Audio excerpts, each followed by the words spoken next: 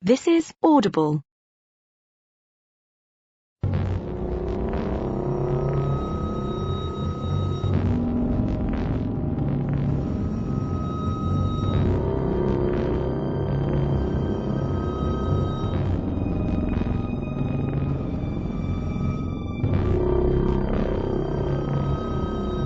Man vs. Beast by Robert Muchamore. Read by Simon Scarterfield.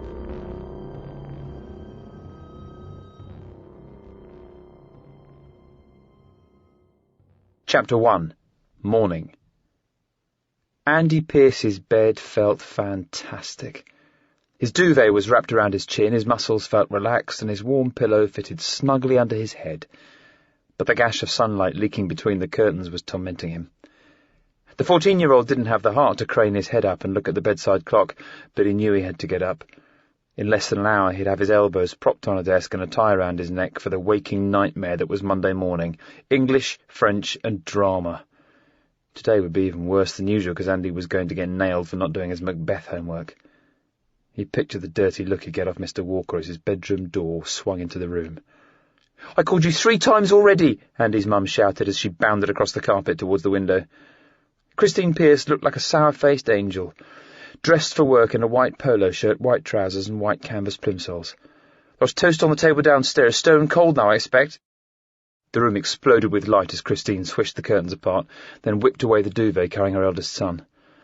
Andy moaned as he shielded his eyes with one hand and put the other over his privates. "Oh, give over!" Christine grinned, giving her son a friendly slap on the ankle. "You've got nothing down there I haven't seen 1,000 times before." Her expression turned to revulsion as she caught a whiff of the duvet hanging over her arm. "When exactly did you last change these sheets?" Andy shrugged as he rolled onto his bum and grabbed a pair of clean boxes he'd set out the night before. "I dunno. Last week, I think." "Pull the other one. Those pillowcases are yellow and I don't even want to think about the smell." "It's not that bad." Andy watched his mum's lips thin out as he yanked a school shirt sleeve up his arm. Thin lips meant he had to be careful. She was on the verge of going thermonuclear. "When I get home from work this evening, I expect to see that disgusting bed linen washed and hanging on the rotary line out the back, and you can do your brother's while you're at it." "What?" Andy gasped. "Why have I got to do Stuart's bed?" Andy recalled as his mother jammed her pointing finger under his nose. "You claim you're old enough to stroll in from the cinema with your mates at 11:15. In my book, that makes you old enough to start taking more responsibility around this house. This isn't a hotel, and I'm your mother, not your cleaning lady." "Yes, Your Majesty," Andy said sullenly. Christine glanced at her watch and sounded more friendly as she backed away. "I've got to run. You know, it would make my life easier if I got a little bit more cooperation out of you." Andy had heard this guilt trip before and wasn't buying it. "Where's my lunch money?" he asked, as he kicked both feet in the air and hitched black school trousers up his legs. "There's bus fare on the kitchen worktop, ham, tomato and mustard sandwich in the fridge." "Can't I get chip money?" "Don't start on that one again. You know I haven't got 30 quid a week for you and Stuart to spend on junk food." Andy tutted. "Everyone goes round the chippy. Sandwiches are totally embarrassing." "Go whine to your father. His wife's driving round in a new Focus while I'm maxed out on 3 credit cards." This guilt trip worked better. Andy had grown to realise that his dad was a total scumbag. His mum had to put in a ton of overtime just to keep their heads above water. "I should be home by 7, Christine said, leaning forwards and kissing her son on the cheek. "And I'm not joking about changing those beds, you hear me?" Leaving a smudge of lipstick on her son's face, she backed out of the room and set off downstairs. The teenager was half a minute behind, threading his belt into his trousers as he walked. Stuart was in the kitchen and irritated his big brother by being perky and neat as usual. The 11-year-old had his hair combed, blazer and tie on, and Bugs Bunny blaring out of the portable TV. As Andy grabbed a triangle of cold toast, the two boys exchanged grunts. "Mum's stressed out," Stuart said sourly. "Why you got to keep winding up all the time?" Andy wasn't proud of the way he got into rows with his mum, but he didn't mean it. It just kept happening, part of being a teenager or something. Whatever his true feelings, Andy wasn't going to give his little brother the satisfaction of a straight answer. "Why don't you mind your own?" Stuart sucked air through his teeth. "You're so selfish." "Piss off." "Don't start, you two," Christine shouted from the hallway. She had a bag over her shoulder now and the car keys in her hand, all set to leave. "You've got 10 minutes or you'll both be late for school. Don't forget to turn the deadlock in the front door as you leave." Andy gave his mum a nod. "Later, Mum. Have a good day at work." "Not much chance of that," she answered gloomily. Andy waited for the front door to close before scowling back at his brother. You're asking for a punch with that smart mouth. Before Stuart could think up a comeback that was nasty enough to sting, but not so nasty it earned him a dead arm, a scream erupted out on the driveway. It could only be their mum, and it wasn't an "I've seen a spider" scream or the way she'd screamed at their father when they were getting divorced. It came from deep inside, like she was in a lot of pain. The two lads bolted out of their seats at the dining table and raced down the hallway towards the front door. A balaclava-clad man smashed Christine's car windscreen with a mallet as Andy burst out onto the driveway. Christine writhed in the gravel, screaming and spitting. Her face and hands glistened with red paint that had been thrown in her face. The man popped 2 more windows along the side of the car, but Andy fixed on his accomplice, a stocky dude looming over his mother. He wore camouflage trousers, a black balaclava, and looked ominously like he was about to stick the boot in. Andy didn't have shoes on, but couldn't stand there while someone laid into his mum. "You're dead!" Andy screamed as he charged forwards. He was stocky, but the teenager wasn't up to fighting a grown man. The masked dude wrapped an arm round Andy's neck and planted a gloved fist hard into his face. "I'm not the killer here," the dude snarled as Andy's nose exploded in pain. Andy toppled backwards into a hedge before a giant boot sank into his belly, pushing him deep into the tangled branches. As Andy wiped a bloody nose on his white sleeve, the balaclava-clad men jogged off towards a battered Citroen parked across the end of the driveway. The little getaway car lurched as Andy experienced the most desperate feeling of his life. It wasn't just the pain in his nose or worrying about his mum, but a feeling of total inadequacy. He had let the thugs who had attacked her get away and hadn't been able to stop them because he was only a kid. As Andy untangled himself from the branches and staggered onto his feet, he could hear her moaning. "I can't see," Christine sobbed. Stuart stood on the doorstep, chalk white and rigid. "Don't just stand there, moron," Andy yelled as he stumbled towards his mother. "Get inside, call a bloody ambulance." As Stuart came to his senses and raced for the phone, Andy noticed that a hangman's noose had been spray-painted onto the garage door and a message written alongside it. "Quit your job at the animal lab. Next time you die. By order. The Animal Freedom Militia." Chapter 2. Putty. Doctors fear that the 36-year-old woman may have suffered permanent damage to her eyesight. This is the latest in a string of increasingly violent attacks by the Animal Freedom Militia. Avon police say they are doing all they can to protect employees of Malarek Research, but with more than 200 workers at the laboratory, their resources are stretched to the limit. The news item came from a screen hanging on the wall beside James Adams' head, but he wasn't listening. He was in the dining room on Cherub campus, and those of his mates who weren't away on a mission sat around their usual table. Kerry, Bruce, Callum, Connor and Shaq. It had been a couple of minutes since Bruce had gone arse over tit, spilling a tray of macaroni and 7-Up over a girl sitting a couple of tables across, but everyone was still winding him up about it. James had a stack of chicken bones on the plate in front of him. His bloated tummy dug into the waistband of his jeans, and he was content to sit back and let the conversation pass him by. Kerry had finished eating as well, and she'd sprawled out in her chair, slipped her feet out of her sandals, and rested her ankles across James's lap. She could have put her feet on one of the empty chairs at the next table, but she hadn't, and James appreciated the affectionate gesture. It meant Kerry was in a good mood, and with luck they'd be heading upstairs for snogging and homework once their food settled. Shaq sat on James's right and took a quick glance at Kerry's feet. "Your feet are really small, Kerry. What size do you take?" "Size 2. Shaq nodded. "I found out why women have smaller feet than men the other day." Kerry looked baffled. "On average, women are smaller than men all over." "Who wants to know why women have smaller feet than men?" Shaq asked, breaking into a grin. The kids around the table didn't look enthusiastic. "Is this another one of your lame jokes?" Bruce asked. Shaq grinned. "My jokes are quality." Everyone except Shaq either spluttered or shook their heads. Callum summed up the mood. "If you say so, dude." "Fine, if you don't want to hear it," Bruce tutted. "Tell us a stupid joke, Shaq. Otherwise we'll never hear the end of it. Why do women have smaller feet than men?" Shaq's grin grew until it ate up his whole face. "So they can stand closer to the kitchen sink when they do the washing up." The joke was as bad as everyone expected, but it raised a laugh because the boys were already in a jovial mood. James managed a quick grin before he turned and caught the frosty look on Kerry's face. "Male chauvinist pigs," Kerry snapped as she pulled her feet off James's lap and faced him off with her hands on her hips. "Hey, I didn't tell the joke," James said, raising his palms defensively. Kerry glowered. "But you laughed." There was a loud crack as she slapped James across the cheek. "Jesus, Kerry," James said, raising his arms in front of his head to stop her getting another shot in. "Keep things in proportion, why don't you?" "You'd all better wipe those smirks off," Kerry said, shooting thunderbolts at the other boys around the table. Then she zoomed in on Shaq. "You reckon sexist jokes are so funny? How would you feel if I sat here telling packy jokes?" There was a tense silence as Kerry grabbed her food tray and steamed off. James sheepishly rubbed the stinging red mark on his face. Callum and Bruce creased up as soon as she was out of sight. "Did you hear that crack?" Callum yelled. "That was bad," Bruce said as he exuberantly slammed his hand against the table. James turned sourly towards Shaq. "Thanks for winding my girlfriend up." "No snogging for Mr. Adams tonight," Callum grinned. The lads all snickered at James' expense. "Don't know what you're all looking so happy for," James said. "Where have all your girlfriends got to tonight?" "Oh, wait, I remember. None of you losers have girlfriends." "I got Naira," Callum said. Bruce laughed. "You had 2 snogs and she's been away on a mission for 6 months. "Still counts," Callum said, glowering at Bruce. "She emails me almost every day. Who have you ever snogged?" "I've kissed girls." James laughed. "Like who?" "Not here," Bruce said. "Out on missions and stuff." Everyone groaned because they didn't believe him. Bruce was shy around girls. "He snogs that little blue teddy he always sleeps with," Shaq giggled. "Piss off," Bruce said angrily. "And I don't sleep with Jeremy. He fell off that shelf over my bed one time and Kai went and told the whole world." "What the hell kind of name is Jeremy for a teddy?" James smirked. "Yeah," Connor nodded. "You at least think he'd snog a teddy with a girl's name." Bruce exploded out of his seat and glowered at Connor. "Want to try repeating that in 5 seconds when I punched all your teeth out?"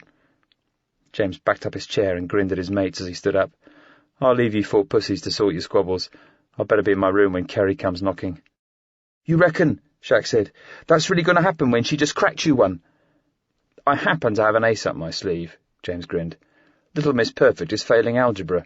She needs my massive brain to sort out her X's and Y's." Connor tutted. "You're totally jammy, James. You always get lucky with girls."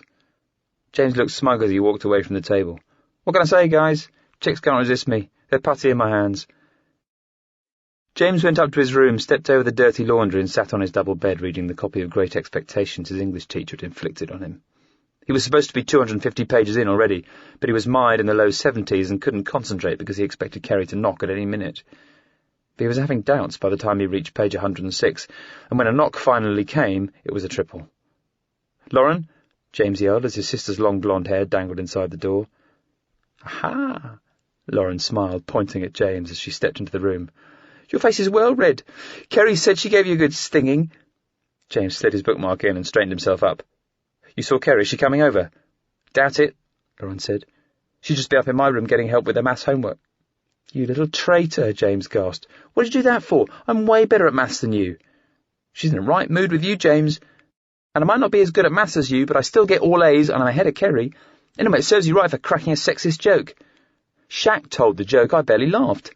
"Whatever," Lauren shrugged. "You and Kerry are such drama queens. It'll be hands all over each other again by tomorrow." "So did you just come here to gloat about me getting slapped?" Lauren grinned. "Came to ask a favour, actually." "Sounds ominous." Lauren sat on the edge of the bed. "You know Kirsten McVicker?" James shook his head. "Yes, you do, James. She was at my birthday party. She's Bethany's friend, but she's a year younger. She was wearing those black tights with the green spots on?" "Nah," James said. "Your mates all talk the same crap and you're always swapping clothes. Why does it matter anyway?" "Kirsten dropped out of basic training last week, and you know Bethany's brother Jake is doing his training as well?" James nodded. "How's the little dude getting on?" "Kirsten says Jake's struggling. He's only just turned 10. He sprained his thumb and he's not exactly huge for his age, so he's having a hard time carrying his pack on long runs and stuff."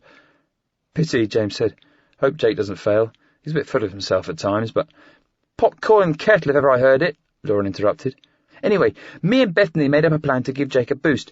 We want to take him a little pick-me-up package. You know, chocolate bars for energy, dry boots and underwear, a padded strap to make carrying his pack easier." James looked shocked. "Lauren, you can't just waltz into the basic training compound. The gates are alarmed and there's barbed wire and surveillance cameras everywhere. Me and Bethany have it all worked out, but we could do with someone older coming with us." No, James laughed. "Don't look at me. We'll get hammered if we're caught. Jake's a nice little kid, but he'll just have to suffer through basic training, same as we all did." "Please, James." "Besides, why do you care? I mean, I can see Bethany would want to risk her neck for a little brother, but you? Never heard you say a good word about Jake. You battered him that time he blocked your toilet up with popcorn." "Bethany's my best friend. I'm doing it for her." "Hang on," James gasped as his face lit up with realization. "You're not doing this for Jake at all. Loverboy's in training as well, isn't he? You're doing this for Rat." "No," Lauren gasped. "I mean, Rat is Jake's training partner, but he's not my boyfriend. Look, Lauren, I know you got the hots for Rat, but I'm on top of everything now.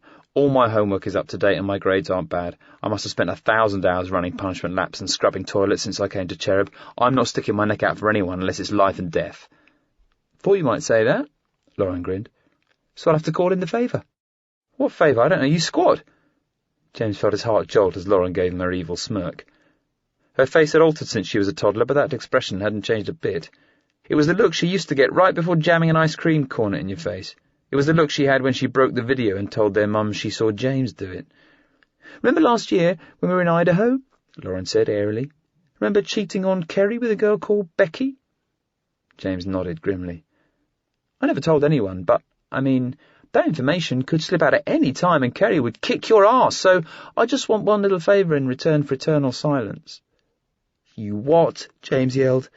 That's not asking for a favour, that's blackmail. I suppose you could call it that, Lauren smirked. But James, you like Rat, you like Jake.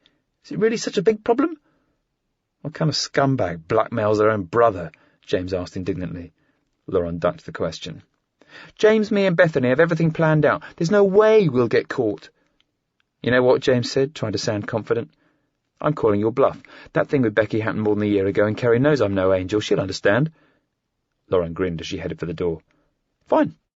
I'll go tell Kerry about Becky now, then. James acted casual as Lauren headed out into the corridor and turned towards Kerry's room, but he couldn't keep up the act and scrambled after her. Kerry's room was less than 20 metres away, and Lauren was all set to knock by the time he'd caught up. Okay, you win, James whispered bitterly. Lauren smiled contentedly. Thought I might. James huffed. But you can't keep blackmailing me. You've got to swear on our mum's grave never to tell anyone. That's fair, Lauren nodded. Then she broke into a grin and gave her brother a hug. Thanks, James. James was too pissed off to hug Lauren back, but he did have a grudging admiration for her cheek. Then Kerry's door popped open. Thought I could hear you two, Kerry said. What's going on out here? Nothing, James said unconvincingly. Lauren smiled at Kerry. I told this idiot to come and apologise to you. James was relieved to see that Kerry was smiling back at him. Guess I overreacted, she said. James shrugged. Sorry I laughed at that joke. I'll live, Kerry said as she stepped up and kissed James on the cheek. Did I hear you say you were behind on Great Expectations earlier? Page 112, James nodded. That's further than me, Kerry said. I'm never going to catch up, so I got the film version out of the library. You want to come in and watch it? Lifesaver, James grinned as he stepped into Kerry's room. Then looked back at Lauren. Catch up with you later, sis. I'll send you a text with the details, Lauren said. Don't be late. Kerry looked a bit confused. What's she up to? James moved in to kiss Kerry back. Don't worry about it, he grinned as he looped his arm round her back and kicked the door shut with his trainer. Chapter 3. Dark. Angst kept James awake, and he rolled out of bed a few minutes before the 2 a.m. alarm. He put on clothes that would make him hard to see in the dark, navy blue tracksuit with a baseball cap and black Adidas trainers. Lauren and her best mate Bethany were waiting for him 6 floors down in a crawl space under the fire stairs. Thanks so much for coming, Bethany grinned. I don't know how Lauren persuaded you. I never thought you'd agree in a million years. No worries, James said, sour as he scowled at his sister. James couldn't stand Bethany. She was intelligent and funny, but her mocking tone and giggling fits drove him nuts.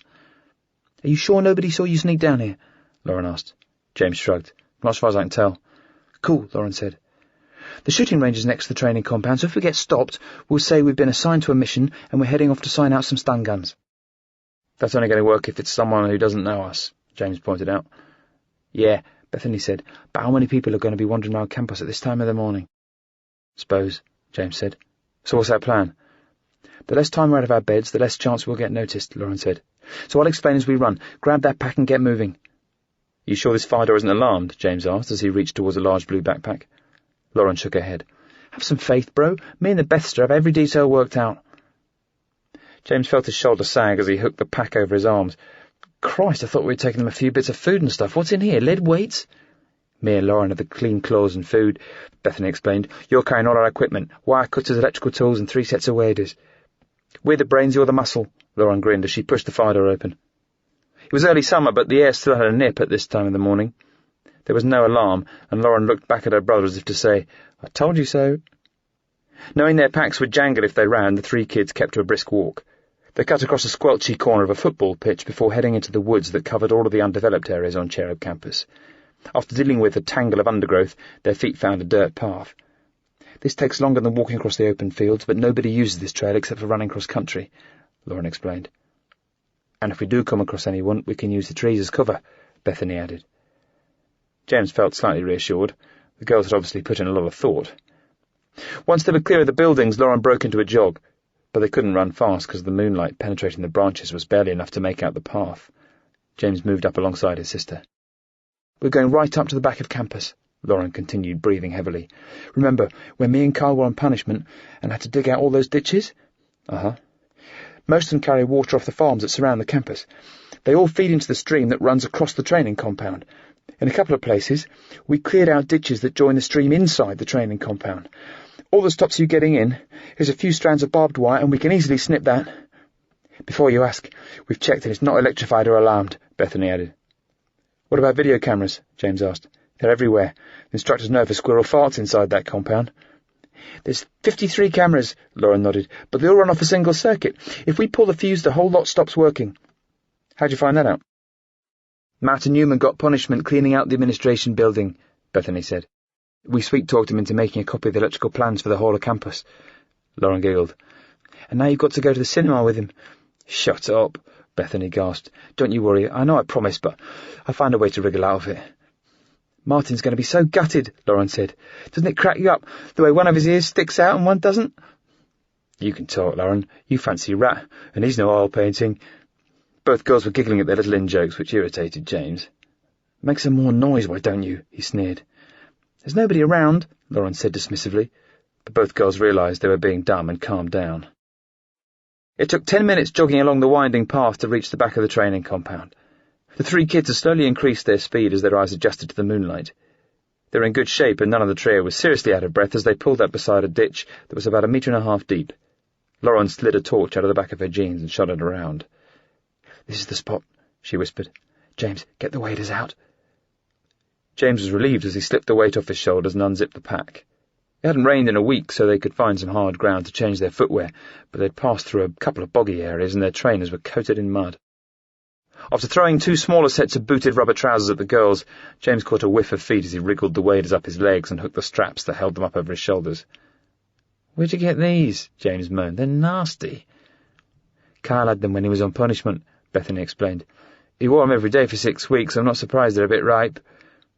"Once you get down in that ditch, Carl's smell is the last thing you'll worry about," Lauren said as she threw something at James.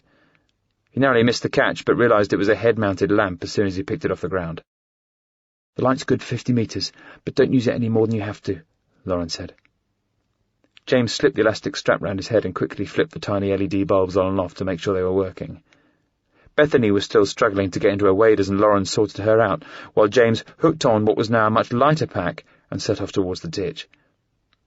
He considered jumping into the muddy water, but it would splash up his arms and make a racket, so he took a cautious approach, sitting on the edge of the ditch with his legs dangling and gently lowering himself down. There was a squelch as his waders sank into the 20 centimetres of mud that lay beneath the stagnant thigh-high water. As his feet settled, James rested his palm against the clayish soil of the embankment to steady himself. By this time the girls stood atop the embankment, and Bethany looked flustered. "Maybe we shouldn't," she said anxiously. James rose to the tantalising possibility of Lauren's harebrained scheme being called off. "Maybe you're right," he said, perhaps a little too eagerly. "This is risky, and the instructors are bound to punish Jake and Rat as well if we're caught." "We didn't come this far to quit," Lauren said stiffly.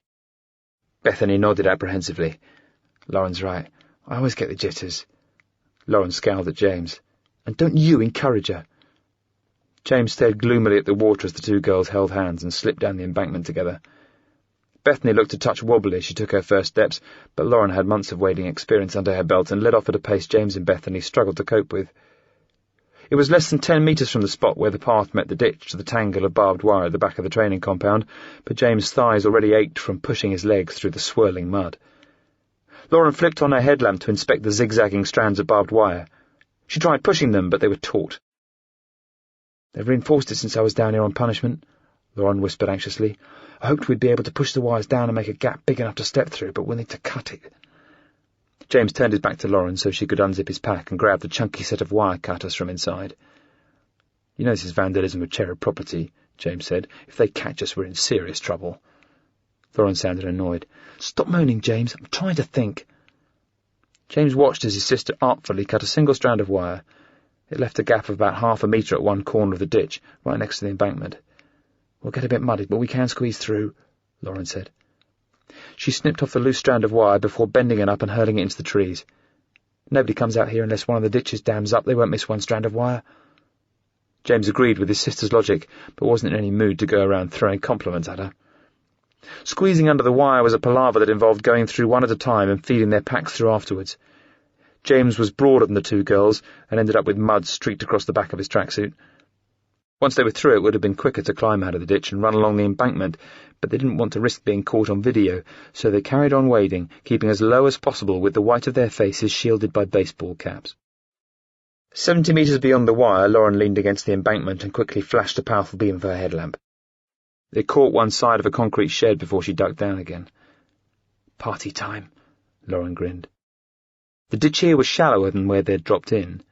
The three youngsters stepped out and set off at a run towards the shed with globs of mud sliding down the outside of their waders.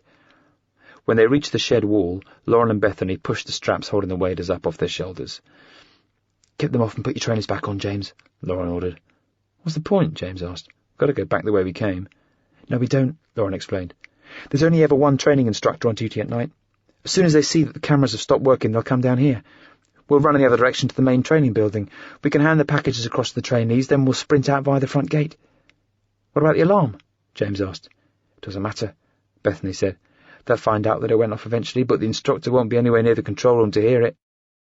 Doesn't it sound anywhere else, like the security console on the main gate? Lauren shrugged. Not as far as we know. James shook his head as he kicked the waders away and went into the pack for his trainers. You mean you don't know for sure? It's pretty unlikely, James. I mean, why should anyone on the main gate need to know if an alarm went off at the training compound? But you're not sure, James hissed furiously. You guaranteed that we wouldn't get caught. Yeah, Lauren shrugged, but I always knew there was some risk. I mean, I only said about the guarantee to make sure you came. The realization that Lauren had lied on top of the blackmail made James furious. He had his trainers on now, and he stood up and faced his sister off. I'll get you back for this. You're out of order. If you do, I'll tell Kerry. Lauren grinned back. You swore on our mum's grave. Tell Kerry what? Bethany asked. James and Lauren both snapped at her. Mind your own.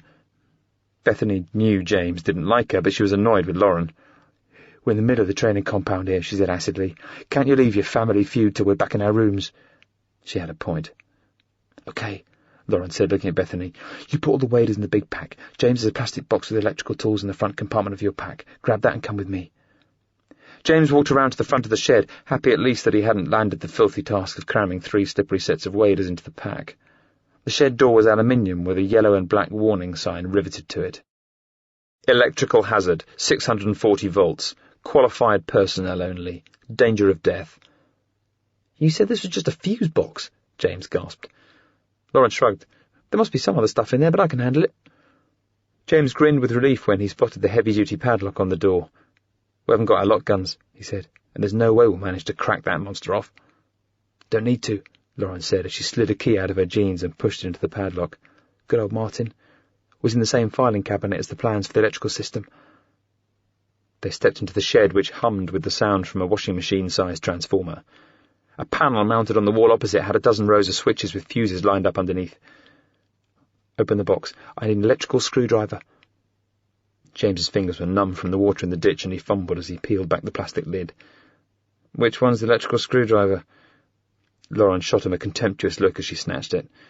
The one that looks like a screwdriver, maybe? Point your light at me and keep your head still while I work. She looked along the rows of switches. Each one controlled a different system inside the training compound, and they were labelled with strips of faded dymo tape. Showers, lights, int, lights, ext, flood, lights, assault course, water heater, golf buggy, recharging. The circuit labelled CCTV was halfway along the 3rd row. Here we go, Lauren grinned. I'll replace the fuse with one that's blown. When the instructor comes in here, it'll look like the circuit fused because of a power surge or something. She leaned in close and read the writing on the fuse casing. 15 amp size C. Lauren reached into the box of electrical stuff and grabbed a chunky fuse with a green label. She flipped the main switch for the CCTV circuit to the off position before using the screwdriver to pop out the working fuse. After replacing it with the pre-blown fuse, she turned the circuit back on. A red warning light came to life, confirming that the fuse was a dud. "Okay," Lauren said, grinning confidently. "So far so good."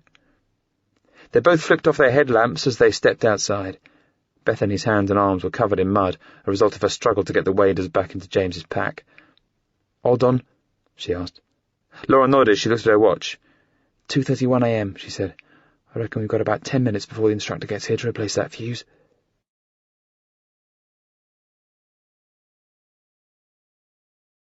Chapter 4. Feast. Basic training is hell. A trainee can quit at any time, but if you want to become a Cherub agent, you have to get through it. Your brain and body are pushed to breaking point by instructors who don't care if you're crying, injured, hungry, or sick. All they care about is toughening kids up so they can cope with all the bad stuff that might happen on an undercover mission. And if you make it through the 100-day course, you'll be able to cope with just about anything. James had an emotional flashback as he peeked between branches at the windowless concrete building where Cherub trainees slept. He remembered himself 2 years earlier, huddled inside after an exhausting day of training, with the springs from the dank mattress jarring his back and rain plinking off the corrugated metal roof. "I didn't see any instructor come out," Lauren whispered. Bethany shrugged.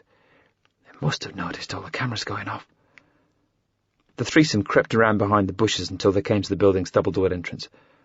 Lauren flicked her headlamp on and off, startling a bony-legged 10-year-old who was being made to spend the night standing on one leg, back to the wall, hands on head. Trainees receive punishments like this for the tiniest breach of the rules, sometimes even for no reason at all. "Who's out there?" the girl asked, in a plummy voice that hinted at a rich background. "Natasha?" Lauren asked, stepping out of cover. "Get back!" Natasha squealed desperately. "Mr. Large will be out here any second. There's a video camera pointing right at us."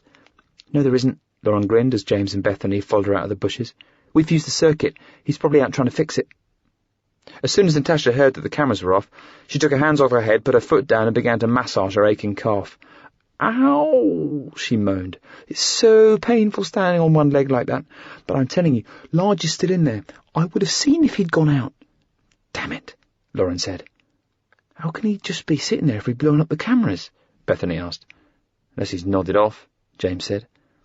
"What are you lot doing here?" Natasha asked. "Rescue mission," Lauren smiled. "At least, we can't rescue you, but we brought you all extra food and dry underwear to cheer you up." "That's amazing," Natasha said, bouncing cheerfully on the balls of her bare feet. "You guys are so brave." Bethany went into her pack and pulled out a package wrapped in a cellophane freezer bag. 3 Snickers bars, a flapjack, 2 cartons of orange juice and 2 fresh sets of underwear, she explained. "We stripped as much packaging off the food as we can, but make sure the instructors don't catch you with anything you shouldn't have or you'll get punished." Natasha almost burst into tears as she broke the package open and bit a massive chunk off the end of a Snickers bar. She said, "I'm so starving. We spent 3 hours running around the assault course yesterday and all we got for dinner was that watery green soup." "Oh, God," James grimaced. "I'd forgotten all about training soup. That stuff always made me gag, no matter how hungry I was." James, Lauren and Bethany looked at each other as Natasha started on her flapjack. "What can we do if Large is still in there?" James asked. "Well, he has to be asleep," Lauren said. "But we're planning for him to be on the other side of the compound," Bethany said. "He could burst out here any second." Half a minute earlier, James would have been arguing to quit and run, but the emotive sight of the training building and Natasha's ecstatic reaction to her package had changed his mind. "We've come this far," he said. "I'm up for sneaking inside if you two are." Lauren and Bethany exchanged surprised looks before nodding in agreement. James opened the door of the accommodation building and crept into a gloomy corridor. The smell was straight out of his training nightmares. Sweat, antiseptic, and damp concrete. 3 steps in, he came to the open door of the instructor's lounge and craned his neck inside. Sure enough, the monstrous figure of Norman Large lay slumped across a battered sofa with static fizzing on the 6 black-and-white monitors stacked on a desk opposite him. Cherub's nastiest employee had let himself go since the humiliation of being demoted from head training instructor the year before. He now sported a ragged beard and a dozen kilos of fat around his midriff. Then suddenly, "Not fish fingers," Mr. Large begged as James nervously edged backwards. But it was just sleep-talking, and Lauren grinned as if to say, "Who has nightmares about fish fingers?" "Right," James whispered to the girls. "You two get in there and hand those packages out, fast. If Large wakes up, we're dead." The 9 kids in the dormitory were aged between 10 and 12, and they all slept solid, like you'd expect after 63 days of brutal training. James kept watching the doorway as Lauren woke Rat, and Bethany rushed to her brother Jake. The only light came from the green exit signs over the emergency doors. James wasn't an especially sensitive soul, but he felt a lump in his throat as Bethany woke her little brother and pulled him into a massive hug. "What are you doing here?" Jake gasped as Bethany pulled another ration pack out of her backpack. "Oh my God, is that a Snickers bar?" While Jake alternated between grinning at his sister, sobbing, and cramming chocolate down his neck, Lauren gave Rat a shorter embrace before going around waking the other trainees and handing out the provisions.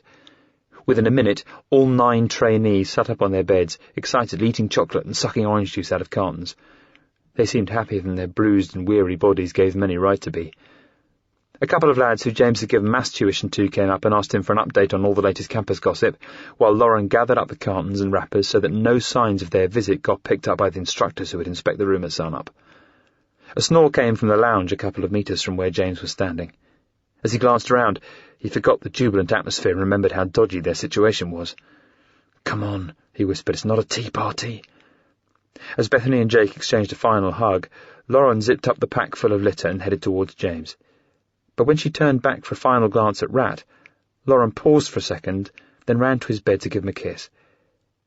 It was meant to be on the cheek, but Rat turned his head at the wrong moment and they ended up face to face. After a millisecond's hesitation, staring into Rat's sleepy brown eyes, she thought, "What the hell?" and kissed him on the lips. It didn't last long enough to be a proper snog, but it was a lot more than kissing your auntie on the cheek. In fact, Lauren didn't know exactly what it was, only that her mind was doing somersaults as she backed out of the room. "You're going to make a fantastic Cherub agent, Rat," Lauren choked, struggling to keep the tears back. She looked at the rest of the room, trying to hide her emotional state from James as she reached the doorway. "And all of you are going to make it through training," she added. James raised his hand in a wave as all the trainees thanked them for putting their necks out. "Don't let the bastards grind you down," James grinned. "Good luck." After a glance into the lounge to make sure Mr. Large was still asleep, James, Lauren and Bethany headed outside, exchanging a quick goodbye with Natasha before setting off at a run towards the main gate. "That was so cool," James grinned. "Large won't get the CCTV working any time soon. How often do you get a chance to make people happy like that?" Bethany sounded really sad. "I hope Jake gets through training." "He'll be okay, Bethany," James said, sympathising with her for the first time ever. "He's still so little, James." "Tough as old boots, though," James said. The emotional scene in the dormitory had caused a weird role reversal. James was now in charge while Bethany was in a state, and Lauren had apparently taken leave of planet Earth. "I just kissed a boy. On the mouth." Lauren gawped as if she could hardly believe it herself. James beamed at her. Had to happen sooner or later. Lauren tipped her head back and looked up at the stars. "A boy," she repeated, not sure whether to grin or scrub her face in disgust. It was only a short walk down a concrete path from the accommodation block to the front gate. James hesitated before pushing it open.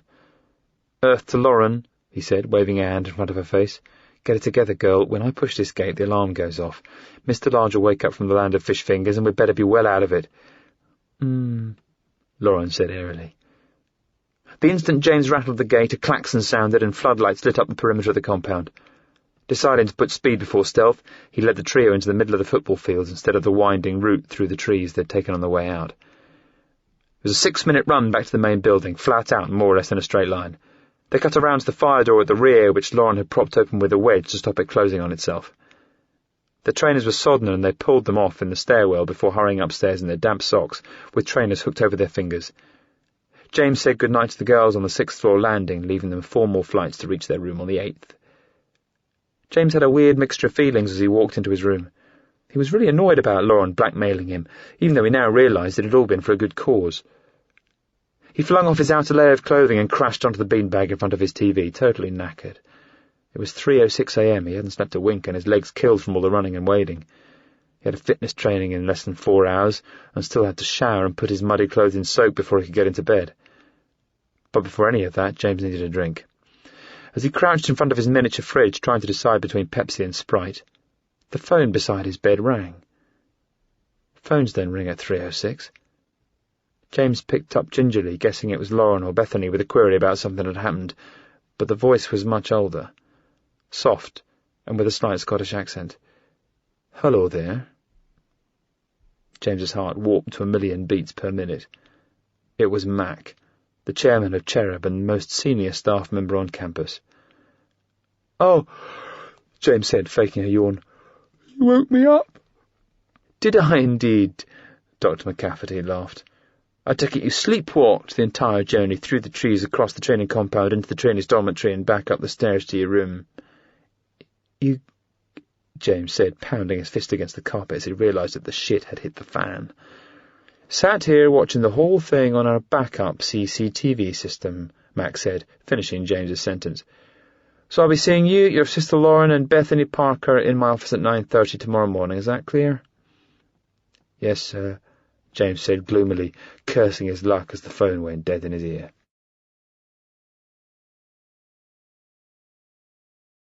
Chapter 5. Retirement. If you were in trouble, Dr. McCafferty prolonged your suffering by making you wait in suspense outside his office. 9:30 rolled on to 10, as James, Lauren and Bethany sat on a line of leatherette chairs, anxiously drumming and twitching a variety of body parts. Mac's assistant sat at the desk in the middle of the outer office, typing letters, taking calls, and scowling at the keep silent sign if they dared make any noise. The kids wanted to make a good impression, and all three wore pristine Cherub uniform, freshly waxed combat boots, olive cargo pants, and the T-shirts that denoted their rank, grey for Bethany, navy for James, and black for Lauren. The longer James sat there thinking about his situation, the angrier he got with his sister for dragging him into this mess. It was almost 11 when they got called in. Mac's office was a stately affair with a giant oak desk and floor-to-ceiling bookshelves. Many of the shelves had been emptied, and the books stacked into cardboard boxes ready for shipping out. James was surprised. "I thought you were here for another couple of months." Mac gave the bookshelves a sad glance from behind his desk. "I don't retire until the end of July," he said. "It's just easier taking things home a few boxes at a time." "Is it true that you didn't want to go?" Bethany asked. Mac smiled. "Cherub might be a special organisation, but I have to retire at 65, the same as any other government employee. Besides, this is a young man's or woman's job. All the responsibilities of a head teacher, politician and spy master rolled into one. I don't have the energy I used to have, and there are plenty of souls more than capable of replacing me." "Like who?" Lauren asked. As Mac's retirement drew near, the identity of the new chairman had become the hot topic on campus. Mac gave the kids an odd expression, part serious, part misty-eyed, before speaking in an uncharacteristically severe voice. "Please sit down at the desk. We're here to discuss your futures, not mine, in particular the consequences of last night's unauthorized mission." "How come you found out about it?" James asked as he sat down between the two girls. Mac's voice softened and he almost broke into a smile. "One of the office staff caught Martin Newman stealing a key to the generator room." Lauren and Bethany both gasped. "As you well know, Bethany," Mac continued, "young Martin has a crush on you. He was reluctant to tell on you and only admitted that he was stealing the key for you two after I threatened to ban him from undercover missions if he didn't spill the beans. I had your room searched while you were in class and found Lauren's master plan," Mac said as he held up a large sheet of photocopied paper. "Once I knew it wasn't a serious security breach, I decided to let you go ahead. It's always interesting to see what you kids are capable of." As Mac spoke, James studied the master plan. It was all in Lauren's neatest handwriting, with diagrams, maps, details of when the raid was going to take place and what equipment they needed. But his eyes were drawn to the bottom of the paper, and a section beneath, an underlined title, "Pros and Cons of Taking James." Pros: in love with Kerry, so easy to blackmail, and will do what he's told. Strong: James can carry tons of stuff. Cons: hates Bethany, they always row. Bit of an idiot. "What the James muttered when he finished reading, only backing away from the last word when he remembered where he was sitting. As Lauren turned red and shrank into her chair, Mac smiled. The document had clearly had precisely the humbling effect it intended. "James, you can go back to your lessons," Mac said. "I'm obviously not impressed with your role in this affair, and you can consider yourself officially warned, but you were forced into this by your sister, and I think it is she and Bethany who deserve to be punished." James ought to have been relieved at getting off, but Lauren's list of pros and cons was so clinical that it left him feeling like he'd been punched in the head.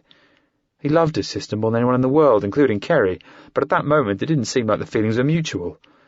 "It's not what it looks like, James," Lauren yelled, getting out of her chair and twisting around as James skulked out of the office. "Lauren Adams, sit down," Max snapped. "I don't often get angry, but you two are pushing all the wrong buttons." Lauren felt queasy as she lowered herself into the chair. She'd never seen Mac this angry before, which was weird because she thought she'd been in much more serious trouble the time she'd hit Mr. Large with a spade. "I deal with all kinds of trouble on campus," Mac roared. "Kids get in fights, kids don't do their homework or get lippy in class. I can live with those things because it's a normal part of growing up, but one thing I can't abide is bullying. We train you to manipulate people during undercover operations, but it is absolutely unacceptable to use those skills to make your fellow cherubs do things they don't want to. Bethany Parker, you knew Martin Newman had a crush on you, and you made him all kinds of promises that you had no intention of keeping. Lauren stooped even lower, blackmailing her own brother into doing something that might have landed him in serious trouble." "That's not fair," Lauren gasped. "It wasn't bullying. All the stuff we did was to help Jake and the other trainees." "We'll have half for you," Max said sarcastically. "Your tactics might have been more subtle than shoving a kid up against a wall and threatening to thump them, but anything that involves forcing people to act against their will counts as bullying in my book." "I didn't even know she was blackmailing James," Bethany interrupted. Lauren turned sharply towards her best friend. "You came up with most of the plan in the first place." Bethany raised her hands apologetically to Lauren. She hadn't meant to try shifting the blame, but that's how it had sounded. "You know what I think, Lauren?" Max said. "You're one of our most capable agents, as you demonstrated in your planning and execution of last night's little escapade. You're also one of the youngest black shirts in the history of Cherub. I don't for 1 second believe that you're a bad person at heart. But I do think that the success you've had over the past year has rather gone to your head. You've started getting too big for your boots.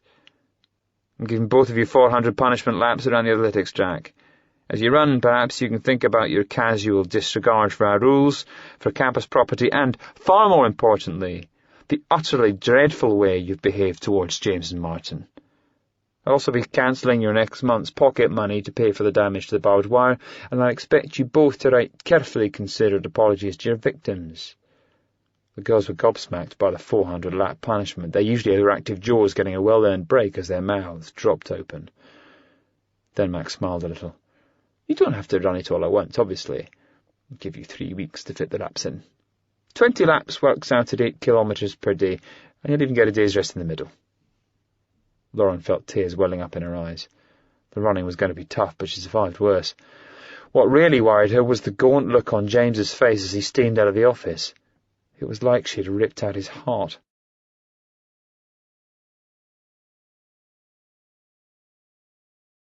Chapter 6. Admission. 320 laps later. Lauren could run 8 kilometres easily, but doing it every day was entirely different. Without time to recover, aches and pains didn't heal, and after 4 days the 50-minute run became too much. Cherub's athletics coach, Meryl Spencer, advised Lauren to split the laps into morning and evening sessions and take it slowly by walking or jogging most of the way. This made the laps manageable, but also meant they took a 2-hour bite out of Lauren's day, which, like all Cherubs, was tightly scheduled with lessons, homework, combat training and occasional mission training exercises. On top of everything else, the lifts in the main building were closed for annual maintenance. Lauren and Bethany looked shattered as they rounded the 6th-floor landing. They both showered after their evening laps. Wet hair ran down their backs, and they held carrier bags stuffed with damp towels and running kit. "Here," Lauren said, holding her bag out to Bethany. "Dump this in my room, will you?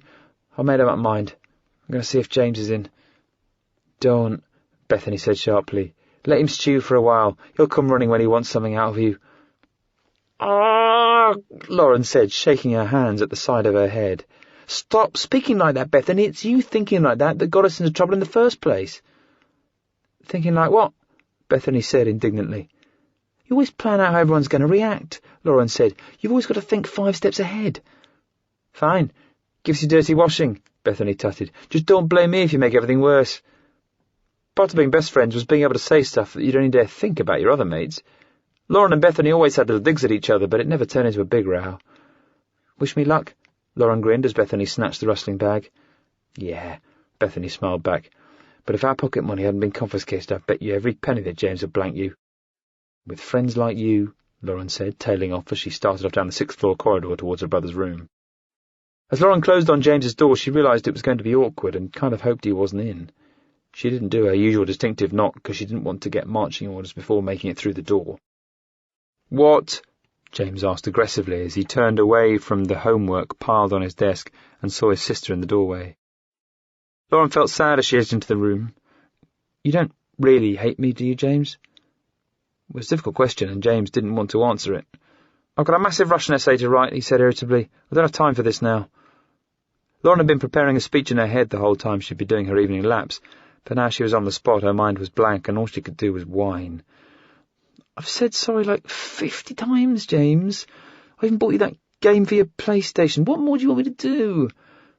"I don't want anything from you. I told you to take the game back to the shop." Lauren had felt really bad about the whole blackmail thing ever since the meeting in Mac's office, but she was also slightly aggrieved that James hadn't forgiven her. "It's not like you're so perfect yourself, you know," Lauren said. "You've dumped me in the shit enough times. You've broken my stuff. You even hit me." "And I've got a stupid temper," James barked back, "but I've never sat around a table with all my friends plotting stuff out and telling everyone you're an idiot." "I swear it wasn't like that," Lauren said desperately. "I know it looked cold written down on that sheet of paper, but all I was thinking about was helping Jake and Rat. I was just trying to make the plan work and writing stuff down as it came into my head. Bethany never saw it until you did in Mac's office. You didn't give a damn about my feelings or getting me into trouble." "I got it wrong, James," Lauren gasped, "and I'm really, really sorry. I don't think I've ever been so sorry or so wrong in my whole life. But I'm being punished. I'm totally knackered, my legs ache, my thighs are all chafed, and I've got massive blisters on my heels." James smiled fleetingly. Lauren hoped she'd talked her brother round, but after an instant she realised it was a sly smile, not a forgiving one. "I know what your game is," James said, wagging his finger knowingly. "Kyle put you up to this, didn't he?" Lauren was baffled. How the hell does Kyle come to this? He's only been back from his mission for a week, and I haven't exactly had a lot of time for socialising lately. I passed him in the corridor one time and congratulated him on getting his black T-shirt, but that's it. "So, you don't know anything about the mission we're going on?" James said, clearly unconvinced. "It's pure coincidence that you happened to come waltzing in here tonight after me and Carl had a mission briefing this afternoon." "James, I came in here to apologise again," Lauren groaned. "Bethany was right, I shouldn't have bothered. I mean, I miss talking and hanging out with you, James, but if you don't believe a word I say, there's not much I can do." "I don't hate you," James said, "just—" James felt angry with himself for warming to Lauren's argument. He stood up and pointed to a spot of carpet directly in front of himself. "Get over here," James said. Lauren didn't know if she was going to get a hug, a slap, or what, but she stepped forward. "You think you know people," James said, laying his hands heavily on Lauren's shoulders. "I thought I knew you." Lauren felt a shiver down her back as James scowled. He didn't so much look at her, but right through her. The intensity was a nasty reminder of how badly she'd hurt his feelings. "Can you look me in the eyes and tell me that Kyle said nothing about our briefing?" Lauren sounded a little scared. "I don't know anything about any mission, James. What's going on? You're freaking me out." James realised he was acting weird and let go. "Sorry," he said, running a hand through his hair. "It's a pretty hefty coincidence, that's all. You better not be lying." Lauren slapped her hand against her side. "How many times do you want me to say it?" "Me and Carl got called down to the mission preparation building by Zara Asker this afternoon," James explained, finally deciding to trust his sister. "It looks like we'll be going on a mission in a week or so, but we need a third person to cover all the angles. Someone younger, preferably a girl. You're the obvious choice, but I told Zara I wasn't having it." Lauren shook her head. "Thanks a bunch." Zara agreed that it was no good having us both on a mission if we weren't getting along. She asked me and Carl to think of another girl about your age who could go instead. So I thought about Bethany and Victoria and Melanie and Chloe and the whole girly crowd of yours. Kind of realised that I'd much rather be on a mission with you than with any of them. Lauren was flattered, but tried not to let it show. "Carl's been going all out to persuade me to make it up with you," James continued. "That's why I was so paranoid when you turned up in my doorway." "Right," Lauren said, twisting her leg awkwardly and looking down at the floor. "So there's another briefing at 11 tomorrow. If you want to come on the mission with us, I guess that would be okay."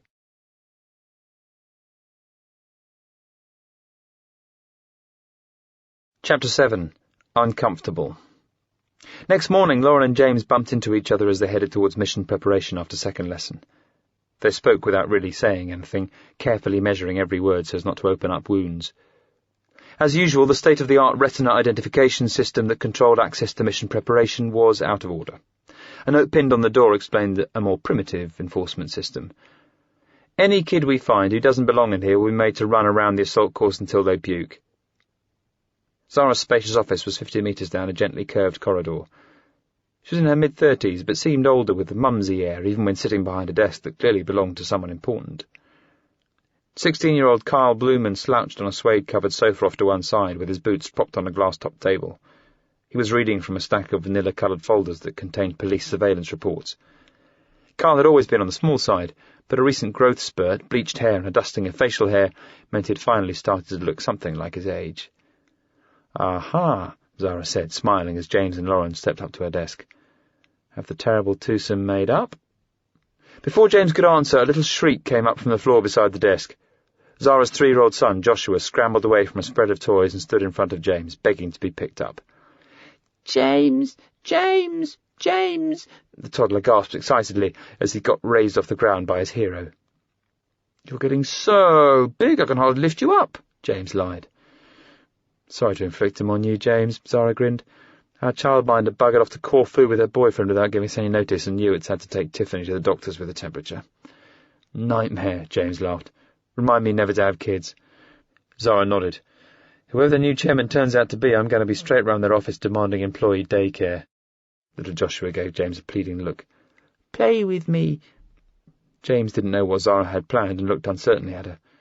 Zara put on her strict mummy voice. "James can play with you for 10 minutes, but then he's got to work." Joshua shook his head as James put him down. "No, till bedtime." "James can't play until bedtime," Zara said. "He's a big boy, he has things to do." James realised what a big boy he was as he sat on the carpet amidst Joshua's toys, feeling like a bit of an idiot. Carl grinned. "You and Joshua make a cute pair." Lauren almost butted in with, "They've got the same mental age," but thought better of it when she remembered that James was still sore at her. As James helped Joshua line up a row of toy cars for a race across the carpet, he looked up at Zara. "So is Joshua coming on the mission with us?" Zara looked extremely anxious as she answered, "It was okay when he was a baby, but he can't come on missions now he's able to talk." James realised he'd mentioned the unmentionable when he looked around and saw Joshua's face starting to screw up. "I want a holiday," Joshua squealed. "I want Mummy and James." Zara smiled diplomatically. "Sweetheart, I won't be away for long. You'll be here with Daddy and Tiffany." But Joshua had slipped beyond reason. "I want to go," he screamed as he kicked out of the toy car and erupted into a full tantrum. James looked awkwardly at Zara. "Sorry." Carl gave James a thumbs-up sign and shouted over Joshua's racket. "Way to stick your foot in it, dude." "Want to go with Mummy and James." "Why don't you sit down nicely and play cards with me?" James asked hopefully. "You're not my friend anymore," Joshua wailed as he rolled onto his back and started kicking his light-up trainers wildly in the air. Carl glanced at Lauren and summoned her with a sneaky finger. "Some people might say your brother's a bit of an idiot," he whispered. Lauren tried really hard not to smirk. "Don't make me laugh, Kyle," she answered anxiously. "I was out of order and I'm still walking on eggshells." Carl reached under the stack of folders and handed Lauren a stapled document. "Here, have a butcher's at our mission briefing," he said. "That'll wipe the smile off." Classified mission briefing for Kyle Blumen, James Adams plus one other, TBC. This document is protected with a radio frequency identification tag. Any attempt to remove it from the mission preparation building will set off an alarm. Do not photocopy or make notes. Mission background. Animal liberation. It's often said that Britain is a nation of animal lovers. The first animal rights campaigners were British, and in 1824 Britain's Parliament passed the world's first animal protection laws. Mainstream animal protection groups have always stayed within the law, working closely with governments, farmers, pet owners and other groups involved with animals. But in the late 1960s, a new wave of radical animal rights campaigners came into being. Calling themselves animal liberationists, they believed that all human exploitation of animals should be stopped. The liberationists argued that every thinking being should be treated as an equal. They claimed that there were no grounds for harming any living creature just because it seems less intelligent than a human. Liberationists opposed eating meat and fish, dairy production, fur farming, leather production, the wool industry, circuses, zoos, wildlife parks, and the use of animals in scientific experiments. Many liberationists even believed that keeping animals as pets was an unacceptable form of exploitation. Direct action. With few supporters and little money, some liberationists decided that the best way to help animals and get their radical points of view noticed was by taking non-violent direct action, organising raids and freeing animals from captivity. Most of the early liberationists were university students and professors, so it was natural that their first actions were staged on university campuses, freeing animals that were being used for scientific experiments. These first raids by a few dozen activists were an extraordinary success. The media loved telling stories of idealistic youngsters breaking into laboratories and freeing defenseless animals from cruel scientists. The activists took photographs of the mangled and disturbed animals they had rescued and the dreadful conditions in which they frequently lived. Newspapers printed horrific photographs taken by activists during the raids. They showed animals that had been subjected to major brain operations without anaesthetic, or had had their eyes burnt out in tests on the toxicity of household chemicals. The public was shocked by its first glimpse into the unseen world of animal experimentation, and the Liberationists' campaign gained significant popular support. Over the next few years, the number of liberationists taking part in direct action grew from single figures to several hundred. Hunt saboteurs disrupted fox hunts and hare-coursing events. Anti-fur campaigners released tens of thousands of animals from fur farms and launched advertising campaigns that made wearing animal fur socially unacceptable. The publicity given to these early British liberationists inspired others around the world. By 1980, animal liberation was a global movement, with activist groups taking direct action throughout mainland Europe, Australia and North America. Troubles. But after their early success, things became much tougher for animal liberationists. While the British government introduced new controls on animal experimentation, it also passed laws that made it easier to send activists to prison, and asked the police to create special task forces to crack down on the liberationists' illegal activities. Hunters, scientists and fur farmers began to defend their livelihoods vigorously. Many laboratories installed high-tech security systems that made breaking in as hard as cracking a bank vault. The scientists also won back a lot of public sympathy by hiring public relations experts, who emphasized advances in medicine that would not have happened if new drugs and vaccines hadn't been tested on animals. Activists who broke into laboratories, vandalized equipment and released animals now frequently stood accused of wrecking valuable research that could have saved thousands of human lives.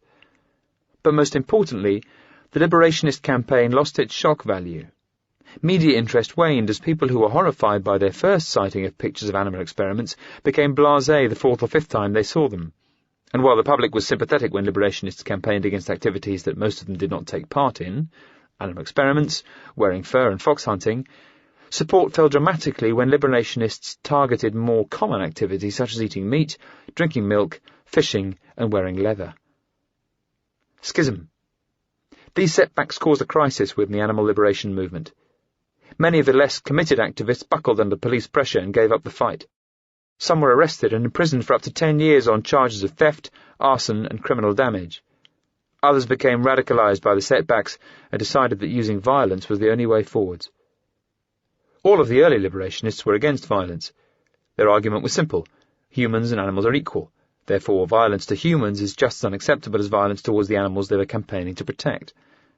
But a new band of more radical liberationists put forward a different argument. If humans and animals are equal, then is it not right to kill or threaten one human in order to save the lives of many animals? Ryan Quinn. Ryan Quinn was one of the first animal liberationists. Born in Belfast in 1952, Quinn refused to eat meat from the age of 10 when his father's car hit and killed a sheep during a family outing. Soon after becoming a student at Bristol University, he took part in what many regard as the first large-scale liberationist raid, when 68 rabbits were freed from a laboratory conducting electric shock experiments on their spinal cords. Quinn was arrested, and while the police dropped charges for lack of evidence, he was one of 12 student liberationists expelled from the university. A quiet figure who was happier working in the background than making grand speeches, Quinn steadily got to know almost all of the 100 or so hardcore activists within the British animal liberation movement. He gained a reputation as an expert in planning sophisticated raids and was involved in setting up camps that trained hundreds of liberationist volunteers from all around the world. Zebra 84. In September 1984, Ryan Quinn was released from prison after serving a 3-month sentence for stealing videotapes of animal experiments while working undercover at a Royal Navy research laboratory. Quinn had used his time inside to consider the future of animal liberation and decided that its big problem was a lack of focus and organisation. None of the early liberationist groups had a formal structure. They allowed anyone to set up and carry out an operation against whatever target they fancied. The trouble with this approach is that large organisations were rarely put under pressure and felt no serious effect beyond the damage caused by a single attack. Quinn decided to set up a new group called Zebra 84 with a different method of operation. Ryan explained the meaning of the name in a television documentary made several years later. A zebra's basically a striped horse, but you'll never see a man riding one because they're too aggressive. If you try climbing on a zebra's back, he'll turn around and sink his teeth into your arse. What's more, the zebra's jawbone has a locking mechanism, which means that once it sinks its teeth in, you're not going anywhere until you leave a piece of your arse behind in its mouth. Like the animal after which it was named, Quinn's new group was going to sink its teeth into one organisation at a time and not let go until it was destroyed. Zebra 84's first targets were Scottish fur farms. Typically, Quinn and 3 or 4 associates would enter a farmer's premises, free as many animals as they could, and then vandalise or set fire to the building in which they'd been kept. Over the following weeks, Zebra 84 activists would ruthlessly harass anyone who had anything to do with a targeted farm. Strictly non-violent tactics ranged from vandalising delivery vans, stealing post, supergluing locks, sabotaging water and electricity supplies, and generally making life hell for the farm's owners and anyone who did business with them. A farm or laboratory targeted by Zebra 84 was usually driven out of business in a matter of months, as other companies stopped delivering vital supplies and insurers refused to renew policies covering fire damage.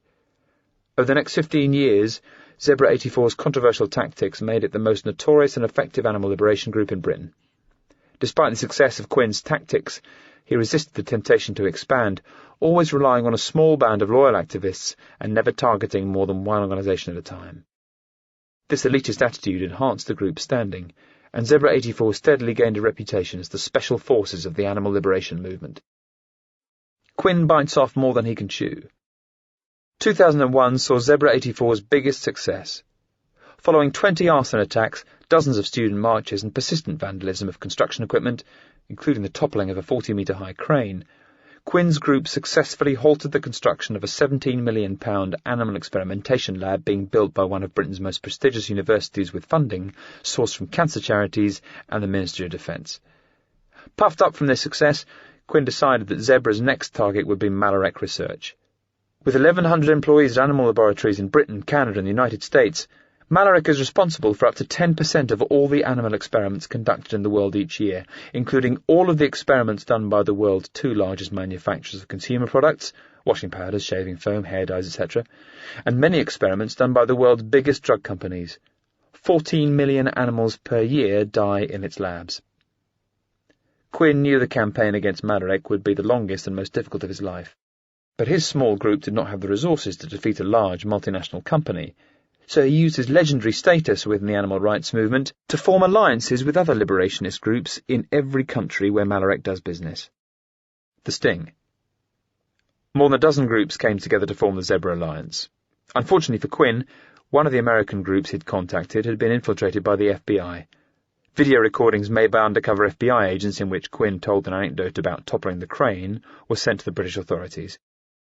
Just weeks into the Zebra Alliance campaign, Quinn was arrested and charged with arson, conspiracy to commit a terrorist act, and possession of illegal explosives. He faced life imprisonment, but after a 6-week jury trial, Quinn was only found guilty on a single charge of arson. The judge sentenced him to 6 years in prison. The AFM.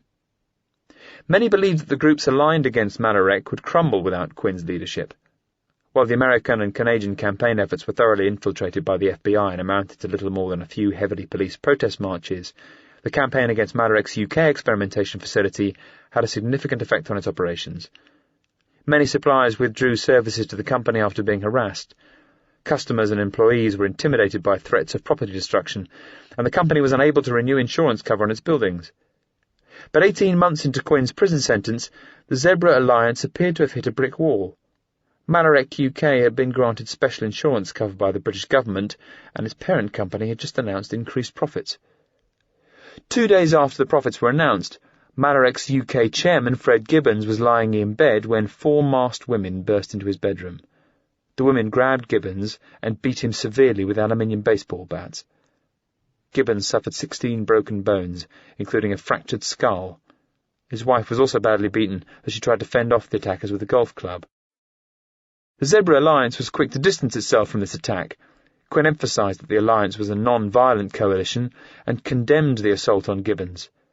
A note left behind at the scene of the attack left a stark warning. The Animal Freedom Militia, AFM, cordially invites Mr. Frederick Gibbons to stop working for Malarec Research because next time we'll kill you. P.S. We know where your children live too. Quinn reaches out. Fred Gibbons spent 2 months recovering in hospital and resigned from Malarek research on health grounds, but the Animal Freedom Militia was only beginning its campaign. Over the following months, there were 11 more violent attacks on Malarek employees in the Avon area. A courier who made a delivery to the site had his home set on fire, and a senior employee of a merchant bank that lent money to Malarek was blinded after acid was thrown in his face. Meanwhile, Ryan Quinn was stuck in prison, watching the non-violent, high-pressure strategy he'd pioneered with Zebra 84 being undermined by ultra-extremists. Quinn's first chance for parole was coming up, and he believed there were links between more extreme members of the Zebra Alliance and the Animal Freedom Militia. Quinn wanted the AFM destroyed before it permanently tarnished the reputation of all animal liberation groups, but he was powerless while he rotted in prison. Quinn put out feelers for contact with the intelligence service and made her an offer. If he was granted parole and released from prison, Quinn would help the intelligence services to infiltrate the Zebra Alliance and try to unearth the AFM suspects from within. Quinn's only condition was that MI5 destroy all evidence relating to acts of sabotage carried out by members of the Zebra Alliance who opposed violence. The offer of cooperation was a huge surprise, and the security services were keen to pursue it, but the FBI sting operation that had infiltrated numerous American liberationist groups was still fresh in everyone's minds, and members of the Zebra Alliance were naturally going to be very suspicious of any newcomers. It was thought that, even with Quinn's assistance, it would be virtually impossible for an adult to infiltrate the Zebra Alliance and uncover members with links to the AFM. Senior officials realized that Cherubs would be the only intelligence agents who might stand a chance of successfully unearthing members of the Animal Freedom Militia. The Cherub Mission. In the 4 months since Ryan Quinn agreed to cooperate with intelligence services, he has been visited by Zara Ascot on a regular basis. She has been posing as Zara Wilson, an old school friend who got back in touch with Quinn when she learned that he was being held in a prison close to her home. As soon as Quinn leaves prison, he will announce that he has fallen in love with Zara and is getting engaged. The couple will move into the village of Corbin Copse, less than a mile from the Malarek research facility, along with 3 Cherub agents who will be posing as Zara Wilson's children from her previous marriage. Carl Blumen will play the role of Carl Wilson. His age will be advanced by 6 months to 17 so that he can carry a driving licence. James Adams will fill the role of James Wilson, a Year 9 pupil. The third member of the Wilson family will probably be younger and female, preferably in Year 7 or 8.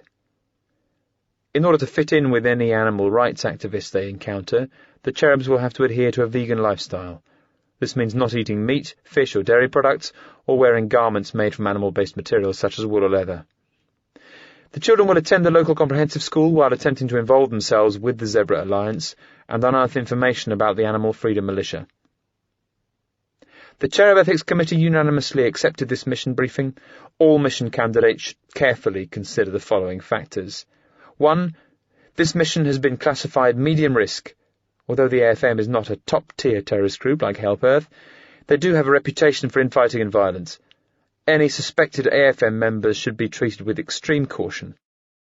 2. Agents are likely to be confronted with graphic images of animal experimentation in laboratory and factory farm environments. Agents who are squeamish may prefer not to be involved with this mission. Chapter 8. Introductions. The following Sunday, James, Carl, Lauren and Zara drove to Cambridgeshire to meet Ryan Quinn. He'd kept his nose clean for 3.5 years, earning himself the right to spend the last 4 months of his sentence in a minimum security prison. It was a sunny afternoon as Zara drove up to a striped barrier in a small BMW. She waved visiting papers out of her window at a tubby prison officer stepping out of his kiosk. "Shall be seeing you again," he said to Zara as he gave the papers a cursory glance. "Mr. Quinn's heading out next week, isn't he?" "I certainly hope so," Zara nodded. "We're supposed to be getting married." "Oh, well done," the guard smiled. "Whose are all the kids?" "All mine." The guard held his gut and boomed with laughter as he squinted through the back window at Lauren and James. "A few weeks living with that lot and he'll probably be begging us to let him back in here." Lauren smiled at the guard, but her expression changed once Zara had driven them through the gate and out of the guard's earshot. "There he goes," she said caustically. "The funniest man in the world." Carl burst out laughing. "Who rattled your cage?" "I can't stand men who talk down at you like you're a 5-year-old, Lauren tutted.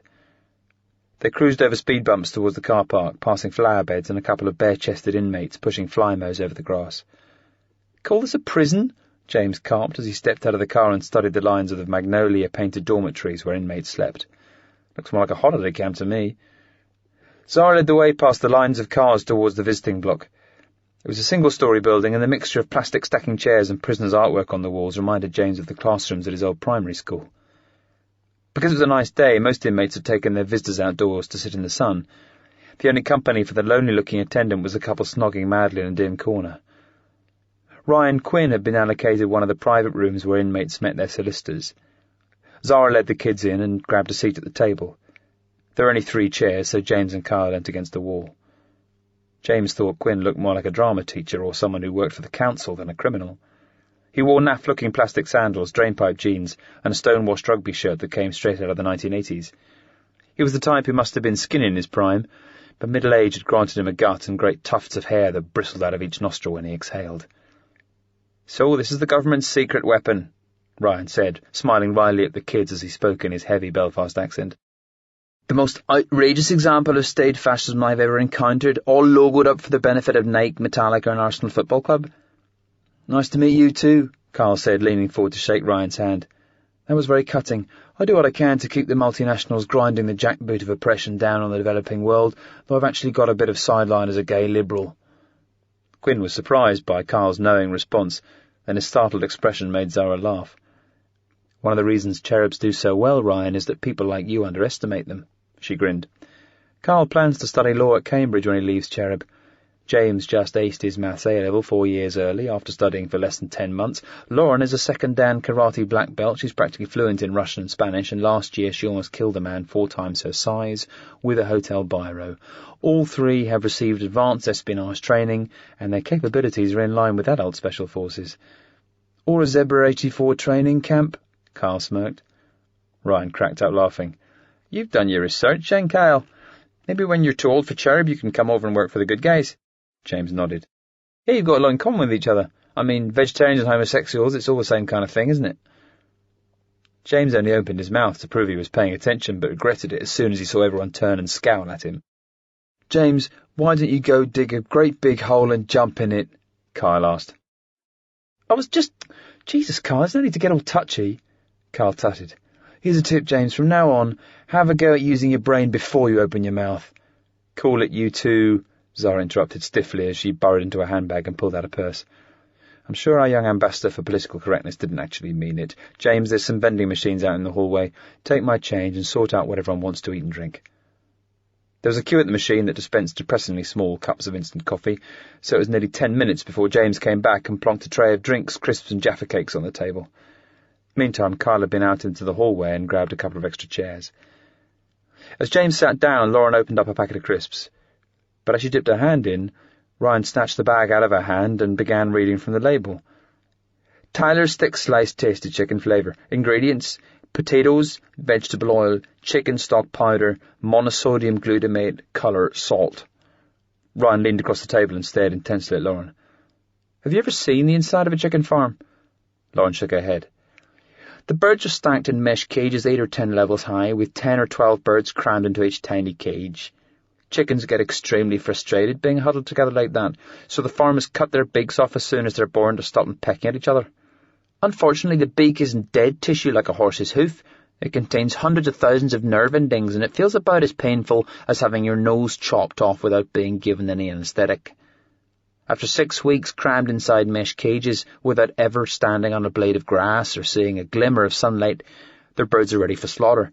This whole time they've been crapping through the mesh down under the birds below them. Right at the bottom, the sticky white chicken shit is so deep that some birds' feet are torn out of the sockets as they're pulled out of it for the ride to the slaughterhouse. Once they arrive, the chickens are hooked upside down onto a conveyor belt. A rotating blade is supposed to slit the chicken's throat, but chickens have a tendency to wriggle, and the knife misses every 7th or 8th bird. Now, you might think that not getting your throat cut is a lucky break, but it's not, because all the dangling, bloody chickens keep rolling along until they're lowered down into a tank of boiling water to loosen off their feathers. And instead of having its throat cut, the poor bird gets boiled alive." Ryan pushed the tasty chicken crisps back across the table towards Lauren. "Tuckin'?" He grinned. Lauren stared into the packet the way she might have stared if she'd found a bloody axe in her lap. "Well," she said uncertainly. "I'm in here because I believe that exploiting animals is wrong," Ryan continued forcefully. "I'll probably catch a long sentence sometime and end up dying in prison. I'll never own a car or have a nice house. I'll never have kids, and I doubt there'll be anyone at my funeral besides the priest and the undertaker. But if I've made a few girls like you think about what they put in their mouths and persuade them to stop eating meat and wearing bits of dead animals on their feet, maybe it would have been worth it, eh? James saw that Lauren had been spooked by the lanky Irishman, and it riled up his instinct to defend his little sister. "Cut it out, she's only 11. Lauren shot a "don't patronise me" glance at her brother, then looked up at Ryan and smiled respectfully at him. "It's really cool that you fight for stuff you believe in so strongly. I know it's kind of gross eating animals. We can't eat meat on the mission anyway, so I'll stop now and see how it goes." Ryan smiled triumphantly. "And maybe you'll not be in any hurry to start again when your mission's over?" Lauren shrugged. "Maybe. There's tons of veggie girls on campus, actually." Zara cleared her throat. "Anyhow, Ryan," she interrupted, "you'll have plenty of time to indoctrinate this lot over the coming weeks. Right now, we desperately need to discuss details. Names, dates, faces, and pick-up times. You're out of here in less than a week, and there's lots of things to be done to get our little show on the road." James reached in front of Zara and grabbed Lauren's crisps. "Seeing as you're not eating them." Zara swatted James's arm with the back of her hand. Unfortunately, one of her rings rapped painfully against his knuckles. "Bloody hell!" James howled. Lauren giggled. "Serves you right." "Didn't mean to hurt you, James," Zara said brusquely, "but can't you at least try showing a little sensitivity towards other people's feelings?"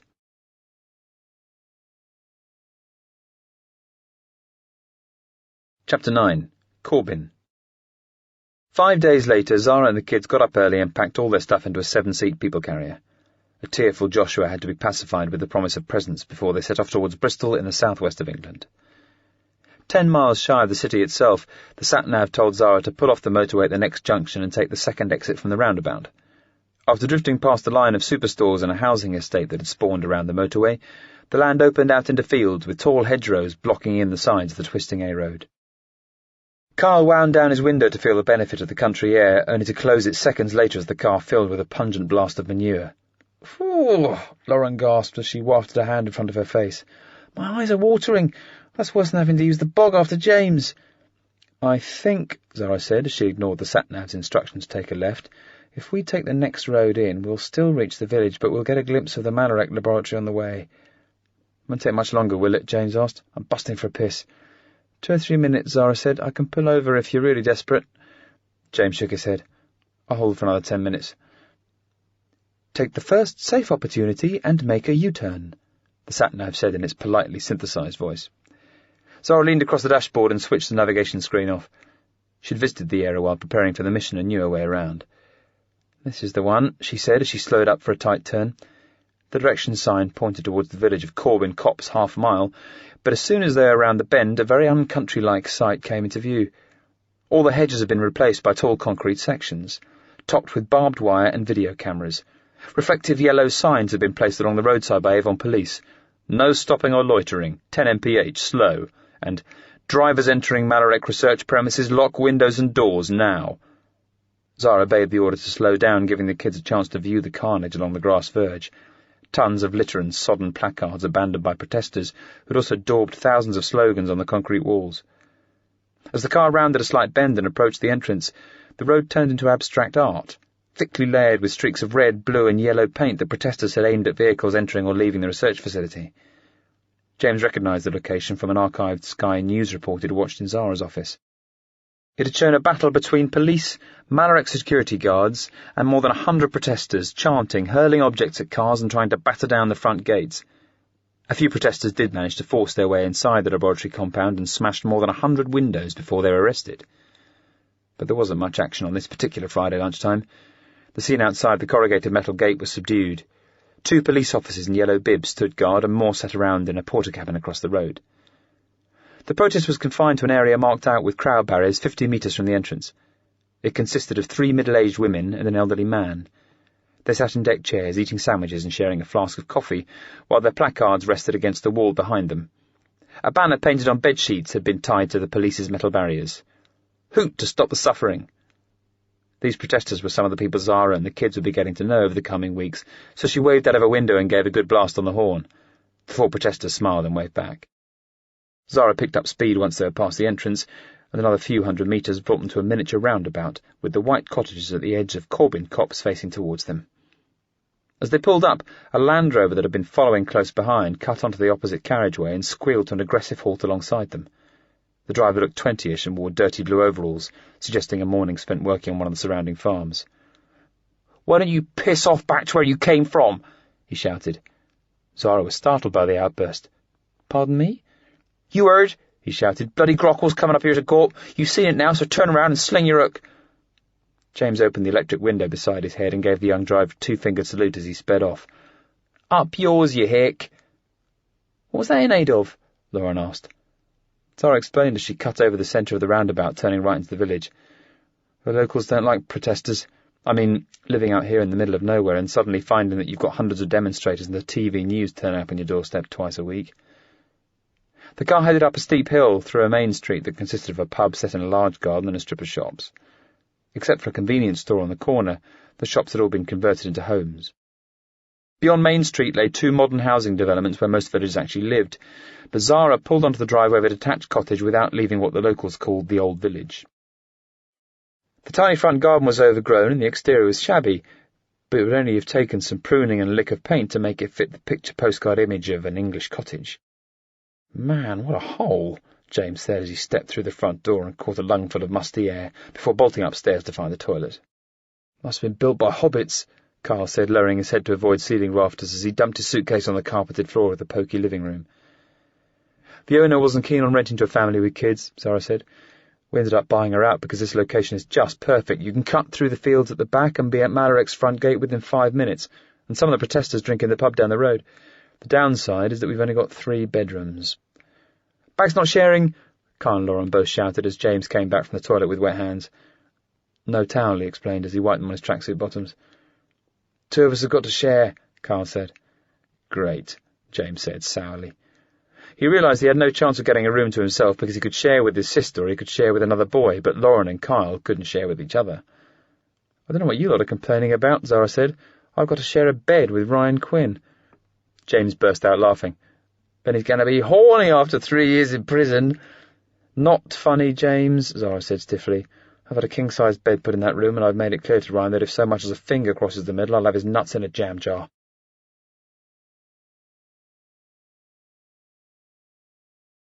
Chapter 10. Release.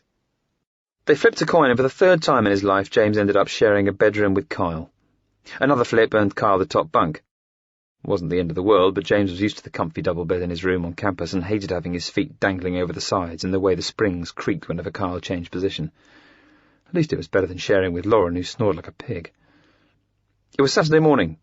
James was still buried under the covers at 10 o'clock when he got woken by Kyle jumping off his bunk and heading down the hall to take a shower. Deciding it was time to haul himself up, James threw off his duvet and gave himself a good scratch as he pottered across to the window in his boxers. He pulled back the curtain.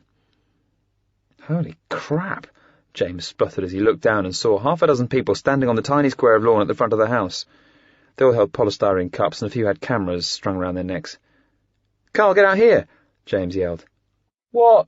Carl yelled back. "I'm getting in the shower." James leaned out into the hallway. "Screw that, Carl. There's millions of journalists standing on our front lawn. What are we supposed to do?" Wearing a hand towel round his waist and covered in beads of water, Carl disbelievingly hopped up to the leaded window and peeked between the curtains. "Someone must have told him Ryan's coming out today."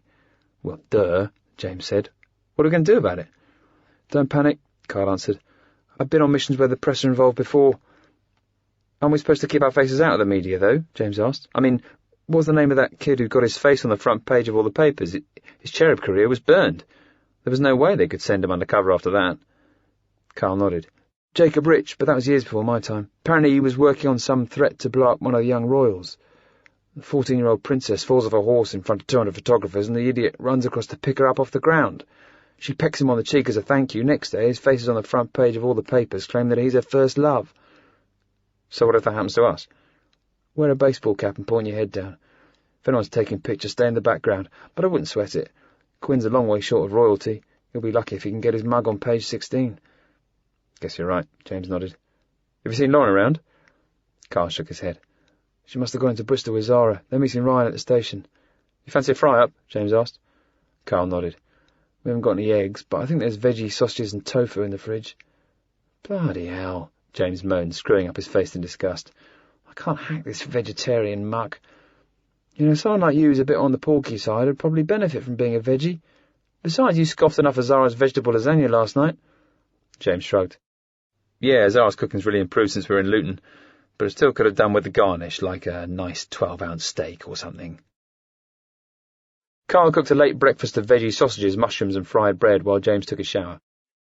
The boys were mopping their plates when Zara pulled up, blasting her horn to clear the reporters off the driveway. As Lauren and Zara moved furtively around the far side of the car and grabbed a box of books and a large sports bag out of the back, Ryan Quinn emerged triumphantly through the sliding door on the passenger side. He raised both arms and gave victory signs, an exuberant gesture that was rewarded with a salute from half a dozen flash guns. A haggard-looking reporter stuck a tape recorder in his face. "Ryan, are you happy to be out of prison?" "Very happy indeed," Ryan said with a slight shake of the head indicating that he thought it was a stupid question. "In the light of Malaric's robust financial statement to the American stock markets last month, do you really think the Zebra Alliance campaign can be successful?" "Absolutely." A female journalist took up the questioning. "Does your coming straight out of prison and moving into Corbyn Copse mean that you want to be right back at the heart of the campaign?" Ryan nodded. "I hope my presence will re-energise the campaign." "As leader of the Zebra Alliance?" This question knocked Ryan out of his exuberant stride.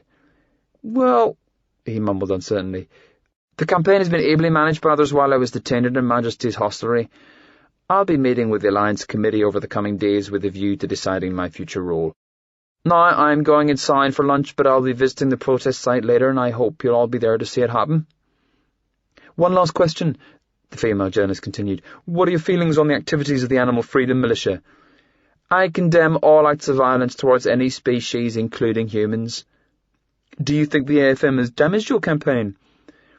"If there's been any setback, it'll be a short-term one. 100 years ago, most people believed that it was right for a father or teacher to beat a child who misbehaved. 100 years from now, I believe that people will feel equally repulsed about the idea of enslaving, torturing, and brutally killing animals for food, clothing, or scientific experiments."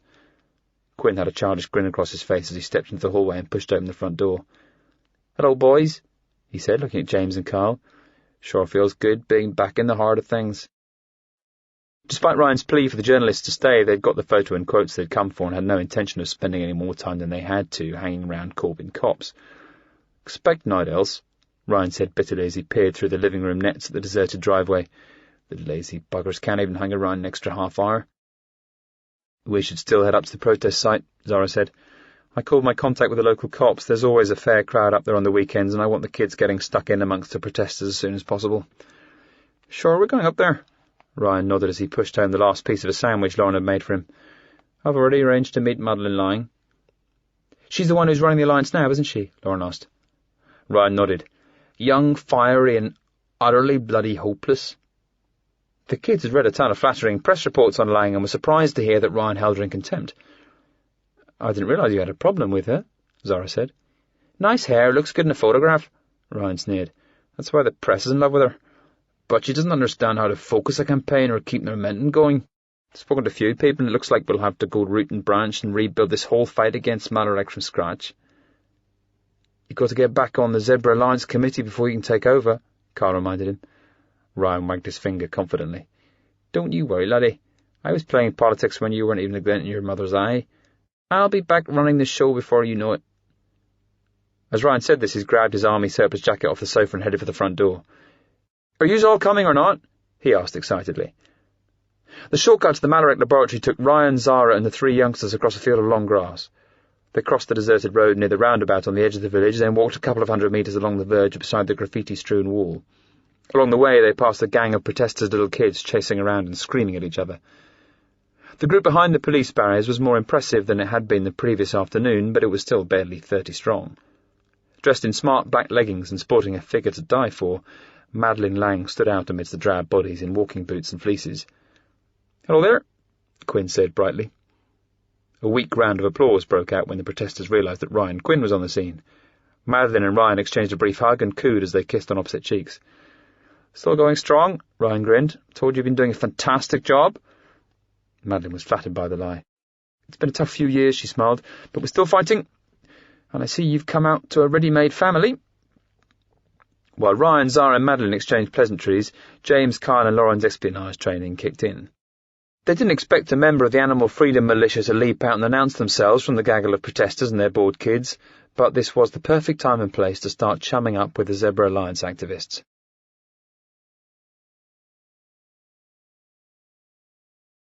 Chapter 11. Helper. Sunday always drew the largest number of protesters to the barricades around Malarek Research, and the combo of fine weather and articles about Ryan Quinn in the morning papers had brought the crowd up to more than 100. Zara wanted the kids in the centre of the action, but kept out of the way herself because a new adult, even one with 3 kids, would be treated with suspicion. Lauren played the role of a helpful and slightly overexcited kid. She wasn't naturally the keen type, but running errands was a great way of putting names to faces. It was 2 in the afternoon and she'd spent most of the day going back and forth between the protest site and the cottage. Her many good deeds included refilling thermos flasks with tea and coffee, donating a packet of tissues to a man suffering from hay fever, and buying sticky tape and a stapler in the village shop to help fix a broken placard. "You're a godsend," a chubby woman in a lumberjack shirt said as Lauren held out 2 vegetable pasties she'd microwaved back at the house. "Be careful, they're probably pretty hot in the middle." The woman smiled down at her. "Thank you very much for doing that." "That's okay," Lauren smiled back brightly. But her smile dimmed as she turned away. Lauren was supposed to be on the lookout for the Zebra Alliance's hardcore members, but she'd realised that these weekend warriors with their wellies and 4x4s parked up on the grass verges of the surrounding fields were about as far from hardcore as you got. This crowd opposed animal experimentation, but didn't have a clue about the liberationist ideas of people like Ryan Quinn. She'd even seen a couple of them tucking into ham sandwiches and Scotch eggs. The trouble was, although Lauren had become increasingly convinced that she was wasting her time, she wasn't sure what else to do. In the end, she decided to see how the boys were getting on. "You haven't seen my brothers around, have you?" Lauren asked, interrupting the woman she'd heated the pasties for, who was now having a conversation with a bearded man about the nightmare she was having getting a new kitchen fitted. The woman sounded rather irritated. "Yes, thank you, darling, it's delicious." Lauren realised that the woman was actually saying something different. She was saying, "The grown-ups are having a conversation now, could you please go away?" which made her feel like she was a millimetre tall. "I asked if you'd seen my brothers," Lauren said, obviously knocked. "Oh," the woman said, finally turning away from her friend. "No, I haven't, but you could try the field across the road. A lot of the teenagers hang around over there." "Cheers," Lauren said half-heartedly. "I'll go look." She checked there was no traffic, there almost never was around here, before springing athletically over the metal barrier and crouching through a gap in the hedge on the opposite side of the road. The sunlit field was waist-high with bright yellow rapeseed plants whose pollen tickled the inside of Lauren's nose. She couldn't see bodies, but noticed cigarette smoke rising out of a fallow area 50 metres away. A dozen sunbathing teens came into view as she got near the long grass. They were mostly 16 to 18, plus a couple of student types who might have reached 20. James was at least a year younger than anyone else, but that hadn't stopped him enjoying himself. He lay in the grass, bare-chested with his trainers off and a polo shirt rolled under his head as a pillow. His female companion looked about a year older. She was a chunky thing with enormous boobs who sat on her haunches, stripping the yellow petals of the rapeseed plants and grinning as she sprinkled them over James's head. "Hey," James said, sitting up with a start and guiltily flicking the bright yellow dandruff out of his hair.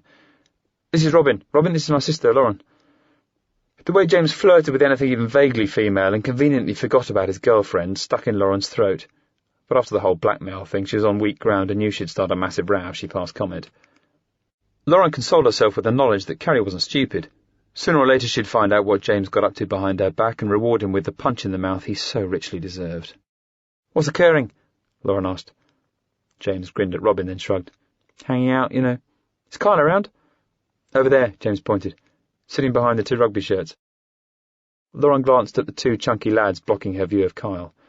The threesome was having an animated conversation. "Those dudes are fit," she grinned. Robin nodded as she made eye contact with Lauren for the first time. "Rugby players are totally fine. I don't know their names, but they're here quite a bit, and I wouldn't mind finding out." "I play tons of rugby," James lied, put out by the way Robin's attention had drifted towards the 2 older teens. Lauren wants to take James down a peg and call him a liar, but you always have to invent some elements of your fictional background on the fly, and one absolute rule of working undercover is never to contradict a fellow agent in case you mess up their story. "You are muscly, James," Robin purred as she sprinkled more yellow petals over his head. If James hadn't snogged Robin already, it was probably only a matter of time, and Lauren reckoned she'd spew if she had to witness that. She thought about going over to Kyle, but his new friends were much older, and she reckoned her presence would make things awkward. "Doesn't look like much is going on," Lauren said, tilting her head back and letting the sun warm her face. "I'm going to wander back up to the cottage and watch TV or something." "I saw you making sandwiches earlier," James said. "Don't suppose there's any chance of fetching one down here for us, is there?" "You're right, there isn't," Lauren said sourly. "Later, dudes." She felt a bit down as she turned tail and started the gentle stroll towards home. It seemed James and Kyle had made genuine connections with people, while all she had done was aggravate the blisters on her feet. Kyle reckoned he was onto something with Tom and Viv Carter. The brothers were 17 and 19, dark hair, plenty of stubble, and built like brick shithouses. They looked and spoke like a couple of loutish public school boys, but you didn't have to scratch far below the surface to get a far more eccentric picture. He'd literally bumped into the pair an hour earlier as they clambered out of a rusty MGB sports car near the village pub. They were immediately recognised as protesters and heckled by a bunch of locals drinking beer in the garden. Viv's response was to bend over, pull down the back of his shorts, and repeatedly slap his hairy arse. Carl's laughter broke the ice, and by the time they'd reached the protest site down the hill, their conversation was flowing. Or at least, conversation with Viv was in full flow. Tom was a sensible brother, 17 years old. He'd just taken his A-levels at a Bristol sixth form college. He dressed and acted conventionally and didn't say much, although when he did, it was usually something worth listening to. Viv was the total opposite, a student at Avon University with a blonde streak in his hair and a pierced tongue. His mannerisms were over the top, and he loved saying stuff to shock people. As the three lads sat in the grass surrounded by rapeseed, Carl mixed a few probing questions amongst Viv's ramblings, which bounced hysterically from Scott Walker CDs to Barcelona to a story about a Green Day concert where he'd ended up slipping into a urinal. Carl needed to know where the Carter brothers stood on animal liberation, and found out that they were on the bitter edge. Both brothers reckoned it was fine to kill someone, if it saved lots of animals, though Tom seemed less than convinced that it was a good idea to go around attacking employees of Malaric Research because of the bad publicity it created. 10 minutes after Carl saw Lauren disappearing back through the hedge, the teenagers were joined by a geeky dude in an army jacket. His name was George. He was in his mid-20s, and he gave Carl the evil eye before demanding to know who he was. "Carl's kosher," Viv said. "He just moved into the village with Ryan Quinn." George looked surprised. "I didn't think Quinn had kids." "He's not my dad," Carl said. "My mum got off with him when he was inside." Viv broke out in a machine-gun laugh. "Your mum must be some nut shacking out with a dude she met in the Nick." "Whatever," Carl shrugged. "Who gets to pick their parents?" "Quinn's an admirable character," George said, a touch pompously. "He practically wrote the book on undercover operations, and Zebra 84 were legends." "Everybody loves the mighty Quinn," Viv said noisily. "You should have kept it tight, though. Zebra Lines is a joke. Bunch of lardy-da guardian reader mango heads scared of their own goddamn snot." Carl smiled as Viv contemptuously spat at the ground, but George didn't look pleased. "We'd be nowhere without those lardy-da guardian readers and their monthly contributions," George snapped back. "So is all the equipment sorted?"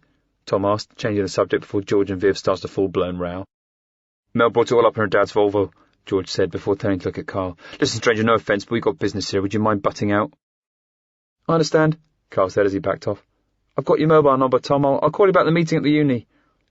"Don't leave," Viv yelled. "George, man, Carl's a diamond, and you've spent half the last week running around campus trying to drum up extra bodies for this thing. You might just want to come with us if you tell him what's going down." "Look, Kyle," George said. "No offence, but I only operate with people I know."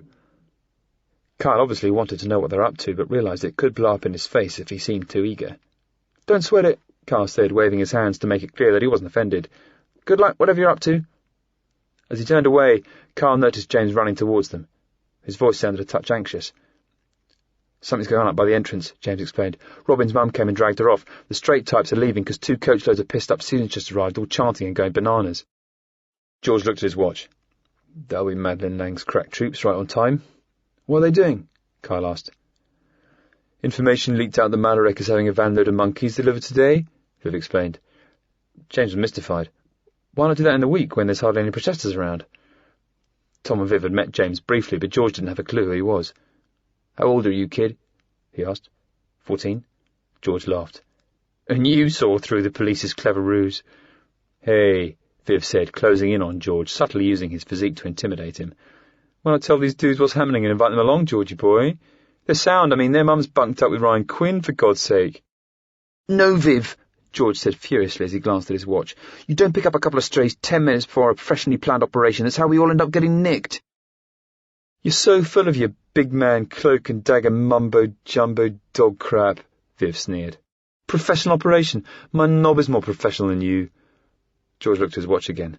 "We don't have time for this," he said furiously. "Go on then, tell your new chums. But this is the last time I'm hooking up with you, Viv. You've got no discipline, you're a ready joke." "Suck my arse," Viv sneered back before he put Carl and James in the picture. 10 days back, information miraculously leaked out that a van load of monkeys is being delivered to Malarick in an unmarked van at around 4 this afternoon. The Zebra Alliance Committee took one look and decided the information was bogus. The police want to get us all angry, pack the area with manpower, and then steam in and nick as many of us as they can in one swoop. What the police don't know is that the drunks up by the gate are under orders to let that van drive through without making a squeak. Just to make the cop look stupid, Carl nodded, smiling because he thought he understood. I guess that would make the cops look a little bit stupid, Viv laughed. But you see, the roads are narrow around here and the cops have to park their cars and vans a fair way away. So while they're up by the entrance facing off 3 van loads of frightfully well-behaved students, we're going to jump out of the bushes and do a bit of remodelling on their cars. Carl nodded in appreciation of the scheme, while James burst out laughing. Sweet, James said. Let me out the buggers, I'll trash a cop car.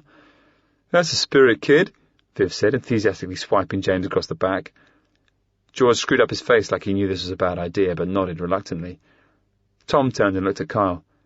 So, are you in or what? Sounds kind of insane, Carl grinned, but I'll try anything once. Okay, George said wearily. We're so bloody late, we'd better run. Chapter 12, Remodelling. James found it hard not to laugh as George sprinted gracelessly through the rapeseed, scrawny limbs flailing about and his camouflage jacket billowing behind like a superhero's cape. They cut across 2 fields, clambered over a metal gate and ended up on the verge of the main road that led from the motorway. There were empty cop cars, minibuses and vans parked up every few metres. In places they blocked the traffic down to a single lane, creating mini-jams for the fleeing protesters. How many do you reckon there are? James asked, awed by the scale of the police presence as he ran alongside Tom. A couple 100 cops and 70 or 80 vehicles, I'd guess. Need at least 2 officers for every arrest you plan to make. You ever been nicked? James asked. Tom smiled. 6 times. On marches, direct actions and stuff. You? This was one of those moments in an undercover mission where you have to make something up on the fly. Nah, James said. You been up in court? Been fined a couple of times for criminal damage. Nothing massive, but Viv got a 6-month suspended for trashing a butcher's shop. Cool, James grinned, making mental notes and mentioned Tom and Viv's criminal history to Zara when they got back to the cottage. They'd reached a break in the hedgerows and a gravel path leading towards a dilapidated barn. George led them inside, passing through a large entrance whose decrepit doors had rotted off their hinges.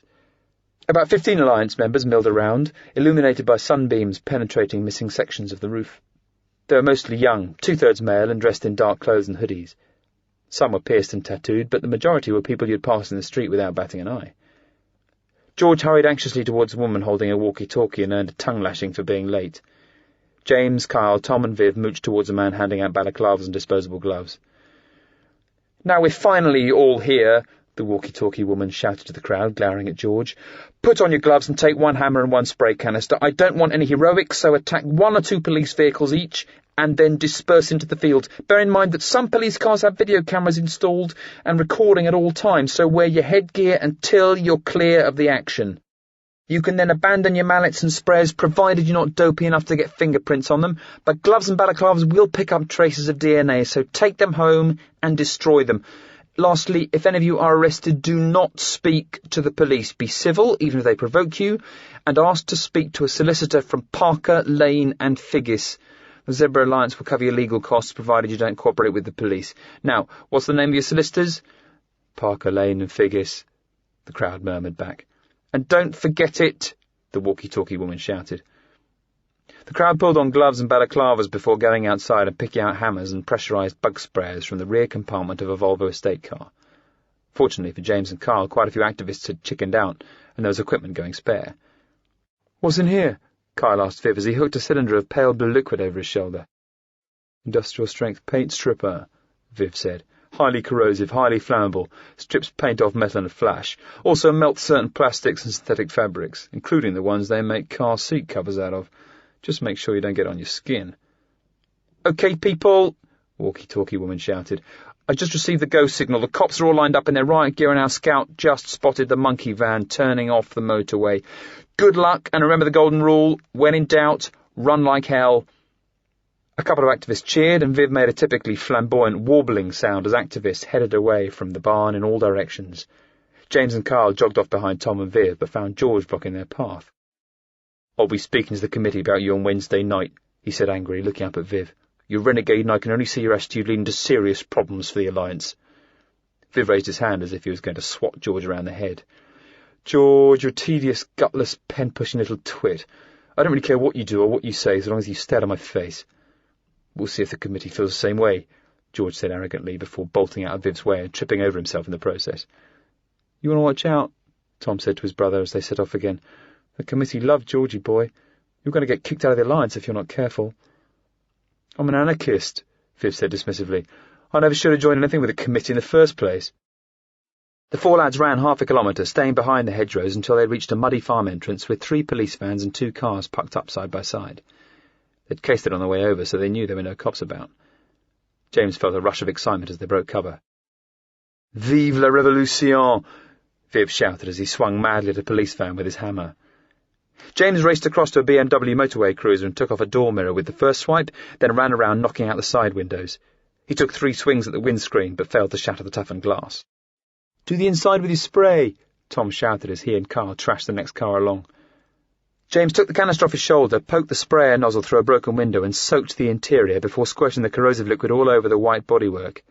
He could hear more activists smashing cars up and down the road as he watched the paint on his target car bubbling up into thousands of tiny blisters. He was planning a final squirt into the luggage compartment, but some kind of weird chemical reaction forced him back as the melting interior plastic sent choking grey fumes spewing out through the broken windows. As he backed off from the stench, a metallic boom erupted inside a van parked directly behind him, and a ball of flame blasted open the back doors. "Jesus!" James gasped, wrapping his arms over his face as he backed into Viv. "Isn't this heavenly?" Viv grinned. "What the hell was that?" James yelled back as he wafted his hand in front of his face, trying to clear the smoke closing him down from all directions. Viv held out the answer in the form of a small cardboard tube. "Firecrackers," he explained as he handed one to James. "Thought they might liven things up a bit." As James struggled with the acrid smoke in his eyes and tried to stem a coughing fit, he spotted a lone cop running down the grass verge towards them. "Get rid of it, James," Viv ordered. The truth dawned on James almost too late. Amidst the smoke and noise, he hadn't realised that the firecracker in his hand was a light. James flung it hard, and it sailed over the cars, exploding in mid-air a few metres in front of the cop. "You nutter!" Viv screamed happily. "You threw it at the piggy!" "I just got rid of it," James said, squinting anxiously through the smoke and relieved to see that only the cop's pride, and possibly his Y-fronts, had been damaged. James had had a few run-ins with the police and wasn't exactly their biggest fan, but he drew the line at blowing them up. "Better get out of here, kid," Viv said, grabbing James's shirt and tugging him towards the fields. "They'll murder us if they catch us now." Carl and Tom had already set off into the fields after demolishing a custody van and 2 cars and abandoning their sprayers and mallets the instant they'd heard the explosion inside the van. "Lose the gloves and headgear," Viv ordered, removing his own as they jogged across the open field. "You're the man, James. Bona fide crazy cracker after my own heart. A cop-killing lunatic." James managed a half-smile at Viv, but he'd just come within a few seconds of getting his fingers blown off and was seriously shaken up. Viv Carter was the kind of nutcase who was going to end up killing someone.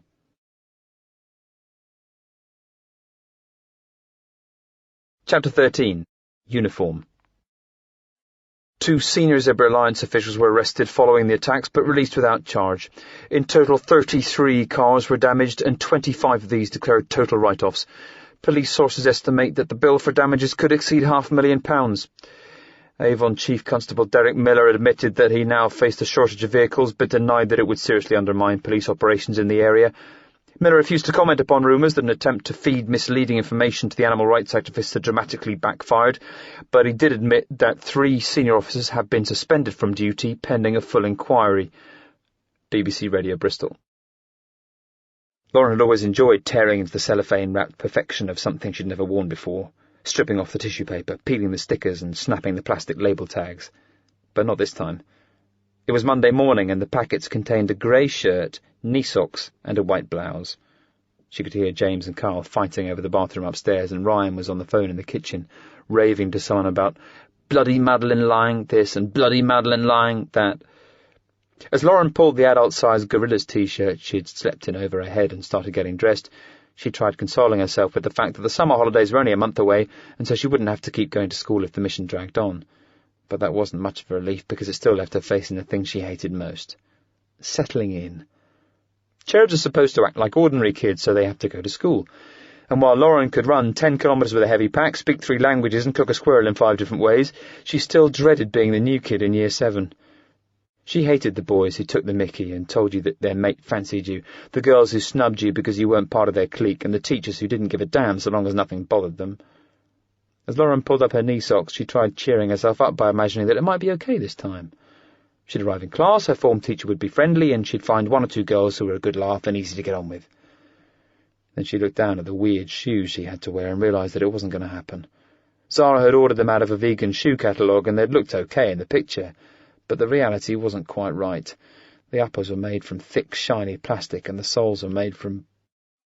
Lauren held one of the shoes up for inspection, poked the bottom, and decided that the only thing it resembled was one of the crisp breads that her mum used to eat when she was on a diet. And there was no way around the fact that wearing shiny plastic shoes that resembled a high-fibre snack was going to mark her out as a freak. But she slid them on, gritted her teeth, and stepped out of her room to go get breakfast. She told herself that there were people with no arms and legs, and starving babies in the world, and that compared to them a pair of crap shoes really wasn't much to complain about. Then she saw James rounding the bottom of the stairs in his school uniform and a pair of black leather trainers. "Where's your vegan school shoes?" Lauren asked. James burst out laughing. Me and Carl both took them out of their boxes and decided that it wasn't going to happen. If anyone asks, we'll say we only went vegan when we moved in with Ryan and our mum couldn't afford new shoes for all of us. "What if you're not allowed to wear trainers?" Lauren asked. James shrugged. "Most schools let you, as long as they're black. If not, worst they can do is tell us to wear something else tomorrow." Suddenly feeling a lot happier, Lauren spun back into her room. She dived under her bed to grab her black trainers, but only saw her white canvas Nikes and a pair of dark blue Converse. She realised that she'd left her black trainers at campus, as well as a pair of black canvas slip-ons that would have been absolutely perfect. Lauren pounded wrathfully on her mattress as she stood up, then jumped out of her skin as the leaded window behind her shattered. A half-brick bounced energetically across the carpet before hitting the radiator with a clang. "Scum!" A boy's shrill voice yelled from the field out back, less than 20 metres away. "Get out of our village!" Lauren caught a brief glance at the boy's grey uniform as Zara burst through the door and stared in shock at the shards of glass covering the carpet. "You okay?" "Fine," Lauren gasped as she ducked under Zara's arm and opened the door leading out to the back garden. "I saw him. Looks about my age." The crisp-bred soles made running uncomfortable, but Lauren spotted the lad, belting through the overgrown field, and set off at full pelt. "You're so dead!" she shouted as the long grass flicked against her legs. Lauren didn't gain any ground over the first couple of 100 metres, but she was fitter than her target, who began tiring after it vaulted over a metal gate and turned onto a straight road that led towards the modern houses on the northern outskirts of the village. By the time she finally closed the young lad down, he'd cut into an expansive lawn sandwiched between two houses. "Gotcha!" Lauren yelled triumphantly as she wrapped her arm around the boy's chest and bundled him into the side wall of a house. But she didn't get her grip right, and he spun out and threw a wild punch. Lauren ducked it, hooked her foot around his right ankle, and swept his feet from under him. She dived on top, rolled the lad onto his back, and pinned his arms under her knees. The boy was taller than Lauren and visibly shocked at how easily he had been taken down. "You could have had my eye out with that glass," Lauren growled. The boy jerked his head and spat in her face. "Good. That's what you deserve." Lauren was furious at being spat on, but fought off the urge to punch him out. "What did I ever do to you?" she asked. "When you let me up, you'll be sorry." Lauren grabbed the boy's nose between her thumb and finger and gave it an almighty twist. "So I'm going to be sorry, am I?" "Let go, bitch!" the kid yelled. The chase had happened so quickly, Lauren hadn't had a chance to consider what she'd do when she caught up. She could drag the boy back to the house and call the police, but that would turn into a whole massive thing, and Ryan wouldn't appreciate having the cops sniffing around. Her combat training gave a range of abilities, from knocking the lad out to breaking his arms or even killing him. They're all too extreme, but he'd thrown a brick through her bedroom window and spat in her face, so there was no way she was just going to let him go with a warning. "Get up, turd," Lauren ordered as she released the boy from the pin. He had no way of knowing that Lauren had done 2 years of advanced combat training and thought his opponent was nothing more than a girl who was smaller than him and had got lucky. So as Lauren stood up, he lashed out again, and his Timberland boot thumped painfully against her shin. Lauren countered ruthlessly, snatching the boy's wrist, jamming her heel between his shoulder blades and twisting his arm into an agonizing lock. "Think you're tough, do you?" Lauren asked as she glowered down at her opponent. "One more twist and you'll have to explain to all your mates how your arm got broken by a girl." "Please," the boy begged as Lauren notched up the pain until the shoulder was close to popping out of its socket. "No funny business when I let go this time, okay?" "Yeah," the boy gasped. The instant Lauren let go, he rolled onto his back and glanced up submissively as he rubbed his painful shoulder. "Nice boots," Lauren said, looking at the almost new Timberlands on her opponent's feet. "What size are you?" 2.5. Close enough. Pass them over and your trousers. The boy hesitated for a moment, and Lauren broke into a confident smile.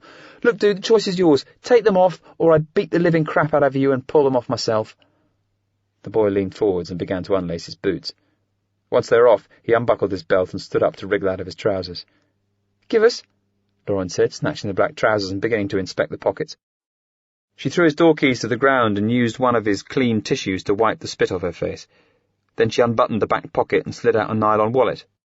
Well, well, well, Lauren said, ripping the Velcro apart and studying the sports centre membership and bus pass inside. Stuart Pearce, born 8th of May 1994, number 21 Nicholson Villas, Corbin Copse, Avon. Picture doesn't flatter you, does it? Lauren flung the wallet at Stuart's head. He looked close to blubbing as he stood helplessly in his socks and underpants. She scrunched the trousers into a ball and lobbed them high into the nearest tree. They snagged on a branch and unravelled, leaving the legs flapping in the wind, several metres out of reach.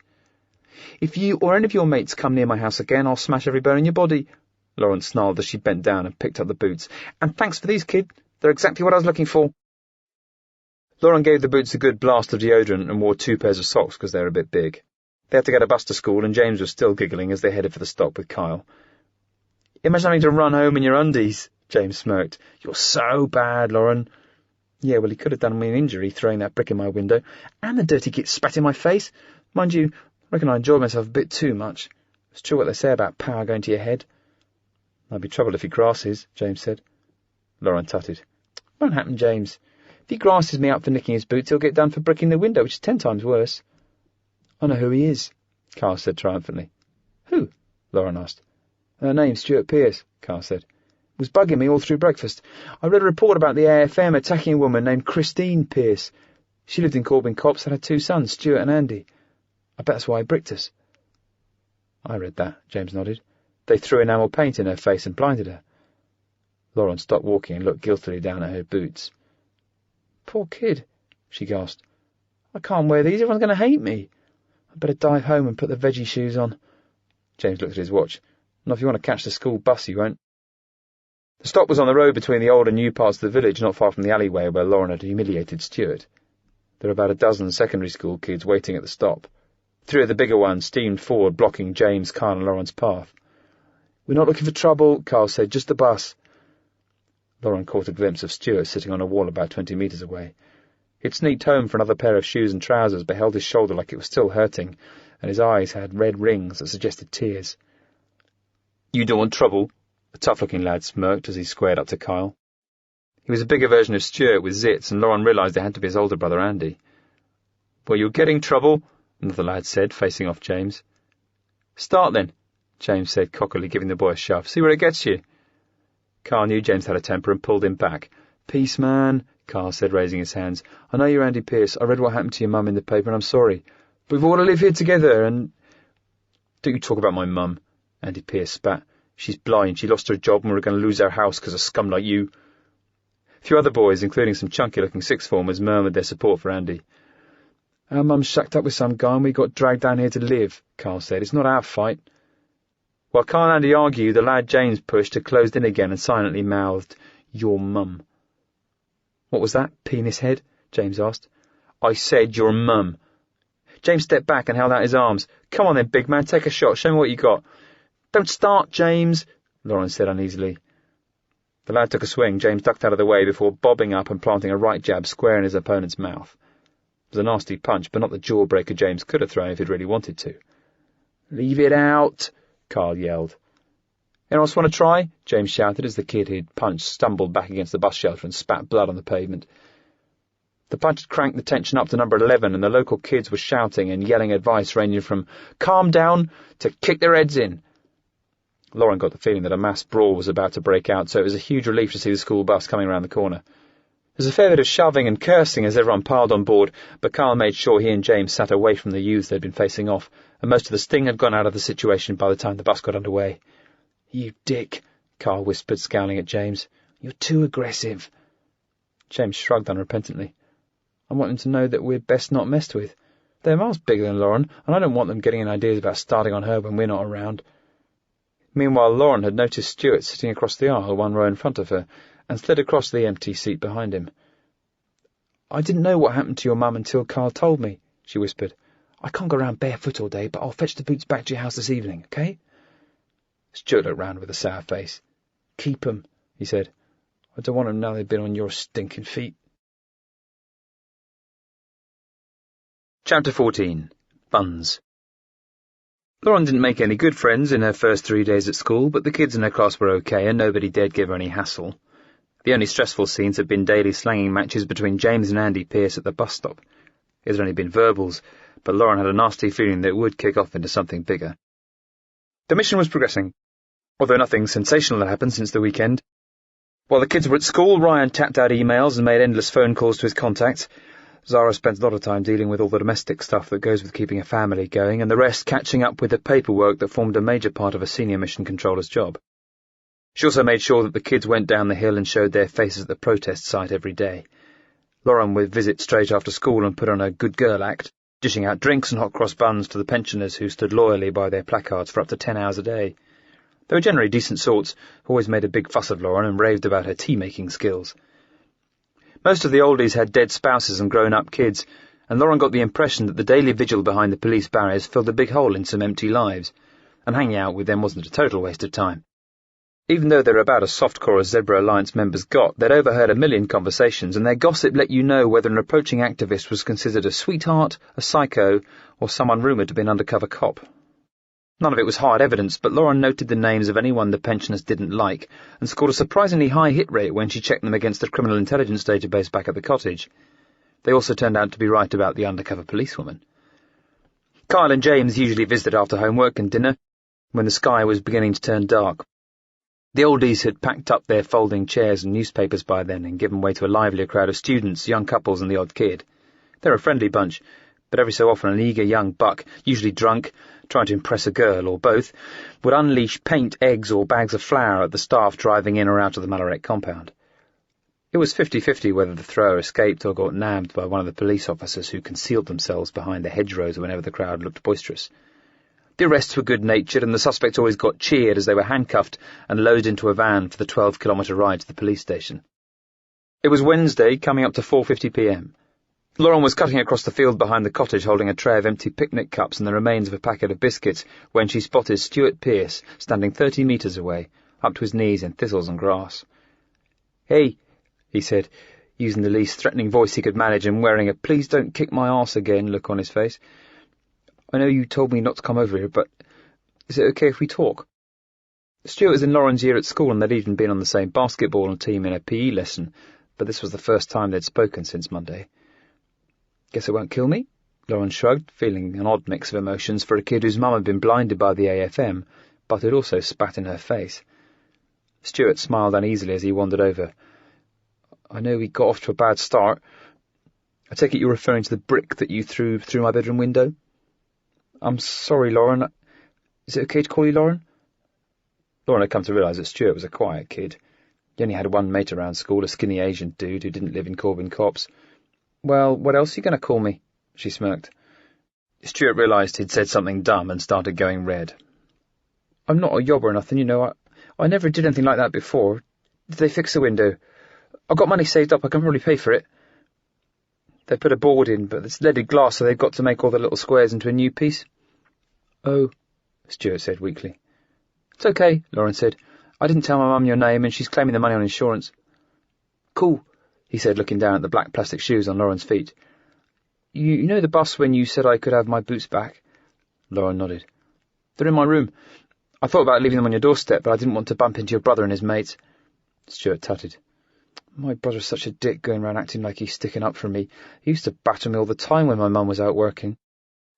Lauren set off towards the house. "It's sad what happened to your mum, but Ryan and my mum are nothing to do with the AFM. They're totally anti-violence." "You really kicked my arse. Where'd you learn to fight so good?" Lauren used the standard Cherub excuse. "My dad was a karate instructor." "Sweet. So you must be at least a black belt or something?" Lauren nodded. "Second Dan black belt. My brothers James and Kyle are both third Dan." "Wish I was tough," Stuart said. "Not that I'm a weed or anything, but I never had proper lessons. One time Andy had me pinned, I grabbed this massive book and knocked him spark out. He puked about 8 times. Must have been funny." Lauren giggled as they passed through a wooden gate into the back garden of the cottage. Lauren's room was just down the hall from the back door, and even though she had lived there for less than a week, she had managed to turn it into a bomb site, with tangled clothes, school books, and fizzy drink cans everywhere. Stuart looked guiltily at the boarded-up window as Lauren grabbed the boots from under her jacket and some dirty jeans. "My feet aren't that bad, and I only wore them one day." "Cheers," Stuart grinned. "I told my aunt I'd lost them when I changed for games. She was doing her a nut because she paid 80 quid and I've only had them for a month." "Your aunt?" Lauren said curiously. Stuart nodded. "She moved in with us after the attack to help look after us and that. She feels bad because she got my mum the job at Malarick in the first place." "Does your aunt still work there?" "Nah, she got scared and quit not long after the AFM started attacking people. My mum hated working there as well." "So why didn't you get another job?" "My dad went off with another woman and left a big mortgage behind. Malarick has to pay danger money. It's 3 times what you can make working on a farm or in one of the superstores, and they're always short-staffed, so you can do all the overtime you like. My mum didn't like what they do to the animals. I even heard her crying a few times. All she did was feed the animals and hose out cages and stuff. They offered to give her training so she could do injections and eye drops and that. It would have been more money, but she used to get upset just watching other people doing it." "That's sad," Lauren said, glancing at her watch. "Listen, it's not that I want to kick you out, but my family's going to some Zebra Alliance meeting at the university tonight, and I've got to change out of uniform and stuff." "Right," Stuart said. "Thanks for the boots." Lauren smiled. "I haven't got any mates around here, so if you want to come over for dinner one night and just hang out, that's cool." "Yeah," Stuart said. "My mum's been totally down since the attack, and it's not nice being stuck at home when she's in a mood. Sometimes I end up wandering around the village thinking dark thoughts like, maybe I'll throw a brick through that window." Lauren burst out laughing. "Next time just ring the doorbell, eh? See you at the bus stop in the morning." Chapter 15. University. Ryan's deep Northern Irish accent seemed to pass effortlessly through ceilings and walls. His endless phone calls had driven the entire household nuts, and it was even worse when you were trapped inside the people carrier with him. Zara drove while Ryan sat in the middle row of seats, blaring into a Nokia. "Susan, hi. Susan, it's me, Ryan, hi. Yeah, I'm on the way to the meeting now. I know you said you were considering your options, but I just was ringing again to see if I could count on your vote this evening. Well, I understand what you're saying. I know Madeleine is a great little fundraiser, but frankly, the whole Zebra Alliance campaign is a shambles. There's no bloody focus. I keep seeing bits of campaigns, great ideas, fantastic people, but press little sign of the strategy. We really need to bring down a giant. We've got to put a squeeze on all the little companies that supply Malarick, whether it's £500,000 worth of laboratory equipment or the dude that comes in and refills the coffee machine." After listening to the voice on the other end for a few seconds, Ryan spoke with the wounded tone of a scolded kid. "Well, okay, Susan. Guess I said all that I can. You and I go back a long way, and I feel very let down hearing you say that." Ryan pressed the end call button and stared vacantly out of the window. "That's another one. I'll be voting Madeleine Lang for chairman." "Perhaps you should settle for a spot on the Alliance Committee until you find your feet," Zara suggested gently. "You've been in prison for 3 years. Madeleine has brought in a lot of her own people. You can't expect them to hand everything back to you on a platter." Ryan tutted. "There wouldn't even be a Zebra Alliance without me." He looked away from Zara and started dialing a number into his phone. "Hello, Sebastian Heistrix. Excellent. Listen, I don't mean to keep pestering you, but it sure would be great to know if I can count on your vote at the meeting this evening." It was 30 minutes' drive from Corbin Copse to the shabby, brutalist campus of Avon University. It was beginning to turn dark when they arrived, and James ogled the student girls through the glare, while Zara wound the people carrier through a tortuous one-way system. They passed accommodation blocks and the glass and concrete bunkers where students attended lectures. "I nearly did my degree here," Zara said as she pulled up at a zebra crossing to let 2 hockey teams cross in front of them. "At least I would have done if I hadn't got my scholarship to Yale." "Look at that," James gasped, rubbing his hands as his eyes followed a cute mini-skirted goth with a pierced lip. "I can't wait to get to uni." Lauren tutted. "Don't drool over the upholstery, will you?" James didn't answer back because Carl's mobile gave out a triumphant blast indicating they'd received a text. "Is it Tom?" James asked. "Yeah, finally," Kyle said before bursting out laughing. "He said he'll meet us by the bar at the Zebra fundraiser. Apparently Viv's up before the committee for setting off the firecrackers." "What's funny about that?" James asked. "They should have kicked Viv out, that basket case, and then he got me blown up." "I know," Carl said, still giggling. "That's not what I'm laughing at." James reached over to grab Carl's phone, but Carl snatched it out of his reach. "Private," Carl said firmly. "Hands off." James looked upset. "You better not be taking the piss out of me." "Oh, listen to that ego," Carl tutted as he typed out his reply to Tom. "The entire world doesn't revolve around you, you know." Took another couple of minutes to reach the car park at the rear of the refectory building. This large structure was the social hub of the university, with 5 restaurants, several bars, a nightclub, and more than a dozen meeting rooms spread over 5 floors. Ryan led the way through the main entrance hall into a bland concrete atrium enlivened by clusters of students standing in circles or lounging on the aged leather sofas that rested against the floor-to-ceiling windows. One wall carried a notice board. It was 20 metres long, and every centimetre was plastered several layers deep with notices. They advertised everything from second-hand bicycles to meetings of the Young Conservative Association. Took half a minute to pick out a Zebra Alliance poster promoting the regular Wednesday fundraiser and directing guests to the Purcell room on the 2nd floor. In big letters at the bottom it said, "Admission £1, all drinks buy one get one free till 9 p.m. "How can they raise money if they're giving drinks away?" Lauren asked as they set off up the stairs. Ryan burst out laughing. To be so young and innocent. Once you get a few drinks down a student's neck, they'll keep coming back for more. The Purcell room was big enough for several hundred people. Lauren waved to a few familiar faces from the protest site as they entered. They cut across an empty dance floor, dodging a bunch of little kids doing skids on the polished wood. The real action seemed to be taking place in a carpeted bar area at the far end of the room. There were about 40-odd people there, a mix of students and Zebra Alliance members. They sat at hexagonal tables with empty glasses stacked in front of them and cigarette smoke lurking over their heads. Ryan headed up to the bar with Zara and Lauren. He broke into a big smile as he shook hands and hugged old friends. James and Carl branched off when they spotted Tom and Viv sitting in an alcove by the window. Viv wore a T-shirt with a drawing of a policeman with his head cut off and a slogan underneath, "Hip hip hooray." He had a muscular arm around a leggy girl who could have come straight off the fashion pages. "Hey, guys," Viv smiled. "This is my girlfriend, Sophie." Carl reached out and shook her hand before sitting down next to Tom. "This little psycho is James," Viv said proudly. "One I told you about." Sophie broke into a big smile and gave James a smoky peck on the cheek as he grabbed the chair next to her. "The cop killer," she grinned. "You made Viv's day lobbing that firework?" James had told Carl and Zara that he hadn't aimed the firecracker at anything, but it worked in his favour if Viv thought he had, so he wasn't about to contradict him. "What are you all doing here?" Sophie asked. James shrugged. "Just tagging along. Carl was meeting Tom and Ryan wants to bring my mum up to see everyone. I figured anything's better than sitting around the cottage on my own watching bloody EastEnders." "So, tightwad," Sophie said, looking across at Viv. "You going to get the drinks in or what?" "Skint," Viv said. "My arse," Sophie grinned. "Your bloody dad owns half of Lincolnshire." "Yeah, but I ain't got none of that yet. Not unless I drive up there and shoot the old git." As Viv said this, he went into his wallet, peeled out a £20 note and waved it under Sophie's nose. "Oh, I'm getting them, am I?" "You were nearest," Viv smirked. Carl and Tom had started their own conversation and both burst out laughing at something James hadn't heard. "What's your poison, Kyle?" Sophie asked. "Pint of Foster's," Carl said. Sophie looked at James. "Same as," he said. Sophie gave him a you-must-be-joking look. "Coke or orange juice?" she asked pointedly. He felt his face boil up with embarrassment. "Coke, I guess."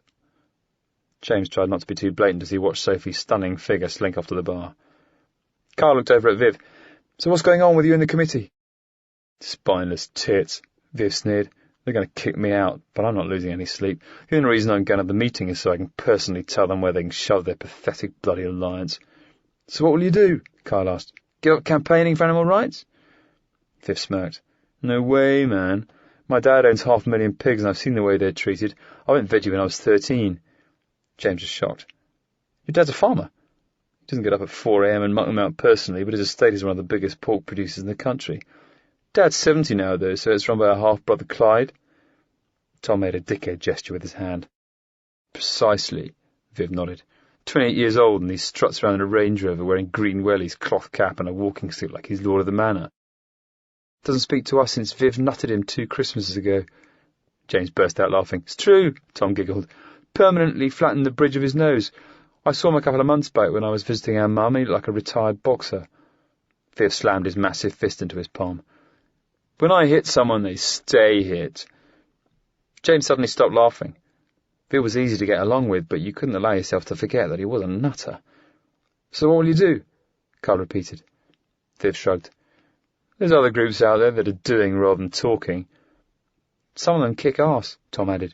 "The Zebra Alliance isn't worth shit. All they're interested in is getting their faces in the paper. They're scared of doing anything radical in case the moderates cancel their direct debit payments." Viv nodded.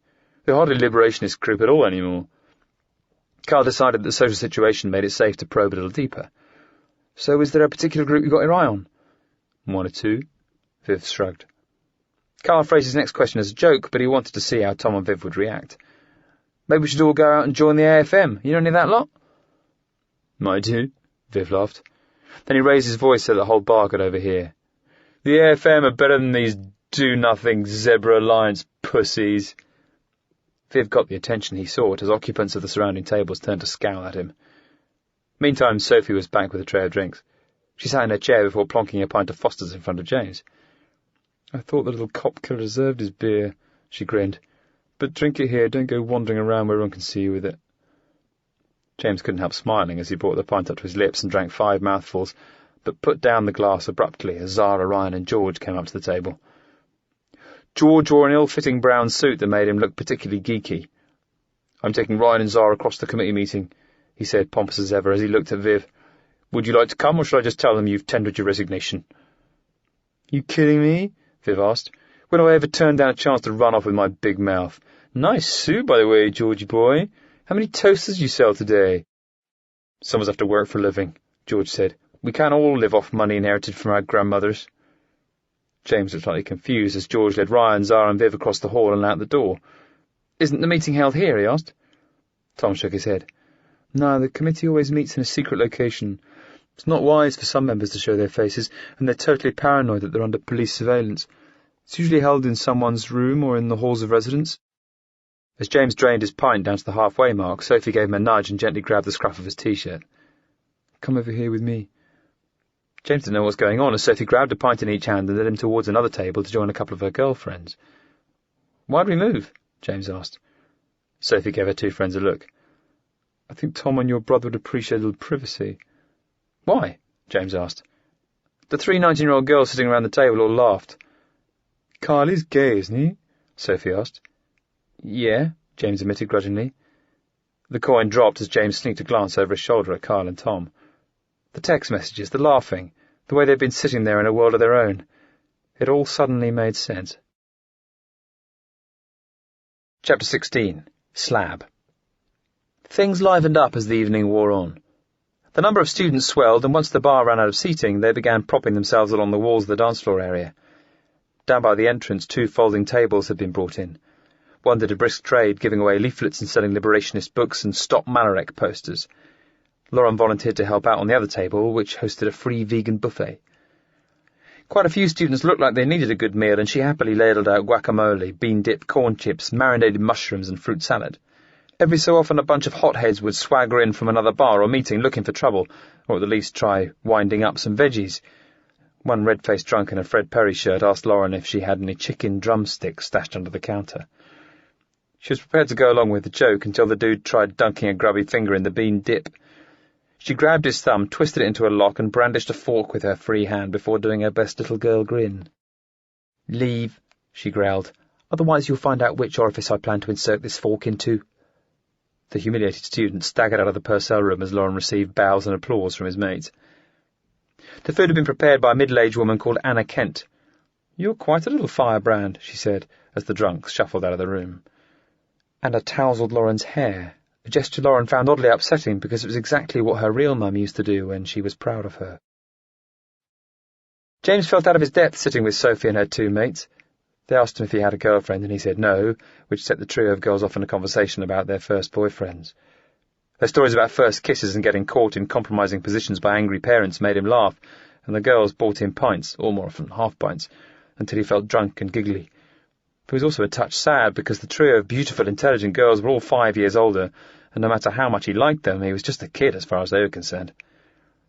What took so long? Sophie asked when a red-faced Viv finally sidled up alongside her. It's pistols at dawn in there, Viv said. There's this whole massive bun fight going on over who gets to run the alliance. James had heard so much of Ryan's rambling over the past days that he couldn't help being curious about how it was panning out. Have they had the vote yet?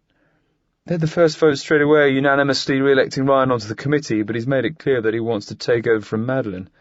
They're also pretty pissed off that he'd brought Zara along to a secret meeting. So what about you? James asked. Did they kick you out?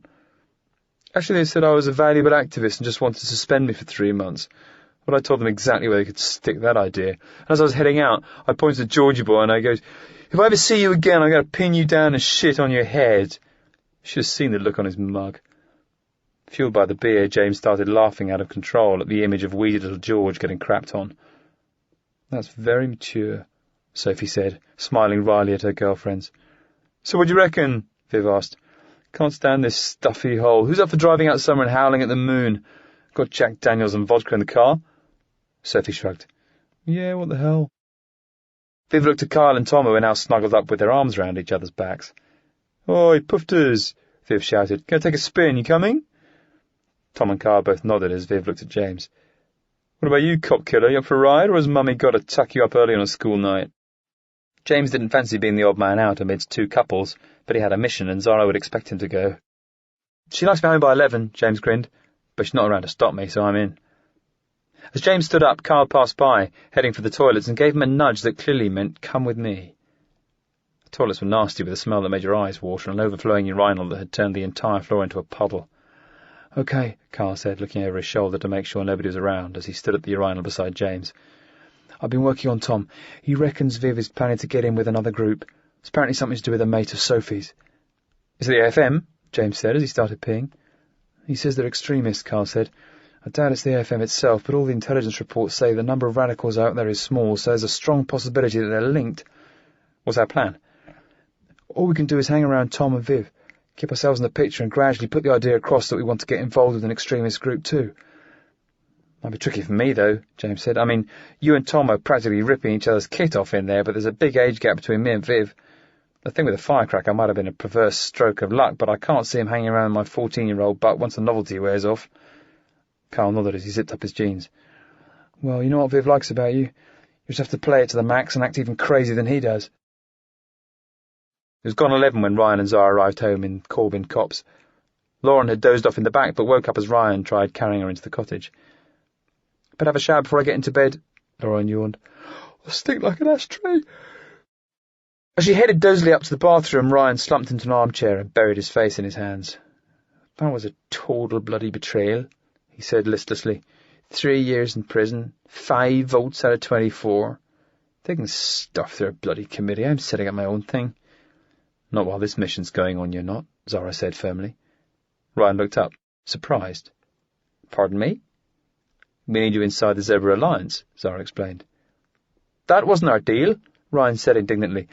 "I wanted the AFM out of the Zebra Alliance, but if I'm not even part of the Alliance, there's no point." "No point for you," Zara said. "But our mission is to unearth the AFM. I want you inside that committee room feeding us information." "How can I go back in there?" Ryan said. "They utterly humiliated me." "Swallow your pride and do your job." "Or what?" Ryan sneered. "Don't try my patience," Zara snapped. "I'm dead tired and I've been listening to your voice since 6:30 this morning. Your parole states that you can't leave the county of Avon. If you want to pick a fight with me, I'll see you wake up in a London police cell and serve the other 3 years of your sentence." "No, we're seeing your teeth," Ryan yelled. "The British government and its crack team of underage fascists." "Ryan, the AFM is out there and people are getting killed," Zara yelled back. "I put 6 months' work into this mission. We've got 3 agents in place. We spent 250 grand on a house and a car, and I'm missing out on my own kids growing up. Once we've got solid information on the AFM, you can set up your own group with no one but your parole officer to worry about. Until then, you will stick to our deal." Ryan twisted uncomfortably in his chair, knowing he was beaten. "I'll speak to Madeline tomorrow. I'll apologise and tell her that I hope we can work well together in the future." Zara hadn't enjoyed laying down the law, but the kids might be in danger if Ryan stepped out of line, so she had to be absolutely certain that he knew who was boss. "I'm going to heat up some cocoa in the microwave," Zara said. "Would you like a mug?" "Soy milk?" he asked. "It's the only kind we have," Zara nodded. "I'm sorry," Ryan said, rubbing his eyes. "I came out expecting a hero's welcome, but I guess people forget about you faster than you'd expect." Viv's car was an ancient Mercedes saloon. He was too drunk to drive, so he let Sophie sit behind the wheel. She pulled up sharply at the end of a pedestrian alleyway between 2 metal-sided superstores. "Is this it?" Sophie asked, peering into the darkness.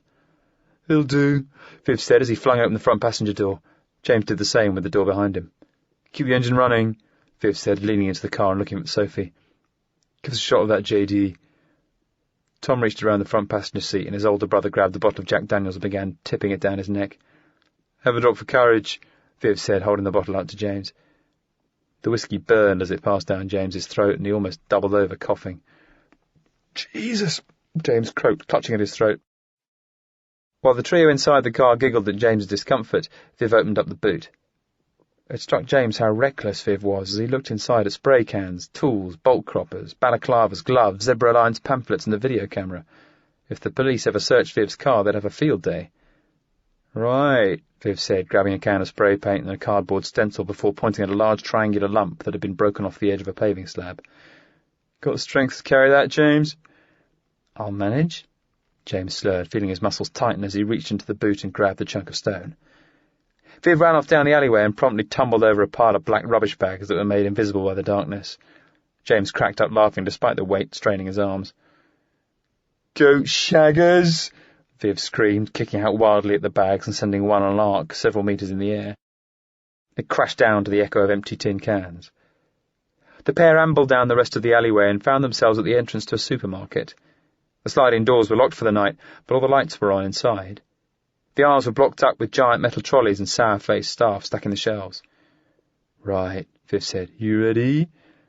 James nodded as a Jack Daniels-fueled burp seared up his throat. Viv's stencil was about half a metre across. He checked there were no supermarket staff looking his way before pressing it up against the glass doors of the main entrance and spraying paint through the gaps. This technique was much faster than writing graffiti, and when he pulled the stencil away, the slogan was written immaculately. Meat is murder. Righty-ho, Viv said. Your turn, cop killer. James took a 3-step run-up and lobbed the chunk of paving through a plate glass window. The shatterproof sheet broke into a million greenish pebbles as the stone sailed on, demolishing a display stand filled with credit card application forms. Viv was heading back towards his car even before the glass broke, and James only took a brief glance at the astonished shelf-stackers before going after him. Sophie hit the accelerator as James bundled onto the back seat, squeezing alongside Kyle and Tom. The car was already in second gear by the time he'd slammed the door. Yee-haw! Viv shouted, giving a 2-fingered salute out of the windows as Ancient Merc squealed out of the deserted parking lot and onto a main road. Chapter 17. Breakfast. Lauren grinned at her brother across the breakfast table. You look so rough. I feel it, James moaned as he limply stirred the Weetabix floating in his soy milk. What time do you get home? About 2:45. How much do you have to drink? It was mostly halves, 3 or 4 pints altogether, I suppose, and we were slugging back bourbon in the car. Carl staggered through the door in his boxers.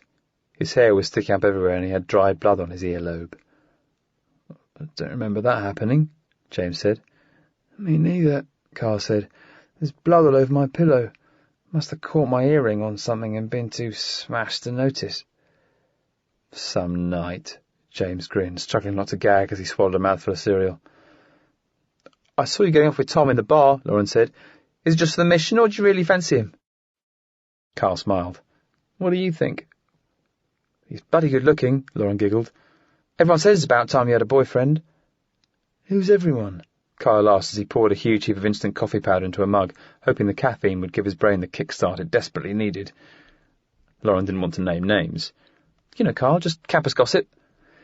Well, well, well, Zara said cheerfully as she stepped into the kitchen. This isn't a pretty sight. You boys had better get your uniforms on sharpish if you expect to catch the bus. She wore heels and a smart brown business suit. James had never seen her with her hair up before. You look nice, Lauren said before breaking into an open-mouthed yawn. Yeah, James nodded. What are you all done up like a dog's dinner for? Lauren gave him a kick under the table. Don't be rude, she mouthed silently.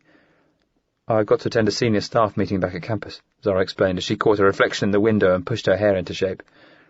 What about Ryan? Kyle asked. He's sulking up in bed. I had to give him a piece of my mind last night. He was talking about quitting the Alliance. I want you 3 to be extra nice to him for the next couple of days. He needs a boost. I feel sorry for him, Lauren said. Coming out of prison and finding that everyone stabbed him in the back. You've had a few close chats with Ryan, haven't you? Zara smiled. He's not a bad guy, Lauren said. The world's full of people who all talk.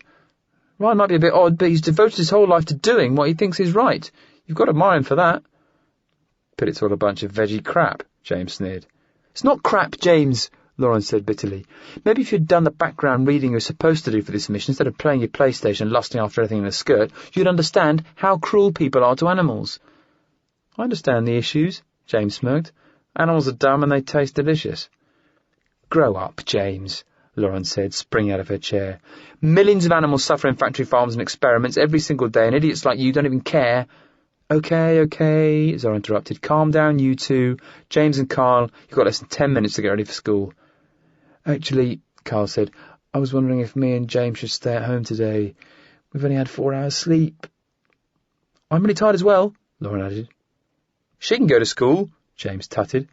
"She's not hungover and she's always sitting up half the night nattering to Bethany when she's on campus." "Get stuffed, James." Zara glanced anxiously at her watch. "I've got an important meeting," she repeated. "And I don't want to spend my day worrying about you three hanging around the house fighting. You're going to school, okay?" "Hey," Carl said indignantly. "James and Lauren are arguing, not me." "All 3 of you," Zara said. "Now I'm running late. I'll be back this evening. If I find out that any of you didn't make it to school, there's going to be trouble." Zara steamed out towards the car, then came running back and grabbed her handbag off the countertop. "You're both idiots," Carl said as he headed out of the room to get dressed. "We probably would have got out of school if you two had stopped picking at each other for 5 minutes. James's morning was a nightmare. If you're feeling queasy and you want peace and quiet, Year 9 double art class isn't the place to be. Kids yelled across the classroom, the teacher yelled at the kids for trashing the still life, and there was a game of throwing a razor at another kid's head as hard as you can going on. The English period before lunch was quieter, but James was horrified when he looked at his timetable and discovered that the whole afternoon was games. He'd forgotten his kit, which meant he'd either have to run around in unhygienic rags handed out by the PE teachers, or try and get off by saying he was ill.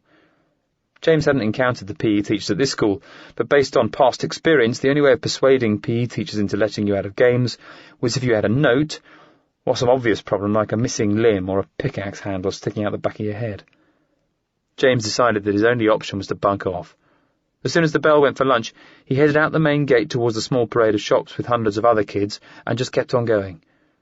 James didn't know the area well, but the school bus passed through a village with a decent-sized shopping street a couple of kilometres from the school, and that's where he headed. It was a narrow road without a pavement. The traffic was light, but it didn't hang around, and you had to keep your wits about you when you walked around a bend. The sun was out, and the combo of country air and brisk walking cleared James's head. He'd only managed a few mouthfuls of cereal at breakfast, and by the time he arrived at the shops, he'd started to feel properly hungry. James's first thought was to wonder where he could buy vegan food, but as he passed the travel agents and the bakers with gingerbread men and massive cream cakes stacked in the window, he realised that nobody was around and that he could eat whatever he liked.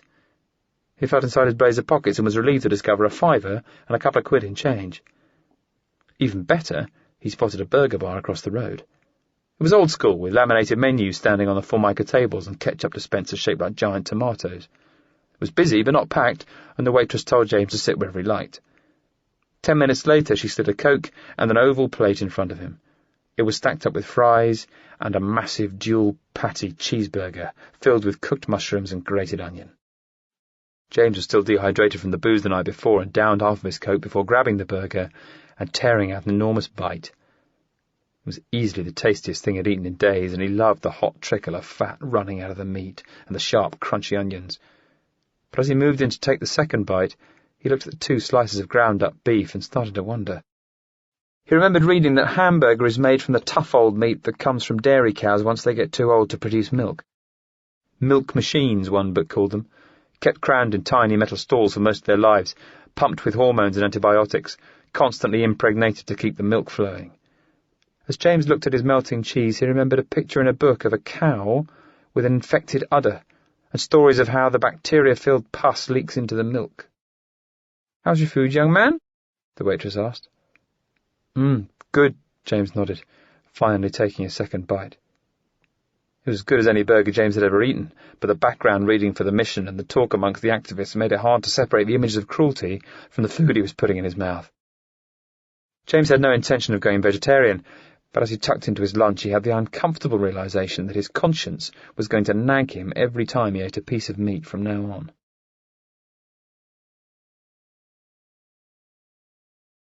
Chapter 18. Dinner. James didn't want to get nabbed sneaking back onto the school bus, but that left him at the mercy of a local bus service that ran once an hour and only got within 4 kilometres of Corbin Copse. He walked a couple of kilometres from the adjacent village before he got lucky and was picked up by one of the elderly protesters. Even so, it was nearly 6 when James came through the door, and he expected a blasting from Zara. But she wasn't back from campus, and instead he found Ryan and Lauren working on the evening meal in the kitchen. Ryan was telling some of his old Zebra 84 anecdotes, and Lauren lapped them up as she chopped onions and dropped them into sizzling oil. "I called your mobile about 6 times, Lauren said. "Miss Hunter came to my class and asked if I knew why you weren't in PE. The truth was obvious, so James didn't even attempt to lie. My head was killing me, so I bunked it. "Zara's going to love you. You're getting a letter home and you've got to go to the head of year's office tomorrow." "Fabulous," James said wearily as he slumped at the dining table. "Mind you, with a bit of luck, I'll get suspended for a few days." "What about your mobile?" Lauren asked. "Was panic stations getting ready this morning," James said. "I think it's still upstairs in my jeans from last night." "We need to talk to Zara, but we can't get through," Lauren explained. "What's up?" Ryan took over. "I got a call from one of my few sympathisers in the Alliance. Anna and I go way back, even before Zebra 84. "She's the one I was helping out with the buffet at the university last night," Lauren explained. James nodded. "I remember, a nice, friendly lady." "So, Anna called me this morning," Ryan continued. "The vast majority of experiments at Manarek are on mice, rats and rabbits, but they're still using a couple of 100 dogs per month, and the Alliance has spent years looking for where they're bred. Anna received a tip-off about a kennel down in Trowbridge, 30 miles south of here." "Is the information solid?" James asked. Ryan nodded. "She sent people down there to sniff around. It looks real enough. They have cages and sheds where they breed dogs for pets, but there is a special kennel where pups are grown in isolation for experimentation." "Why in isolation?" James asked. "Scientists don't want puppies that have been rolling around in the grass, picking up diseases and parasites that might spoil their experiments. They want dogs that are separated from their mothers at birth and kept in single cages.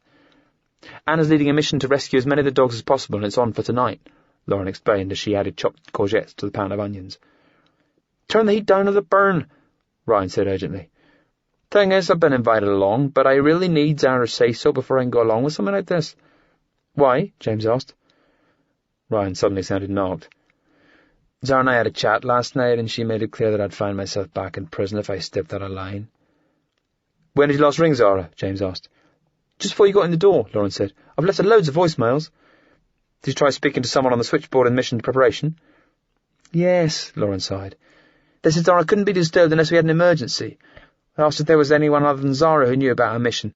The dude asked around, but nobody knew a thing." "Well, it's down to us then," James said. "What does Carl say?" "He's not here," Lauren said. "Tom came over in his MG after school, and they'd gone off into town for a curry." "Great," James tutted, realising that he couldn't ring Carl to discuss the mission while he was with Tom.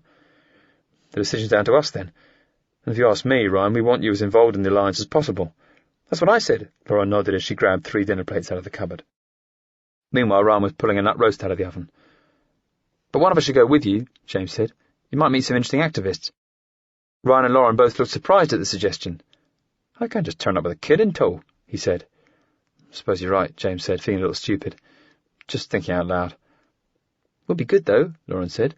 "Anna's a really nice person. She's got 4 daughters. Maybe you could say that Zara's away and I'm too young to be left on my own. Then I could sleep in the car or something." Ryan thought for a second as he split the nut roast between 3 plates. "Or," he said, waggling his finger excitedly, "do you like dogs, Lauren?" Lauren smiled. "I love dogs. I always wanted one when I was little, but you weren't allowed them around our flats." "Not that it stopped all the local villains from owning Rottweilers and pit bulls," James added. "Right," Ryan grinned. "Then I've got to wait for Lauren to come along and help out. Are you both sure this is going to be okay with Zara?" "I'll take responsibility," James said. "It's bloody ridiculous, Zara disappearing like this in the middle of a mission. What's she playing at?" "Don't knock until you know why," Lauren said sharply. "For all we know, there's an emergency on another mission or something." Meanwhile, Ryan had grabbed his mobile.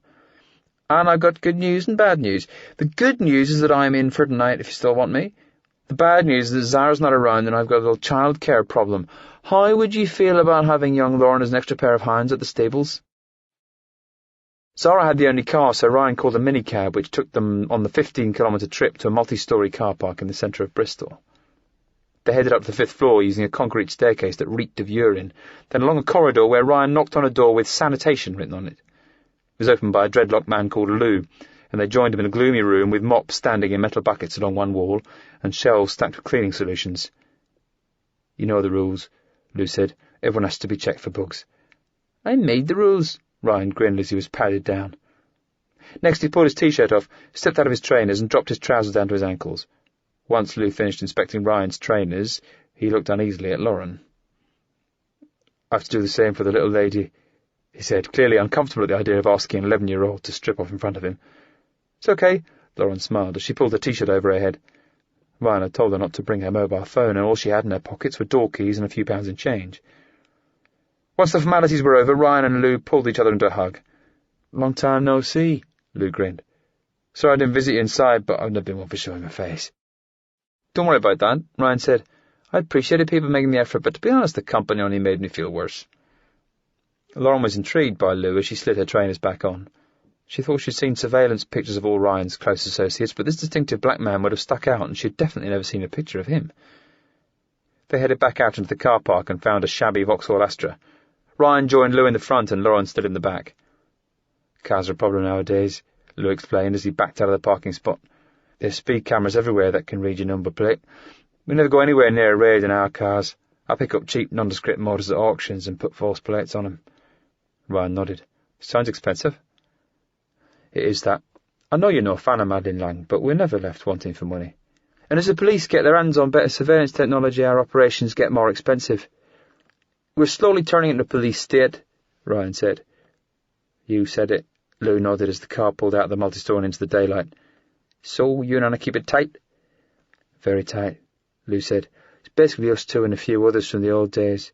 We're part of the Alliance, but we keep out of anything that takes place within 5 clicks of Mararek and stick to special operations.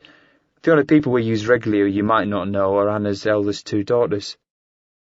I'm their godfather, as a matter of fact, Ryan grinned. If I had 2 pennies to rub together, I'd have bought them an 18th birthday present. I'm told you got a nice cottage back at Colbane Copse. That's Sarah's money talking. Her husband was something in the oil industry, and she got a juicy divorce settlement. Funny, Lou smiled.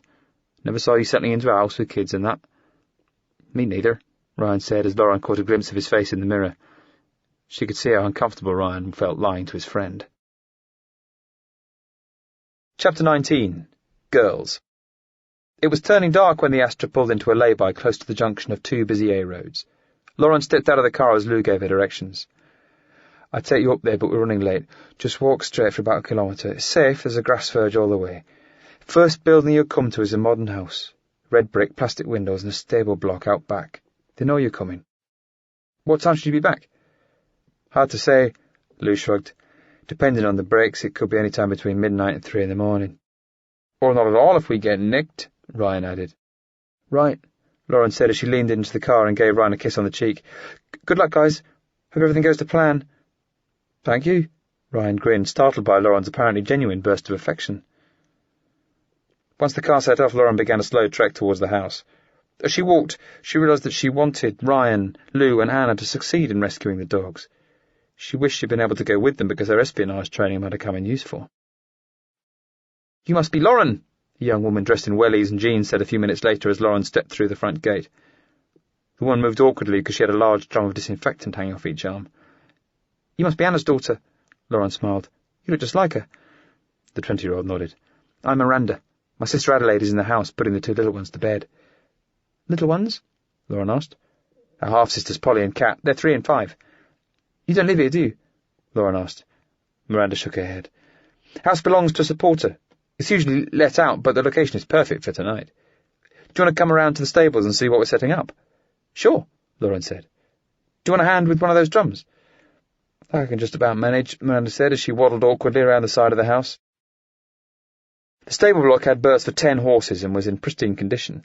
It came complete with a grass paddock, enclosed by a neat wooden fence, but there were no horses to be seen anywhere. Most of the stable doors had been swung open, and inside each one was a trestle table with several plastic bowls lined up on it. What's all this in aid of? Lauren asked. I thought the dogs were already kept in isolation. None of our people has been inside the isolation unit, but our source reckons the dogs are kept in filthy conditions. Young dogs are extremely playful, and if you separate them from their siblings and put them in a tiny cage without any toys, the only thing they're left to play with is their own filth. You mean wee and poo? Lauren gulped, screwing up her nose at the thought. Afraid so. Our tip-off claimed that the cages are hosed out a couple of times a week, but the dogs themselves only get disinfected immediately before they're shipped off to Manarek. That's so disgusting, Lauren said. How can an animal live like that? I know, it's beyond belief, isn't it? I'd really appreciate it if you could help out. I've dealt with similar situations before, and cleaning the animals takes a strong stomach, but you can make yourself useful even if you just run back and forth with the hot water. I'll do whatever I can to help, Lauren said. What happens to the puppies afterwards? We can't keep them here for long, but over the years we've built up a network of unofficial sanctuaries for animals we've rescued, so they all go to good homes.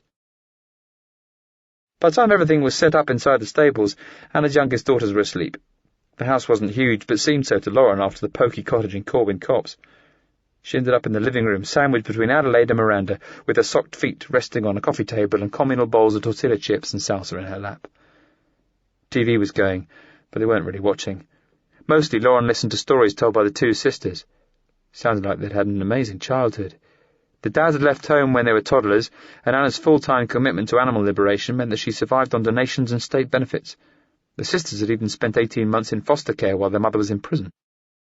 But the girls didn't seem to resent any of the hardships. They clearly adored their mother, even if they weren't so keen on their stepfather, and they told fantastic adventure stories. As 10-year-olds, they'd run into the woods in the middle of the night in their dressing gowns, holding rabbit cages while the police searched their home. As teenagers, they'd been smuggled out of Romania in the boot of a car after taking part in a protest against blood sports, and they'd each spent 3 months in a young offenders institution following an arson attack on a meat market. Lauren was a natural-born cynic, but she was impressed by these two resourceful, intelligent young women. As interesting as their stories were, however, she'd been up past midnight the evening before and eventually lost the battle with her eyelids. Lauren woke with a start from a dream she instantly forgot. The TV was off, Miranda and Adelaide had left the room, but she could hear conversation down the hallway. She hoped she hadn't slept through all the excitement as she slipped her trainers on and rushed through to the kitchen. There were 6 people sat or standing around the dining table, keeping themselves awake with mugs of coffee. The new arrivals were a middle-aged couple called Phyllis and Ken, a student called Jay, who was Adelaide's boyfriend, and an elderly man whose leather bag made him instantly recognisable as a medic, in this case a vet. "Ah, here she is," Miranda said. "What did I miss?" Lauren asked anxiously. "You didn't let me sleep through anything, did you?" "Don't worry," Miranda smiled. "Lou made a call about half an hour ago. Security was featherweight. They managed to get in and out of the kennels without any trouble. They should be here in 10 to 15 minutes. The only thing is, we've got 73 beagle pups to deal with." "How many were we expecting?" Lauren asked. 30 or 40, Miranda replied. "It's a good job you came. We're really going to have our work cut out getting that number of dogs cleaned up and shipped off to the sanctuaries by sun-up." "Lou's wife and sister are coming over to lend a hand," Adelaide added, "but they won't get here for at least another hour." Chapter 20. Dogs. All hell broke loose when the 2 vehicles arrived. Ryan and Anna in a 7-ton truck, and Lou in the Vauxhall Astra. It was pitch black, so Lou pointed his car towards the truck and left the headlamps burning so they had light to work in. Lauren and the others donned breathing masks and thick rubber gloves as Anna pushed up the steel shutter at the rear of the truck. The wave of putrid air was beyond anything Lauren imagined possible. She ripped off her mask and staggered forwards to vomit at the edge of the driveway. Phyllis had exactly the same reaction, and several others were gagging. "You okay?" Miranda asked gently as she rubbed Lauren's back. "Do you want to get you some water?" "Help the dogs," Lauren gasped as she staggered towards the house. "I'll be okay." She ran into the kitchen and quickly swished her mouth out with water.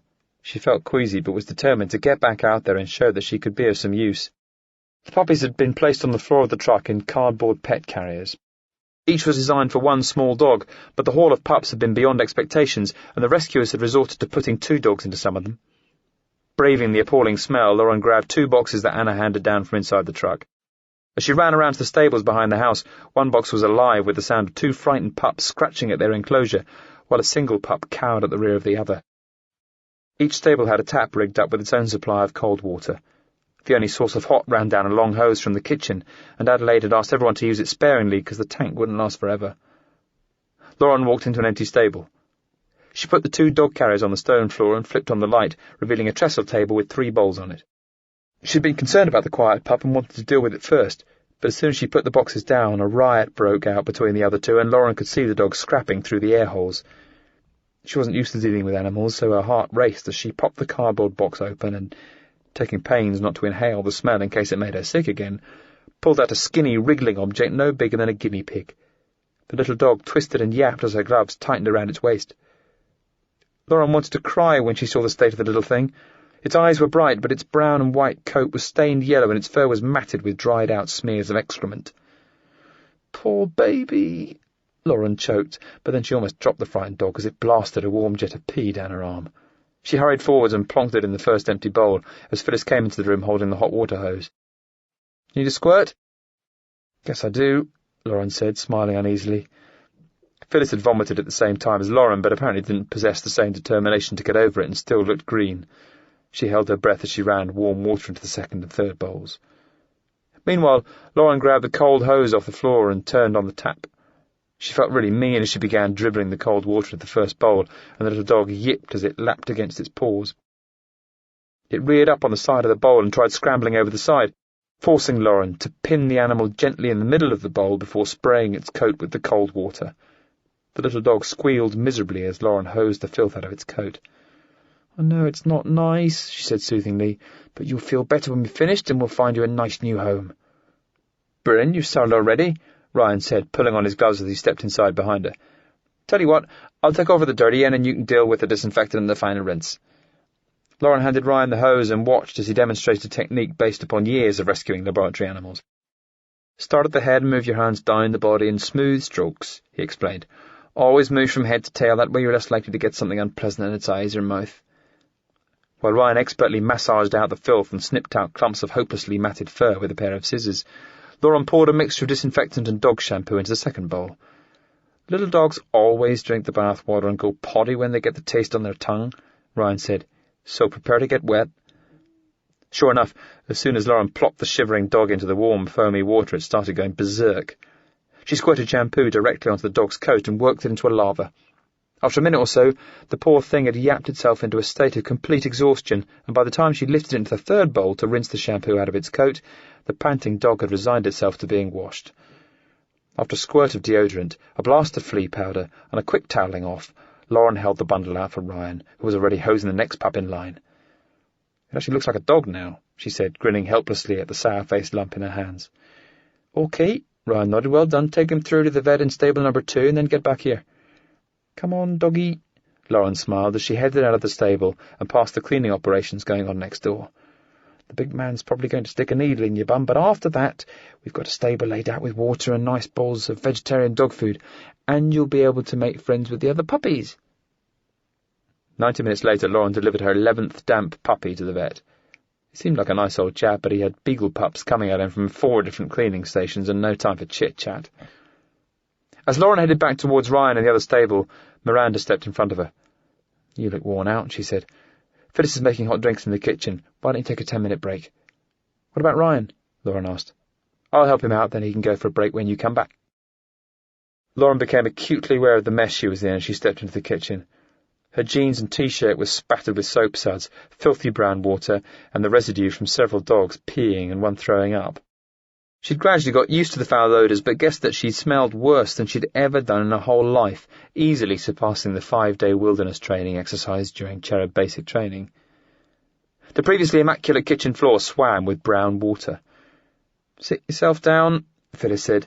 "Don't worry about the state of the place. I'll nuke it with bleach once all the dogs are cleaned. What would you like to drink? Tea, coffee, soy milk, cocoa?" "Cocoa," Lauren smiled, as she sat at the table and got the horrible itchy feeling of wet knickers sticking to her bum. By the time the microwave heating the cocoa pinged, Lauren had pulled off her breathing mask and gloves, revealing a set of shriveled fingertips. At the opposite end of the 8-seat dining table, Adelaide worked frantically at a beefy laptop which had 2 camcorders and a jog shuttle controller plugged into its rear ports. "Want to see yourself at work?" Adelaide asked. Lauren carried a steaming mug around the table and looked at the biggest laptop screen she'd ever seen. It was divided into a row of video feeds at the top, with a massive timeline, sound waves, and buttons beneath. "What is that?" Lauren asked. "Adobe Premiere, video editing software," Adelaide explained. "I'm putting together a press pack. We've already emailed the BBC and all the other big media organisations with a batch of still photographs we took inside the kennels. Now I'm editing together a 10-minute film that we can upload to the Zebra Alliance website." While Miranda spoke, she'd flipped the screen to some video footage taken inside the stable. It showed Lauren from the back, frantically scrubbing one of the pups before transferring it from the disinfectant bowl to the final rinse. "Cool," Lauren said. "I didn't see you filming." Miranda smiled. "You're so into it you didn't hear me coming up to the stable doors, and I didn't want to disturb you because the image of a young girl helping to scrub the dogs is just perfect. Ryan's on parole, you know, if someone recognises him." "Don't worry about that," Miranda smiled. "I take every bit of footage and pixelate the faces. Then I destroy the original tapes and wipe the hard drives of the laptop. Just to be extra safe, the Alliance has a media lawyer who watches every video and photograph.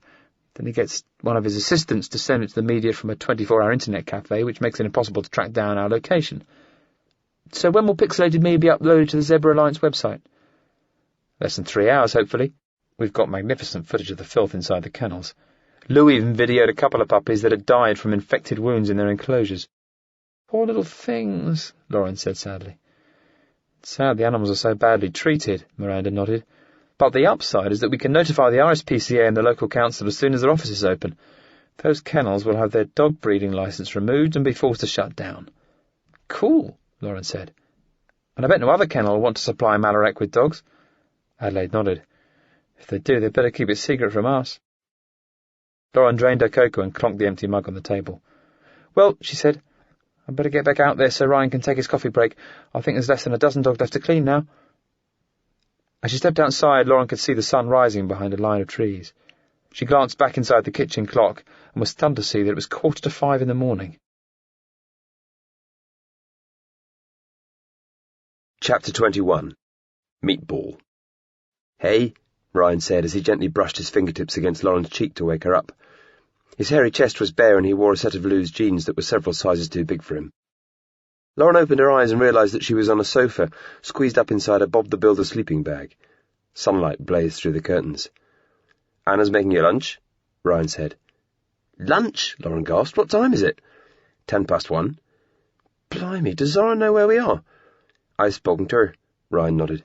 "She's fine about last night and everything. She's on her way down in the car to pick us up." As Lauren unzipped the sleeping bag and sat up, the events of the night before came flooding back. Once the last batch of dogs had been dealt with, everyone had headed into the house to clean themselves, but the hot water had run out. After a freezing cold shower, Lauren had towelled off and changed into an oversized T-shirt and shorts that belonged to Miranda.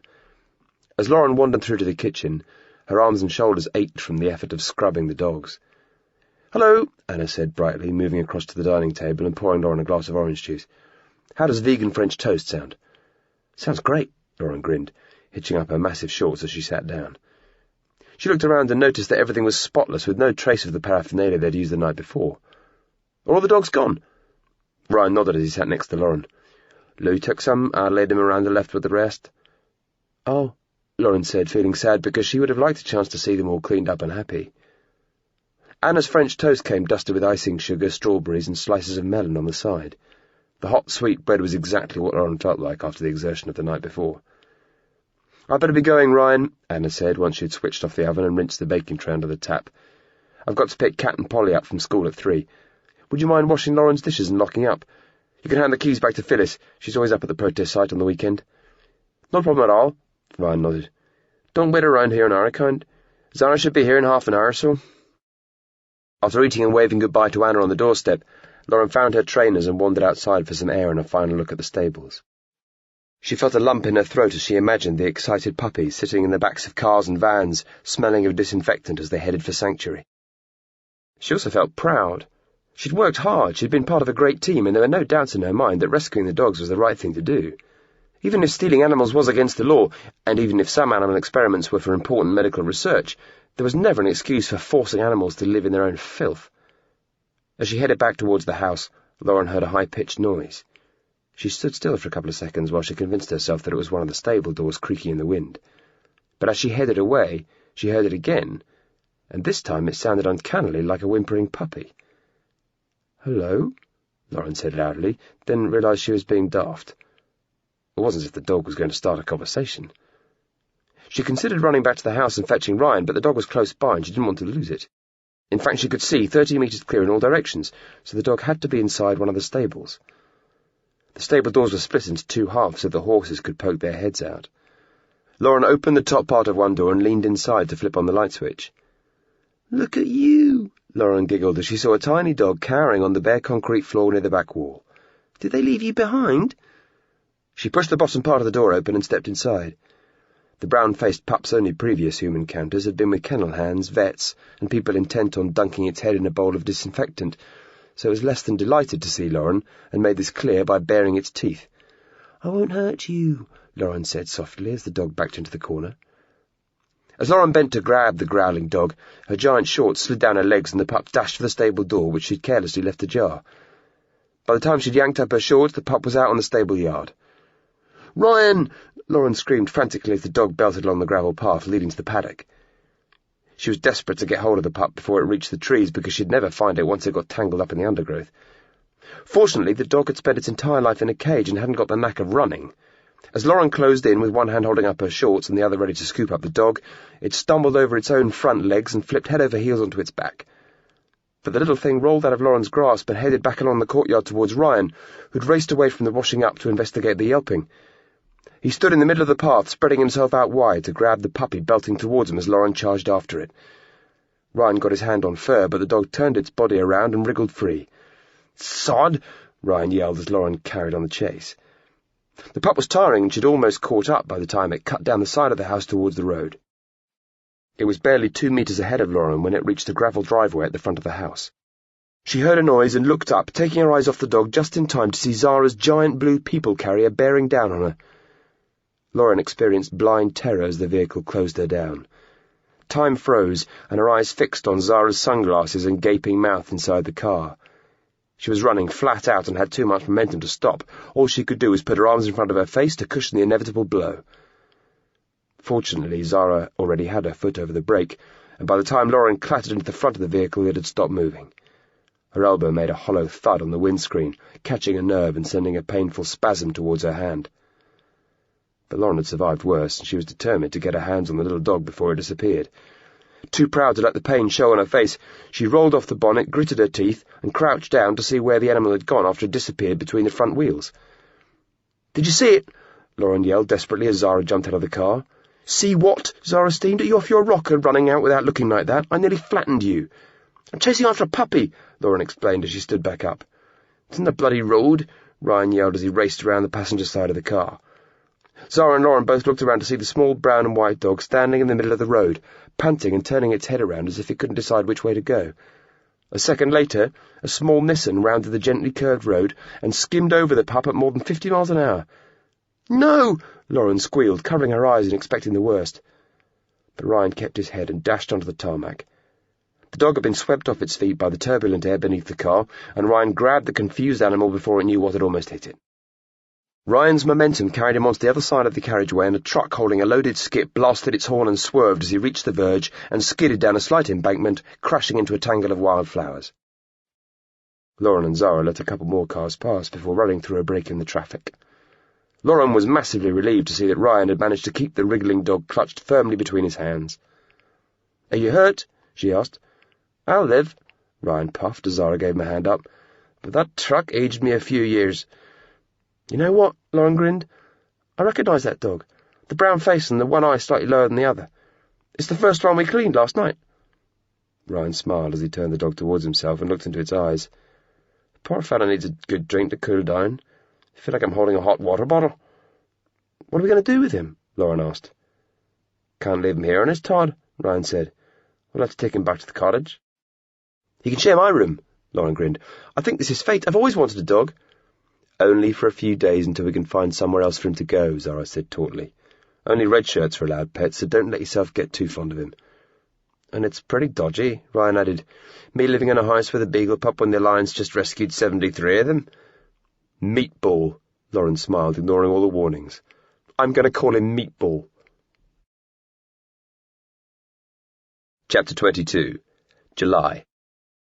3 weeks later. It was a beautiful July day, and James came in from school with his shirt sleeves rolled up and sweat glistening on his forehead. "I'm home," he shouted. Zara yelled something back from the kitchen as James cut into the living room. Meatball stood up and padded over with his tail wagging. He had almost doubled in size since Lauren had chased him around the stables, and while there were various sound reasons for getting rid of the puppy, in the end nobody had the heart to do it. "Hey, dude," James grinned as he crouched down and swept his hand through the dog's brown and white coat. "You're hot, aren't you? Never mind. You've had both your injections now. You'll be safe to go outside for walkies in another week." Meatball rolled onto his back and let James tickle his belly. "Aren't you a cutie pie?" James smiled. "Where's your ball?" He reached under an armchair and grabbed a pink rubber ball. Meatball knew what this meant and sprang up excitedly as James lobbed the ball behind the sofa. The dog spun around and raced behind the furniture, emerging at the other end with the ball in his mouth. "Aren't you a clever boy?" While Meatball had grasped the idea of fetching a ball, he was less keen on letting go once he had it. As James tried prizing the ball from Meatball's mouth, the little dog narrowed his eyes and growled for all he was worth. "Good boy," James grinned when Meatball finally let go. James leaned in close and stroked the dog, then let him lick his cheek. He couldn't help but love the puppy as he looked into his docile brown eyes. After another lick, James picked Meatball off the carpet and kissed the top of his head. "You're the cutest dog in the world, aren't you?" James said as he stroked Meatball. "Who's a cute doggy?" "He always gets like this with animals when he doesn't have a girlfriend," Lauren said acidly. James glanced up from the floor and saw Stuart Pearce and Lauren standing in the doorway giggling. "Hey, Stu," James said, "at least one of us has got girlfriends, eh?" Lauren tutted. "We're just doing homework together." "If you say so, lovebirds," James smirked. Meatball had spent most of the day snoozing in the warm room on his own and couldn't cope with suddenly having 3 people to play with. His tail was in overdrive, and he raced back and forth, unable to decide whose attention he wanted. "You coming to my room?" Lauren asked as Meatball reared up and rested his front paws against the bottom of her school skirt. "You don't mind, do you, James?" James shrugged. "Nah, going upstairs for a shower. I'm sweating like a pig." "Come on then, Meatball," Lauren said as she leaned across the hallway and opened the door of her bedroom. Meatball belted across the hallway and jumped onto Lauren's bed. "You know you shouldn't lick James's face," Lauren said as she stroked the little dog. "You don't want to go catching all his germs." "Hey," James gasped as he grabbed his pack and headed for the stairs. "I heard that." "Later, James," Lauren grinned as she closed the bedroom door. "You better keep those trousers on, Stuart, because I'll kick your ass if you get my little sister pregnant." Lauren stuck her head out of the door and gave her brother the finger. "You just get funnier every day, don't you, James?" After a shower, James trundled down the hallway, wrapped in a towel, and walked into his bedroom. Carl was on the top bunk reading a copy of Catch-22, dressed only in a set of beach shorts. "Thank God it's Friday," James huffed as he sat on his bed and grabbed a cleanish pair of cargo shorts off the floor. "How was study leave?" "Not bad," Carl grinned. "I got up at 10, sunbathed in the garden till noon, then Tom came over for a couple of hours." James tutted. "Doesn't he have to go to school either? Sixth form is such a doss." "Tom's finishes A-levels and starts at uni at the end of September, provided he gets his grades, of course." The hot weather was getting to James, and he broke into a full-on rant. "I bloody hate going to stupid lessons at stupid schools where you don't learn anything. It's a gorgeous day, and I had to spend 2 hours sitting in a classroom doing maths. I've done A-level maths, and this wasn't even GCSE. Felt like twanging my idiot classmates around their head and going, 'Why are you all so thick?'" Carl laughed. "We can't all be mathematical geniuses, James. I worked my balls off to get A-level maths last year and still only scraped a C." "So what did Tom say?" "No news, really. Sophie and Viva are still putting out feelers to try getting involved in one of the radical groups, but they're all so wary of infiltration that nothing's happening fast." "You know what's going to happen, don't you? Me, Kerry and Lauren are scheduled to go on summer holiday at the Cherub hostel together for the first time ever. What's the betting this mission ends up dragging on for months and we miss out?" "You're a golden beam of sunshine today, aren't you?" Carl grinned. "I missed out on summer hostel a few years back, and all for some crummy mission based on a false tip-off about a heroin smuggler. You've been lucky so far, James. All your missions have panned out. Sooner or later you're going to get one that goes tits up." "You reckon this could be it?" Carl shook his head. "I'm optimistic, but they reckon the AFM could have as few as a dozen members. We're never likely to unearth a small group like that quickly. I reckon we did well hooking up with Tom and Viv as fast as we did." "Guess you're right," James said, feeling slightly happier as he leaned back and put his feet up on his bed. "And school finishes next week. This mission's going to be a real doss once summer holidays start." James felt a lump under his back. He reached beneath his covers and pulled a red and green rugby sock out of the folds in his duvet. Certainly wasn't his, and Carl wouldn't be seen dead in sportswear. James leapt off his bunk. "Carl, why the hell is your boyfriend's sock inside my bed?" "Oh, that's where I got to," Carl said casually. "We looked everywhere." "Were you and Tom using my bed for, gay stuff? Where else can you sit in this cupboard?" "You could have used your own bunk," James said indignantly. Carl moved his hand between the top of his bed and the ceiling. "There's less than half a metre between my mattress and the ceiling. Besides, Tom's a big guy. The bunk could probably collapse with both of us up here." "So what exactly did you get up to on my bed?" "Nothing," Carl said. "We just snuggled up and kissed for a while." "After taking your clothes off," James added. "Some of our clothes," Carl said as he pointed at the sunlight streaming through the window. It's 80 degrees out there. Do you expect us to make out in our overcoats? Look, you and Tom are both over 16. I've got nothing against you being gay and doing whatever the hell you like with each other, just not on my bed, okay? Carl jumped down off his bunk and faced James off. You're a total homophobe, he said angrily. No, James said. I've known you're gay for yonks. It's not made the slightest bit of difference between us. You know what? Carl spluttered. You're the worst kind of homophobe, too. I'd prefer it if you just came out and said you didn't like me being gay, instead of being all, oh, it's okay, but secretly turning up your nose behind my back. You're putting words in my mouth, James gasped. All I said was that I didn't want you two romping around half naked on my bed. What's wrong with that? Batman Begins, Carl said, jabbing his finger against James's chest. We watched it on DVD in your room back at campus. I sat on the floor while everyone else sat on your bed. You were making out with Kerry, Gabrielle was making out with Daniel Satter, and Callum was attempting to make out with God knows who. You didn't bat an eyelid, even when Gabrielle and Danielle were practically humping each other. Well, James said weakly. It's a total double standard, Carl said bitterly. If I'd snogged a girl on your bed, you wouldn't have said a word, would you? James realised Carl was right, but he wasn't prepared to admit it. Just keep your boyfriend off my bed, Kyle. Get stuffed, Kyle said, giving James a shove and heading for the door. Some bloody friend you are. But he didn't get out because Zara was on her way in. Her voice was quiet but furious. I don't know what you two are arguing about, she hissed, but I can overhear you talking about campus downstairs in the kitchen, and in case you haven't noticed, we have a guest in the house. Fortunately, Lauren has had the sense to turn her music on. James gasped. He'd totally forgotten about Stuart. I'm going out for a walk, Carl said sourly, grabbing a pair of trainers and a t-shirt before heading out of the room. Care to explain what all that was about? Zara asked James once Carl was downstairs. Found out Carl and Tom were making out on my bed earlier. I told Carl I didn't want them doing it again. Did they leave a mess or something? No, just... Zara smiled knowingly. You're uncomfortable because they're gay. James nodded as he remembered why he liked Zara so much. She always understood where you were coming from. I know you're not supposed to have anything against gay people, James explained. I mean, I really like Kyle, but whenever I think about the idea of two guys wanting to shag each other, it just makes me go, oh. Zara smiled. It's a common reaction, especially amongst teenage boys. Have you ever tried explaining to Kyle how his sexuality makes you feel? James shook his head. No way, it'd freak at me. I'll have a word with him when he comes back, Zara said. Hopefully it'll sound better coming from me. You two are such good mates. Be a shame if you fell out. Cheers, James grinned. Chapter 23.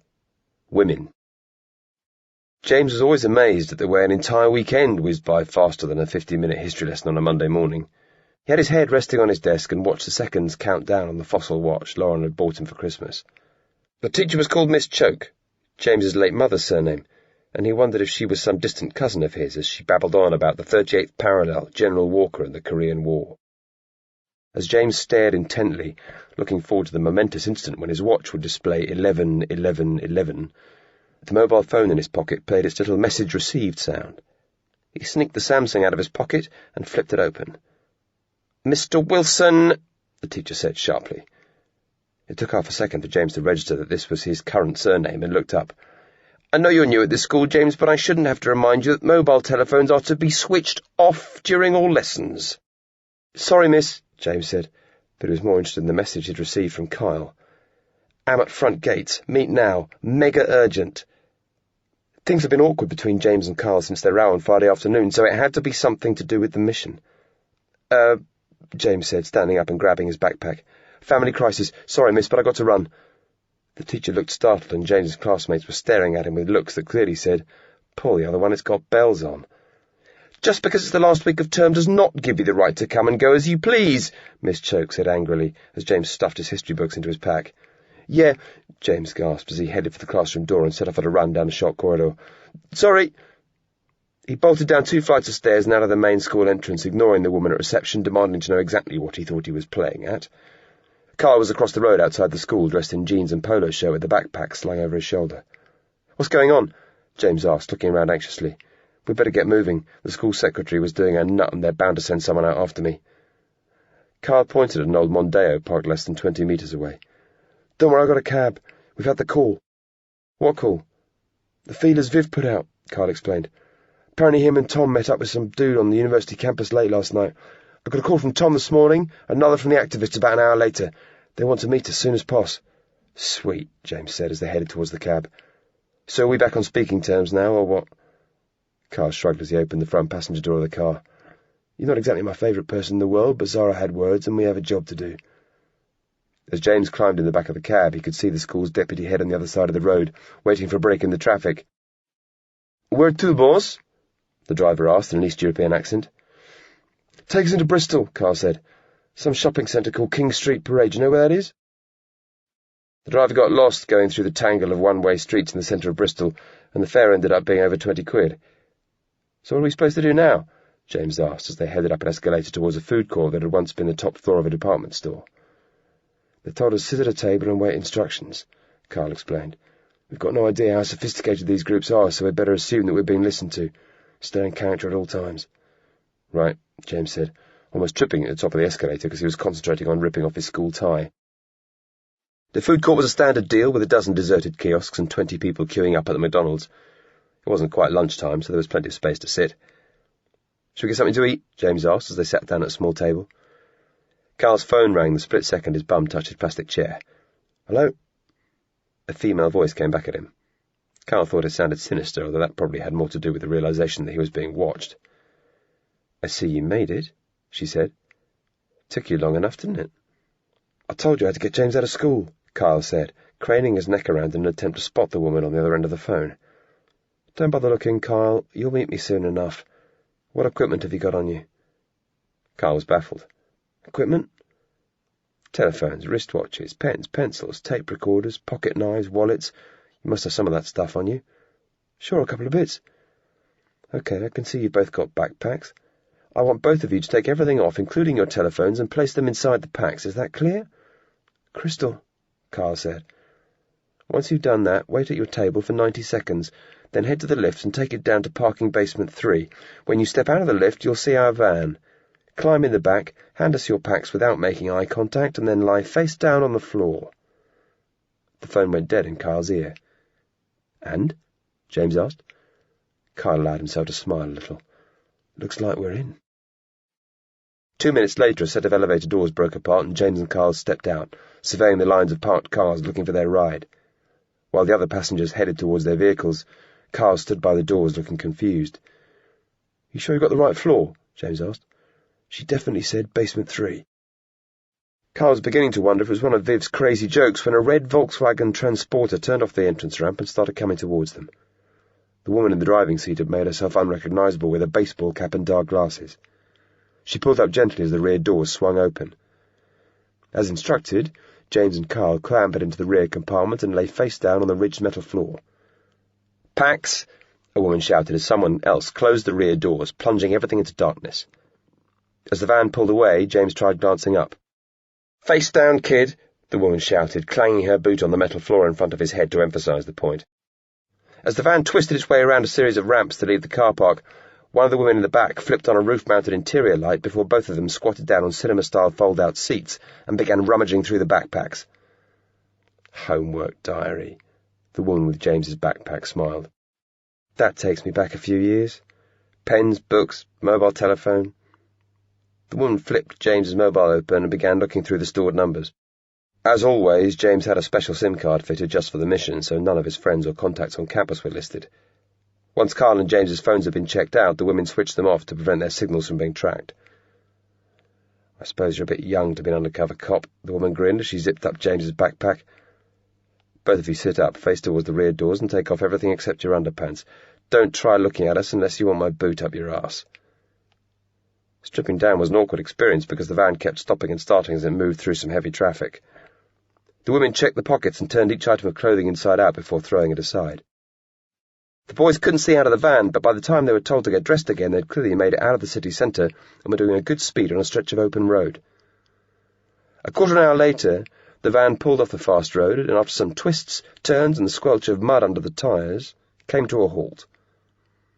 One woman threw blindfolds at James and Kyle. Once they were tightly knotted, the boys were led across a muddy path and into a space that echoed to their footsteps. The blindfolds were ripped off, and it took James and Kyle's eyes half a minute to adjust to the brilliantly lit space. The building seemed modern and was built from breeze blocks. It had a concrete floor, giant skylights cut into the roof, and James guessed that it had been built as a small factory. The three women were bigger than average, but hardly imposing. They wore trousers and boots, and all three had slipped into balaclavas before removing the boys' blindfolds. James was stunned to realize that the tall one standing in the centre had a handgun pointing at his chest. "James, Kyle," she said, in an accent with a touch of American to it. "Thanks for coming. I'm sorry that we have to treat you this way, but the police and intelligence services are extremely keen to uncover groups like ours, so we take every possible precaution to protect their identities. For the purpose of this meeting, you can call me Joe, although that isn't my real name."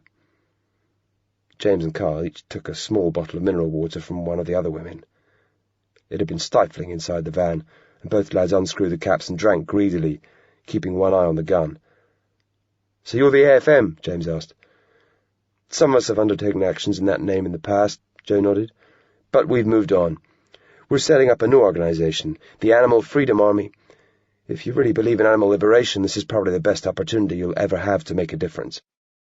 "Is it really necessary to point that gun at us?" Kyle asked edgily. "Maybe I've watched too many movies where people get shot accidentally, but you're freaking me out." "Please don't take offense. Your sister was overheard mentioning that you're both third dan karate black belts," Joe explained. "Think of it as a compliment. I'm only holding this gun because you two could overpower us in a straight fight." "Can't you at least point at the ground?" Carl grinned. James thought he could see a hint of a smile through Joe's balaclava as she lowered the gun. "Your stepfather, Ryan Quinn, devised a wise strategy and always kept Zebra 84 as a small group. Recruiting members is the riskiest thing any anti-government organization has to do. The less recruiting you do, the longer you're likely to stay in operation. But of course, there's a downside to that way of working." James butted in. "You can't do much if you don't have any members." "Precisely," Joe nodded. "We're part of a new organization that aims to raise the bar for the animal liberation movement. We're putting together a spectacular, probably the most sophisticated liberationist raid ever. We'll need some fit young lads like you to pull it off, and if we succeed, you'll be helping to generate unprecedented global publicity for our cause." "So what is this master plan?" James asked cheekily, fully aware that he wouldn't get an answer. "I'm afraid I can't reveal details until immediately before the operation, but I'll be frank with both of you. The operation we're planning is a huge gamble. I'm confident that my plan will work, but I'm not going to sugarcoat the risks. If either of you are caught, the chances are that you'll be charged under anti-terrorism laws and go to prison for many years.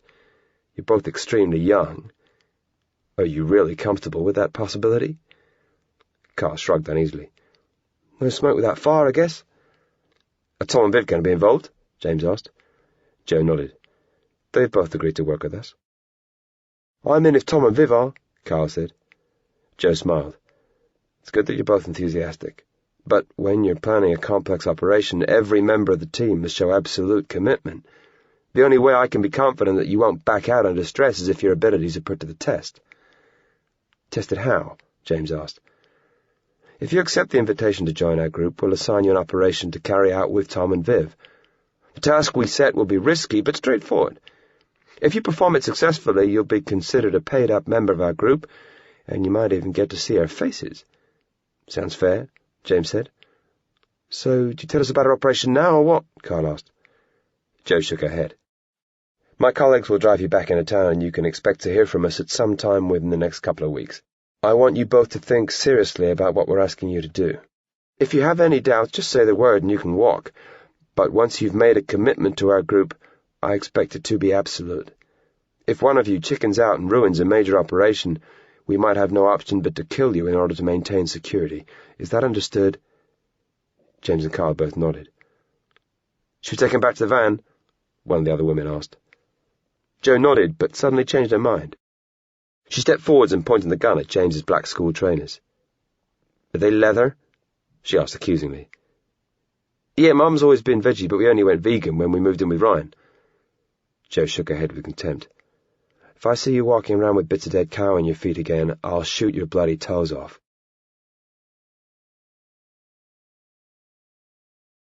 Chapter 24. Debrief. Zara phoned Lauren on the bus from school and told her not to bring Stuart home that afternoon. Meatball greeted Lauren in the hallway, barking and wagging his tail, but the little dog found himself shunned as she rushed through to the kitchen to find the cause of all the excitement. "Unbelievable!" Lauren grinned once the day's events had been explained. Then her face dropped. Pity I'm not involved in any of this. James, Kyle and Zara were leaning over the kitchen table. They'd spread out a 40 miles around Bristol map, and the boys had made some educated guesses about where they might have been driven to, based upon the turns they'd taken, the types of road, and the amount of time they'd been inside the van.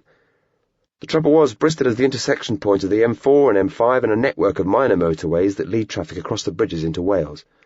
They'd realised that the van could easily have branched off on a slip road and doubled back without the boys noticing. So the only real certainty was that they couldn't have made it much further than 30 kilometres from the centre of Bristol during the 25-minute ride. "Did you get a number plate of the van?" Lauren asked. "Of course," James said. "Maybe some of the motorway surveillance cameras picked it up," Lauren suggested. Zara nodded. "We can run the police recordings through our number plate recognition software, but we have to put in an official request through the proper MI5 channels. It'll take 2 or 3 days to get any result, and it's far from foolproof, especially in the kind of nose-to-tail traffic you get around here." "Those girls knew what they were doing," James said.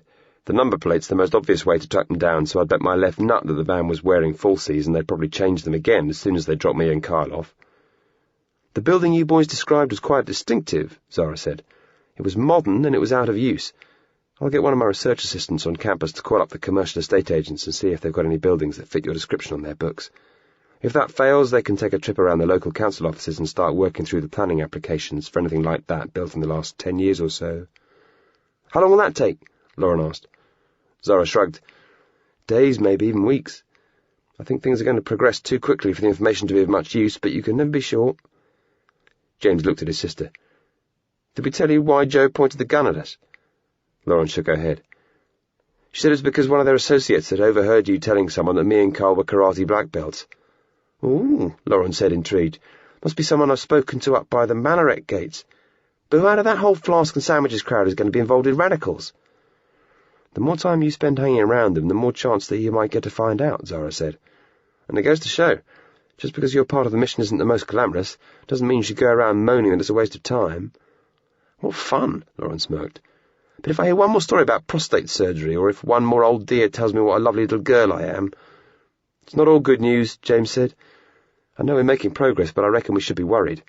We've got no idea about the people we've been asked to work for. We don't know when we're going to be asked to take this test or what it's going to involve. I mean, for all we know, they're going to ask us to batter someone or worse." Carl nodded. "And if Viv's with us, things could easily get out of hand." James looked gloomy at the prospect of working with Viv. "That guy puts the shits at me. Even if we're asked to do something straightforward, it could end up 10 times worse with that nut on the scene." Zara looked pensive. "It's a sliding scale," she said. "I mean, if they asked you to kill someone, then you've obviously got to pull the plug. If smashing windows and graffiti can get you accepted into the core of this mystery group, then you obviously do it. The trouble is, there's a grey area in between these two extremes. You'll just have to use your best judgment as the situation unfolds." "With luck, it might even be a bluff," Lauren said. "Remember when James and Kay were on that drugs mission? They got sent off to deliver cocaine, but it turned out to be harmless white powder." Carl nodded. "Let's hope so, eh?" James's head of year was an Aussie-born PE teacher called Mr. Snow. He bounded around the school in shorts, showing off his giant smile and hairy legs. He was the type of teacher who girls fall in love with and boys think is a git. James and Zara had an appointment to see him first thing on Tuesday morning. "You've been in this school for barely a month," Snow said, leaning across his desk and steepling his fingers. "2 instances of truancy in such a short time period is wholly unacceptable." James didn't give a damn because Zara was fine about everything, but they had to keep up the pretense of being a normal family to maintain their cover. "James had a lot of difficulty settling in around the village," Zara explained, "and he did get a call from his older brother yesterday who was having a girlfriend crisis." Mr. Snow gave an I-know-better grin. "Mobile phones must be switched off during lessons at this school, or any other school I've ever heard of. If there's a reason for you to leave class on urgent matter, the correct procedure is for someone to ring the school secretary, who will fetch you from your class. The secretary will then speak to a senior member of the teaching staff and obtain the necessary authorization for you to leave school. Is that clear, James?" "Yes, sir," James nodded. "I know you're new here, and I appreciate that everyone encounters difficulties settling in, but we have a zero-tolerance policy on bunking off, and I can't allow the other pupils in your class to see you behaving like this and getting away scot-free. Therefore, I'm proposing that you be suspended from lessons for the remaining 3 days of the summer term." James worked hard not to grin. He'd feared detentions, but suspension was perfect, especially when the weather was so nice. Hopefully you'll come back in September with a better attitude. Year 10 marks the start of your GCSEs, and it goes without saying that it will be a very important year for your education." James grinned wildly as he headed out towards the school car park with Zara. He ripped off his tie and helicoptered it around his head. There was a slight chance he'd have to go back to school if the mission dragged on for another 7 weeks, but that looked unlikely. "Lauren's got 3 more days of school," James gloated. "She'll go nuts when she finds out I'm suspended." "Try looking less happy and a bit more like an ordinary kid who just got in serious trouble," Zara said wearily. She liked James, but found him irritatingly full of himself at times. James realised Zara was right and stopped messing about, but they'd almost reached the people carrier by then anyway. As they drove home, Zara's mobile rang. She looked for it on the centre console before realising that it was inside the linen jacket she had thrown into the middle row of seats. "Grab that for us, will you?" she said to James, who sat next to her. James reached between the seats and grabbed the phone. It had been ringing for ages by this time, so he thought he'd better answer. "Zara's phone?" It was her husband, Ewart. "Hang on," Zara said as she grabbed the handset. "I'm stopping the car." She didn't like talking and driving and pulled up at the side of the lane. "Oh, you got it," Zara said, a quiver coming to her voice. "So is it good news or what?" "Yes, idiot head, of course I want you to open the envelope." James was intrigued by the drama, even though he had no clue what Zara was talking about. "My God, I don't believe it," Zara gasped. "Oh, yes!" James was shocked to see her bouncing up and down in her seat as a tear welled up in her eye. "I never thought I stood a chance at my age, and with 2 kids under 5. So when is it?" The call went on for another minute and ended with Zara and Ewart exchanging I love yous. "Are you pregnant again?" James asked as he handed Zara one of the tissues in the glove box to dab her eyes. Zara giggled and sniffed at the same time. "No, well, I suppose you deserve an explanation after that display, but please don't spread it around campus. Not even to Kyle and Lauren, in fact." James tried to look cool as he nodded, but he was bursting to know Zara's secret. "Remember when I went up to campus the day Meatball was rescued?" "Yeah, for a senior staff meeting or something." "Well, that was a little white lie," Zara grinned. "It was a job interview." "Job interview?" "I wasn't going to apply. I had quite a few strong applicants, and I thought I was too young, and having 2 young children would count against me. But Ewart prodded me into it and said it would be a good experience, if nothing else." James got the horrible feeling that Zara would be leaving Cherub before he made the link between Zara applying for a job and the one job he knew was about to come vacant. "Are you the new chairman of Cherub?" he gasped. "Not yet," Zara grinned. "We interviewed 8 applicants. Ewart called to tell me that I've made the final shortlist of 2. I've got to go to London next Tuesday for an interview at number 10. "Downing Street?" Zara nodded.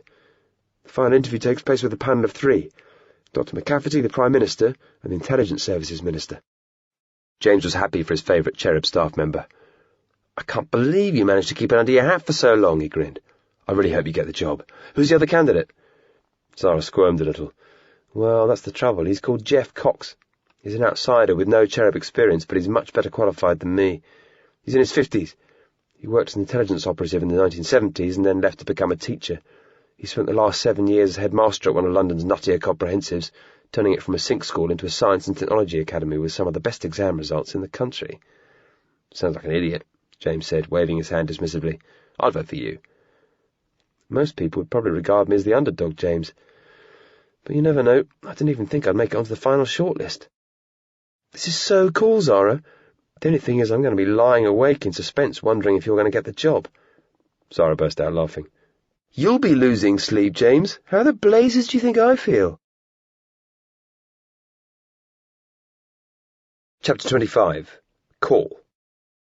Lauren sat in the living room dressed in her nightshirt. She had a bowl of cereal in her hands and wasn't paying attention to the lame Saturday morning kids show on the TV. Meatball sat on the cushion beside her, half asleep. She didn't notice James and Kyle sneaking a glance at her through the front window, or hear them creeping in the back door and stripping off their shorts, socks and T-shirts in the hallway outside. She flew half a metre into the air as the boys burst in and bombarded her with balled-up running kit. Her breakfast bowl tipped over as she ducked to avoid James's trainer sock and Carl's shorts. "Don't do that!" Lauren scolded, standing up and staring at the giant circle of milk soaking into her nightshirt. "You idiots!" James cracked up, laughing. The look in your face was classic. Meatball thought that chasing after flying clothes was a great game and came charging across the floor.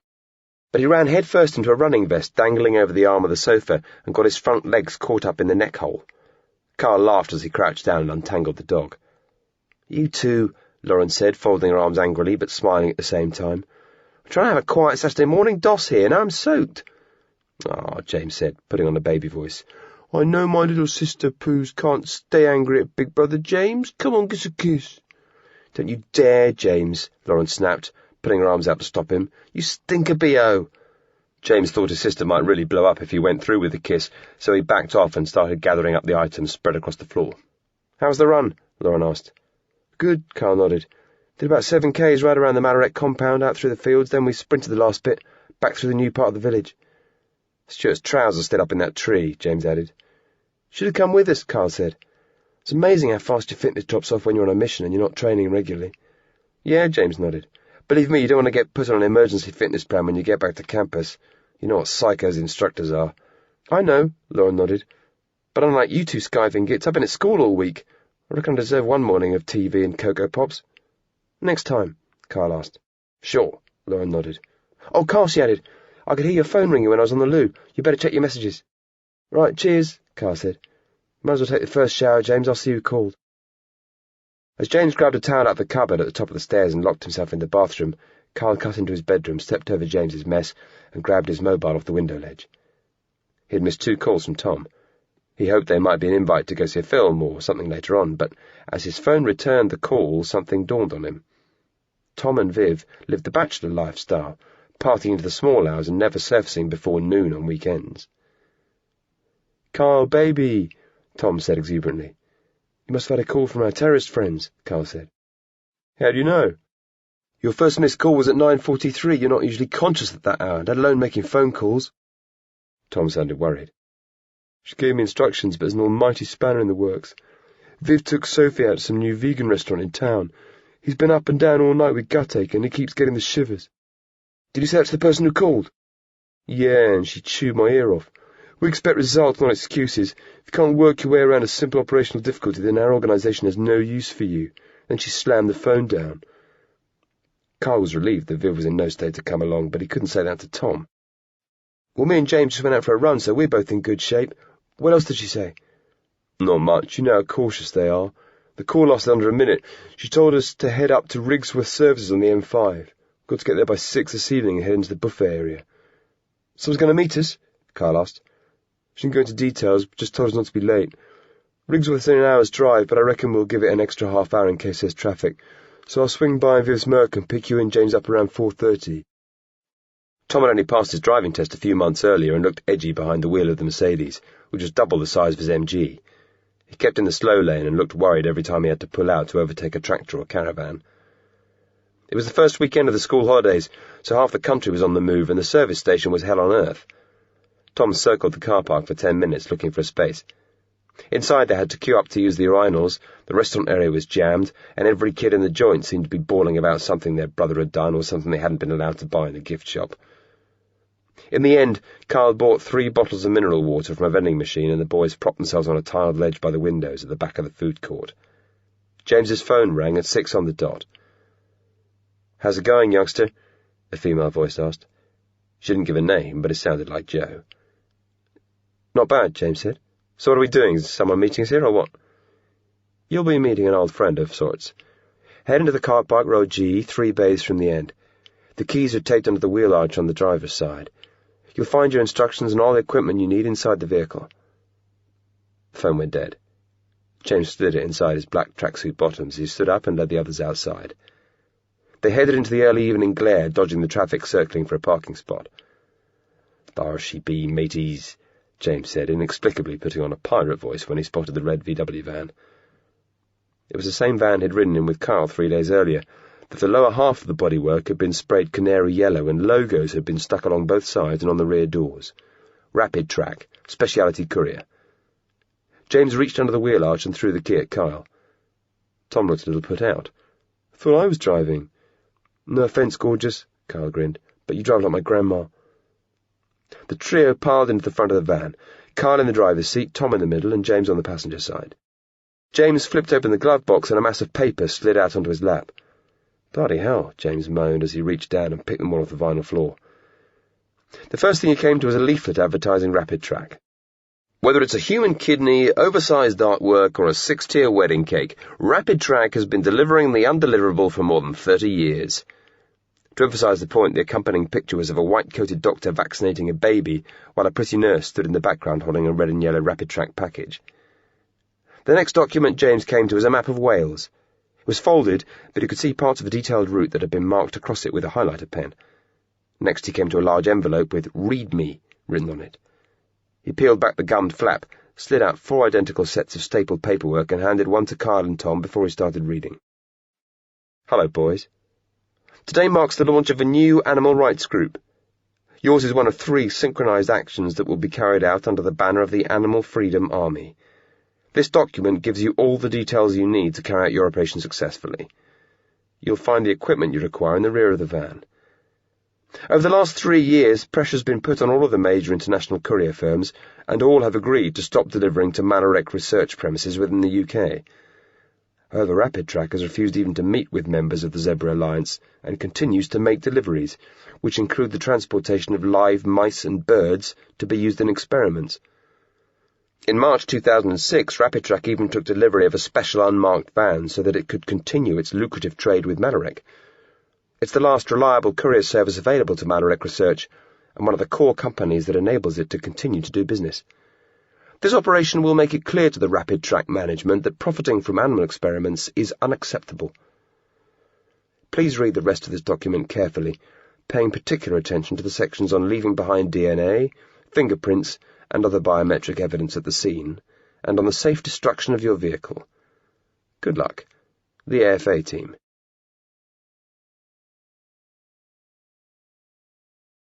Chapter 26. Napalm. The VW van juddered over a bump as it cruised a badly lit section of dual carriageway. James and Tom sat in the back, sweating into balaclavas and disposable gloves. Just to make them even less comfortable, pungent kerosene vapour seeped out of the highly explosive napalm drum welded into the rear of the vehicle. "Ever seen Apocalypse Now?" Tom asked. "Don't think so," James said. "They blast all these Vietnamese with massive napalm bombs, and afterwards this nutty colonel takes this giant sniff and goes, 'I love the smell of napalm in the morning.'" James smiled, though Tom couldn't see it through the balaclava. "Is it a good movie?" Tom nodded. "I've got the DVD. If we don't blow ourselves up tonight, you can borrow it." "Cheers," James nodded. "I've loads of time to kill now at summer holidays." James felt like he was getting on well with Tom, so it seemed a good moment to ask a more probing question. "So, where do you reckon the AFA got hold of the napalm?" "DIY, I expect," Tom said. "Viv got this recipe for napalm off the internet one time, and we looked into making a batch ourselves. It's only petrol or kerosene with the gelling agent dissolved into the mix." "I didn't know that," James lied. "If you want to burn something down, napalm is the dogs," Tom explained. "Petrol can bust so fast that it burns itself out before anything else catches light. Napalm sticks to everything, and it burns hot and slow." James had learned about napalm and a variety of other common terrorist weapons in training, but he made an effort to sound suitably impressed at the older boy's knowledge. "So how come you and Viv never made any?" Tom grinned. "First off, it's seriously explosive. It would only take a spark to set that whole drum off. Second, the idea of my brother running around with napalm doesn't bear thinking about." "Viv's a nut," James giggled. "No offence." "None taken. He is a nut, but he's also the best brother. Our family's a freak show, but me and Viv have stuck up for each other right from when we were toddlers." James and Tom turned to look as Carl slid back the little flap between the cab and the rear compartment. "Time to cut the banter," Carl said. "I can see the Rapid Track depot over the hill." "Right," James nodded. "Good luck, dude," Tom added. "Keep calm." Carl felt like he'd been driving the van forever. The journey from the outskirts of Bristol to the Rapid Track depot in Wrexham, North Wales, shouldn't have taken any more than 3.5 hours. But the holiday traffic had been horrendous, and it was now past 1 in the morning. His knees and ankles ached from working the pedals, and only fear of what they were about to do kept him awake. Still, he knew things could have been a lot worse. The operation they'd been assigned by the AFA involved large-scale property destruction, but no deliberate harm to humans, and Viv going sick was a blessing. After turning into a deserted industrial estate, the van passed 2 illuminated Rapid Track signs in front of a modern brick-built sorting office.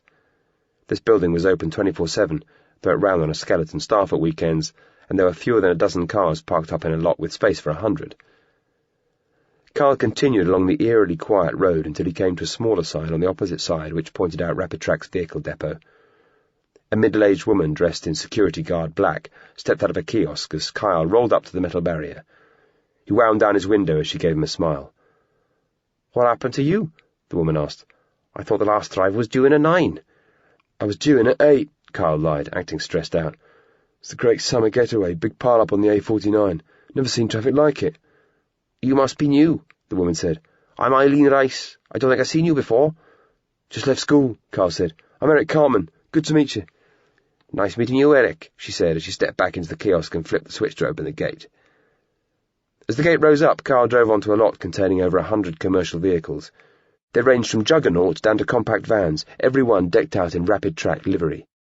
He pulled into a space between two VW transporters identical to his own, before jumping out of the cab and opening the sliding door to let out James and Tom. They both grinned at him. "What's so funny?" Carl asked. "Eric Cartman," Tom grinned. "Very smooth." Carl didn't understand, so James explained.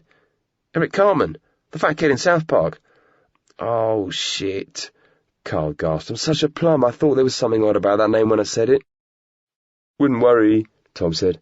"I'd say that old girl's more into soap operas in South Park." "She sounded like a nice old stick," James added as he reached inside and grabbed a Stanley knife and 2 giant reels of carpet tape off the floor of the van. "Don't start feeling too sorry for her," Carl said. "She's got an alarm button and she'll hit it if you give her a chance." Before jogging off towards the kiosk with James, Carl zipped on a black hoodie and swapped his rapid-track cap for a balaclava, then leaned into the van to grab a length of rubber hose. "Call me sexist if you like," Tom whispered as he sneaked up on the kiosk with James. "But this doesn't sit too well. It's like being asked to duff up someone's granny." As they approached the kiosk, the boys could see the woman sitting inside. She had a radio on, and her attention focused on a puzzle magazine. "Hands in the air," Tom yelled, putting on a decent tough guy act as he grabbed the door of the kiosk and bundled the woman off her stall. She screamed as she hit the floor. "Shut your hole, woman!" James knelt down beside her. As Tom kept her pinned under his foot, James stuffed a rag into her mouth before winding tape round her head so she couldn't spit it out. He then grabbed her handbag from under the security console and found a set of keys. "Got 'em," James said. "Okay, old-timer," Tom yelled as he released his trainer and showed his strength, lifting the guard effortlessly to her feet with one arm. "Time for walkies and no messing." "You'll be fine if you do as you're told," James added, figuring that he'd be Mr. Nice to Tom's Mr. Nasty. The woman shook with fear as the boys frog-marched her out of the compound, along the chain-link perimeter fence and down an overgrown embankment at the edge of the next lot, which had apparently been abandoned by an engineering company. "On the ground," Tom ordered, giving the woman a shove. Once she was face down in the grass, James taped up her wrists and ankles, then linked the 2 sets of bindings together so that she was trussed and couldn't roll off someplace. "Right," James said, passing the guard's car keys across to Tom. "You go across to the other side and get her car. I'll help set up the fire." As Tom crossed the deserted road and headed for the parking lot outside the sorting office, James cut back around the gate and realized that he couldn't remember where Carl had parked. "Dude!" James yelled cautiously, wanting to attract Carl's attention without alerting the whole world. Carl was so close his reply gave James a fright. James cut between 2 vans and found him at the back, with the hose connected up, ready to spray the napalm. "I've got the controls on this tank sussed," Carl said. "Do you want to go up front and drive?" "Right," James nodded. "Don't forget to grab the backpack with all our stuff in when you get out." James climbed behind the wheel and turned the keys hanging off the steering column. "Keep it slow," Carl yelled as he stepped into the back of the van. "Don't fancy falling out into a puddle of napalm." James put the van in first and crept out of the parking space, unfamiliar with the biting point of the clutch and anxious not to stall. As he drove at walking pace, Carl leaned out the back doors with the hose, spraying globs of napalm over the fronts of the parked vehicles on either side, and laying the odd streak across the tarmac to ensure that the fire passed rapidly from one vehicle to the next. There were 4 lines of vehicles, but Carl was worried by the time they got halfway down the 3rd. He scrambled inside the van and thumped on the divider. James pulled up and glanced back through the flap. "The pressure in the tank is down to nothing," Carl explained. "However hard I crank the pump, I'm only getting a dribble. I want to make sure this van gets everything that's left in there because it's covered in our fingerprints." "Fair enough," James nodded. James pulled the key out of the engine and felt a twinge of sympathy for a van that had turned its last wheel with less than 3,000 kilometres on the clock. He slung the backpack with all the maps and stuff over his shoulder and jumped out, catching the full-on stench of the jellied fuel they'd spread over more than 60 trucks and vans. His stomach somersaulted as he realized that he was one crackle of static electricity away from being turned into a stick of charcoal. Carl pointed the hose at the van and splattered it with the last of the napalm. "Shaking," James said, grinning uneasily at his gloved hands. "Let's get out of here. Have you got the miniature bottles?" Carl nodded. and the light is in my back pocket." The boys moved quickly towards the gate, but pulled up sharp as they glanced at their only escape route. There was no sign of Tom or the security guard's car, but a rapid-track van was stopped outside the gate with its engine running, and a uniformed driver stood in the kiosk using the telephone. 3 more rapid-track employees were heading towards the scene. "Shit," James gasped. "What do you reckon?" "Where's Tom?" Carl asked, glancing up and down the road. Either he got nabbed getting in the guard's car, or he chickened out when he saw the van pull up and the driver go looking for the security guard. "Great," Carl huffed. "So what do you reckon?" James asked. "Run for it?" "No choice," Carl said. "If we get busted, our mission is down the pan, and I'm not going to stand around here and wait to get roasted." James and Carl started running and made it past the kiosk before the guy inside glimpsed their black outlines. He yelled out, and the trio walking towards the scene gave chase as the boys broke into a full sprint up the middle of the deserted road. 2 of the men were fat jellies, but the third was a massive black dude with a serious turn of speed. By the time they'd run 300 metres, he'd got close enough to James to bundle into him. From running at full pelt, James turned his ankle and clattered into the concrete, shredding his plastic gloves as he put his hands out to protect his face. James tried scrambling up, but an expertly aimed karate kick slammed his ribcage and sent him crashing back to the tarmac. Carl realised his companion was in trouble and turned back. The black guy went into fighting stance, and Carl wasn't confident. The guy was a slab, 1/2 a metre taller than him, and clearly knew his stuff. But salvation came as twin headlamps roared out of the darkness. Tom had pulled out of a side turning in the security guard's Fiesta and ploughed into the giant at 30 miles an hour. He rolled up over the bonnet and smacked into the ground with a hollow thud that didn't bear thinking about. For a second, James and Carl froze in shock. Then as the car pulled up sharply, Carl grabbed James's arm to help him up. "You okay?" Carl asked. "Can't breathe," James moaned, clutching his chest. "My ribs are killing me." Carl opened the back door and took some of James's weight as he staggered across and collapsed onto the rear seat. "Where'd you disappear to?" Carl asked angrily, slamming the front passenger door as Tom roared away. "I was waiting for you in the car outside," Tom explained. "But that dude pulled up in the rapid-track van. He saw there was no one in the kiosk and he started coming towards me, so I pulled out and went for a drive around the block." "Idiot," Carl said as he ripped off his balaclava. "He's smaller than you and you had a surprise on your side. Why didn't you rush over and lay him out instead of giving him a chance to call out the cavalry?" "Didn't think," Tom confessed, taking another left, then pulling up at the rear of the rapid-track depot. "Why have you stopped?" Carl asked. But Carl realised before he heard Tom's answer. In the panic to get away, he had forgotten what they were doing in the first place.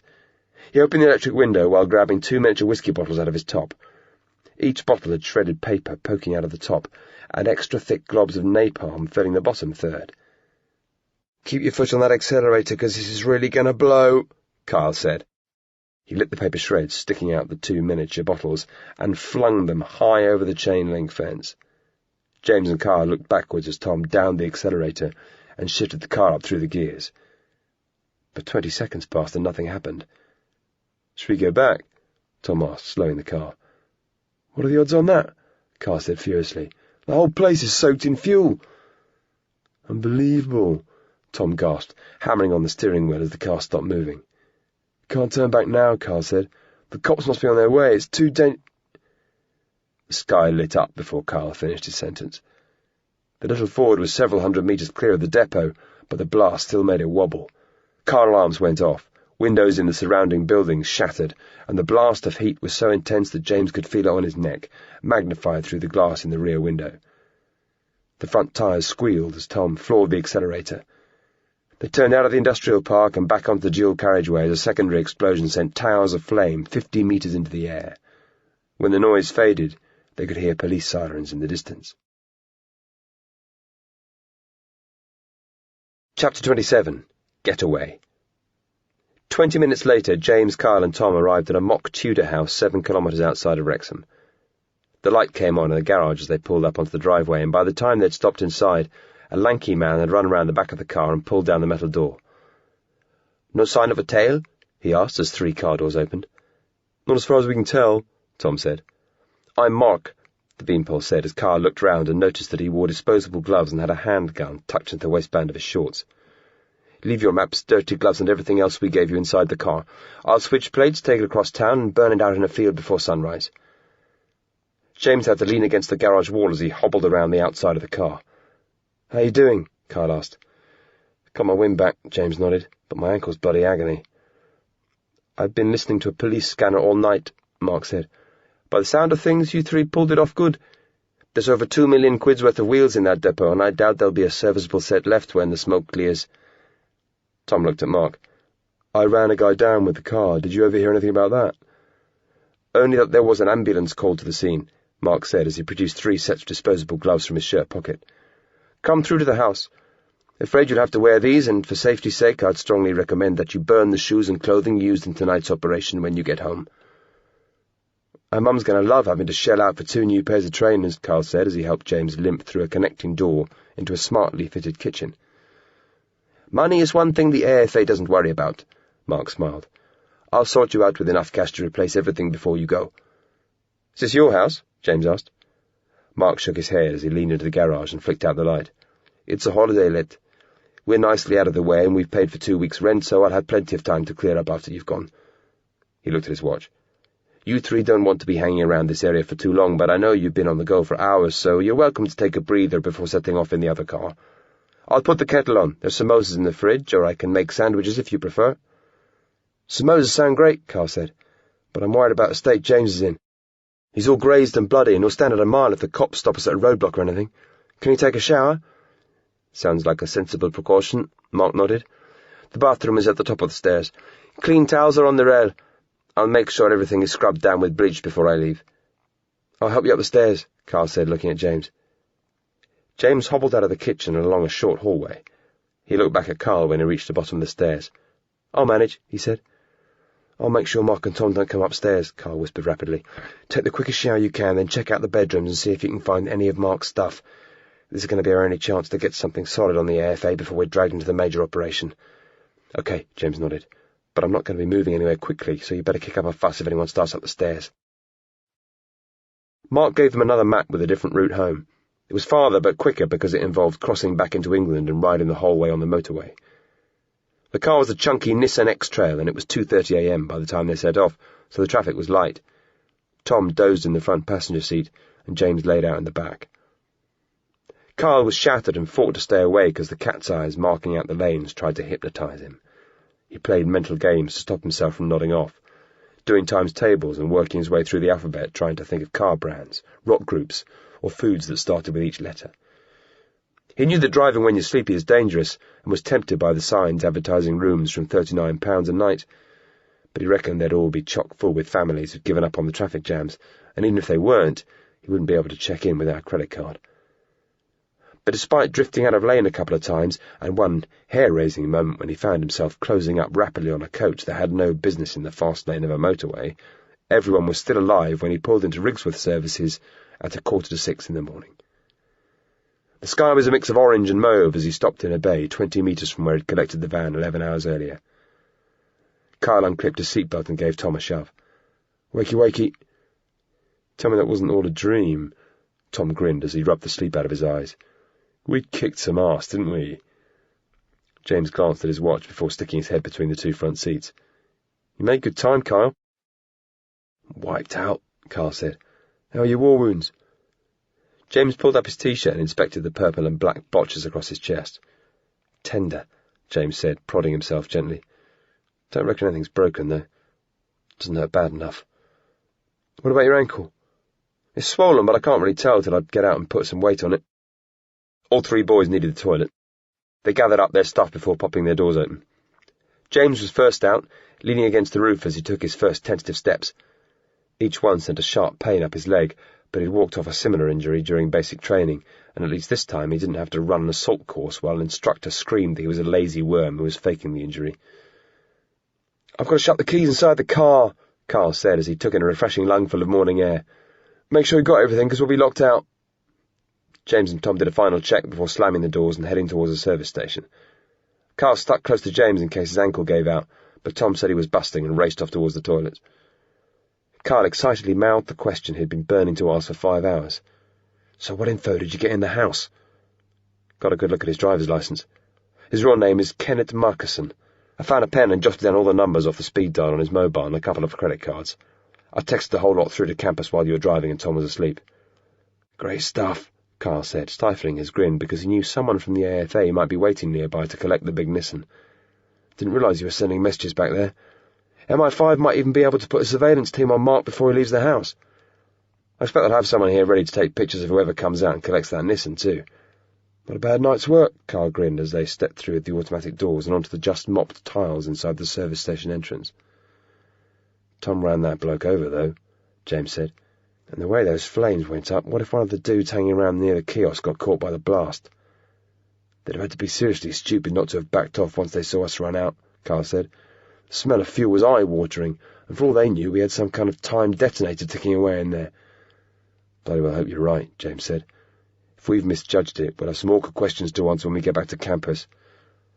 When you're playing with big boys' toys, it's never risk-free, said Kyle. I flicked the radio on a couple of times while you were asleep when they mentioned the fire and another arson attack down south, but they only said unconfirmed reports of casualties, nothing specific. As they headed to the toilets, the boys passed couples and families eating full English breakfast and looked on enviously. I could murder a bacon sandwich, Carl said. Then about 15 hours sleep and I'll be fine.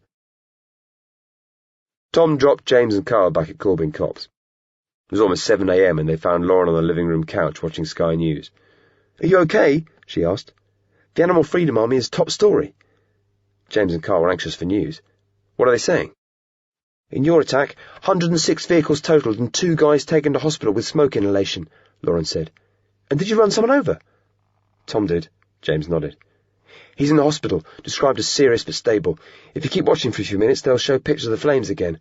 The fire crews are still dousing the buildings, and there was another attack down south, too. James and Carl noticed the text scrolling along the bottom of the screen. Breaking news. Clyde Wainwright, chairman of Manorec UK, critically injured in car bomb while holidaying in Canary Islands. Jesus, James gasped. I thought you knew, Lauren said. Didn't you have a radio in the car? I clicked it on and off a few times while we were on the motorway, Carl said. But the one in Viv's car is busted. When did the car bomb news come through? James asked. It came up as a news flash about half an hour ago. This is bigger than we thought, Carl said, shaking his head. We thought the AFA was a splinter group of the AFM, but it looks like more than that now. It takes organisation and a lot of money to put off 3 operations on this scale. Mark pulled out 300 quid for me and Carl to replace our clothes and trainers without batting an eyelid, James added, before gawping as Ryan appeared on the television screen. The TV people had tamed Ryan's hair and dressed him up in a jacket and tie. James read the caption to make sure his tired eyes weren't deceiving him. Ryan Quinn, founder, Zebra Alliance. He was a bit miffed, Lauren grinned. The BBC was sending him a car, but they cancelled when they got hold of Madeleine Lang, and he ended up getting Sky instead. James smiled as Ryan condemned the AFA actions and began explaining the background to the campaign against Manorec research. Morning, boys, Sarah said brightly as she rushed into the room and kissed both lads on the cheek. It's good to have you both home safely. Have you heard whether anyone was hurt when the napalm went up? James asked anxiously. Sarah shook her head. I just got off the phone from campus and it looks like the only serious injury was the man who got hit by the car. He has a fractured arm and pelvis, but there's no reason why he shouldn't fully recover. Nice one, Carl said as he exchanged relieved grins with James. MI5 ran a check on Kenneth Markusson, Sarah continued. He's a Dane. He was involved in British and European liberationist groups in the 80s and early 90s, but he fell off the radar. Everyone assumed he'd gone back to Denmark and started a family or something. He was part of a long-defunct group called EAA, Extreme Animal Action. The group was small but always had plenty of money, and most of its members originally lived in a women-only commune near Birmingham. James nodded. Sounds uncannily similar to what we've seen of the AFA. Do we know the names of any EAA members? Most of them have MI5 files, Sarah nodded. They'll start making inquiries, and they're trying to get a surveillance team on Markusson before he leaves the house in Wrexham. But we've got to proceed gently, because if he suspects he's under investigation, your cover will be blown apart. We'll also be making discreet inquiries amongst the local body shops. Your van had a pressurised cylinder welded in the back, a complete respray and rapid track logos applied to the side. There can't be many places capable of pulling off a remodelling job like that in 3 days flat. We're going to start pushing together a list of places that can do that kind of work in this area and see if any of them have links to known animal rights activists. At last, we're finally getting somewhere, Carl said, stretching into a yawn. But I'm exhausted. Is there anything you want me to do, or can I grab a few hours' sleep? Sarah scratched her head. James's text messages were pretty thorough, so I think I'm up to speed on everything that happened. I might turn in for a few hours as well, James said, catching on to Carl's yawn. Afraid not, Sarah said. You took a nasty kick to the ribs, and I want it looked at properly. I'm fine, James tutted. "I've been up half the night. I need 6 hours sitting around in a casualty department like a hole in the head." "Not my idea of fun either," Zara said. "But you could easily have cracked a rib. I want you x-rayed and examined by a doctor." Carl felt sorry for James, but it was a bonus being able to fall asleep without his constant fidgeting in the lower bunk, and the irritating whistle made by his left nostril. He slept solid, but the hours of driving had stamped themselves on his mind, and when Lauren shook him awake, he'd been dreaming about a motorway. "Your phone," Lauren said, reaching up on tiptoes and jiggling the mobile in front of his blurry eyes. "Unrecognised number, answer it." "Yeah, hello?" Carl said dozily as he flipped his phone open. He perked up when he heard the familiar female voice.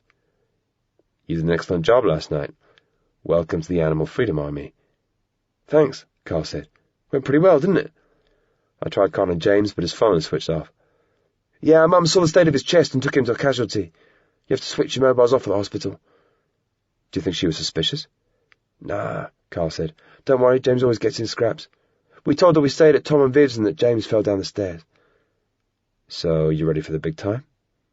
"Ready, willing and able," Carl said enthusiastically. He knew he wouldn't get details of the big operation itself, but Carl figured that the previous night's actions had earned him some respect and decided to try finding out when he'd be needed. "There's one problem," he explained. "I can pretty much come and go as I please, but James is only 14 and our mum keeps tabs on him. So a bit of advance notice would make our getaway a lot easier, especially if you're expecting us to stay out overnight again." Carl half expected to get chewed out, but the woman paused for a moment before replying in a friendly voice. "We'll pick you up on Wednesday afternoon. If all goes to plan, you should be back home by Friday morning. Can you manage that?" "That's great," Carl said. "I'll start buttering our mum up right now. Say we're staying in town with a mate or something." "I'll call you Tuesday evening and tell you what to bring and where to meet us," the woman said. "Look forward to it," Carl said. "Bye." Carl flipped his phone shut before handing it down to Lauren. "Do us a favour, Lauren. Call campus, tell them that the AFA operation is taking place between Wednesday and Friday, and that me and James are definitely both involved." "Okay," Lauren nodded. "You know, I can't help wondering what they're planning. I mean, 2 major arson attacks and almost blowing up the chairman of Malaric, but apparently all this is just a warm-up." "Tell me about it," Carl nodded. "We came on this mission to catch a big fish, but I think we've accidentally hooked ourselves a whale." Chapter 28. Revealed. One advantage of knowing that the AFA didn't need Carl and James till Wednesday was that the kids could take a break while Zara went to her interview in Downing Street. After the 2.5-hour drive to London, the youngsters split from Zara and spent the morning cruising the shops in Oxford Street. Carl got a couple of CDs he'd been after for ages, James got the latest FIFA game for his PlayStation, and Lauren got T-shirts and a couple of squeezy toys for Meatball's rapidly expanding collection. Mac had booked a table in a swanky restaurant in Piccadilly Circus, but the kids arrived to find a message telling them not to wait around. The Prime Minister was running behind schedule, and Zara and Mac were going to have lunch with him. The crowd was mostly business people in suits, and the kids got odd looks as the waiter took them past a spectacular waterfall bar to a window table well away from all the other diners. It looked down 8 stories onto the bustle of shoppers and tourists in the paved square below. "Glad I'm not paying," James said as he read down a list of main courses, the cheapest of which was £21.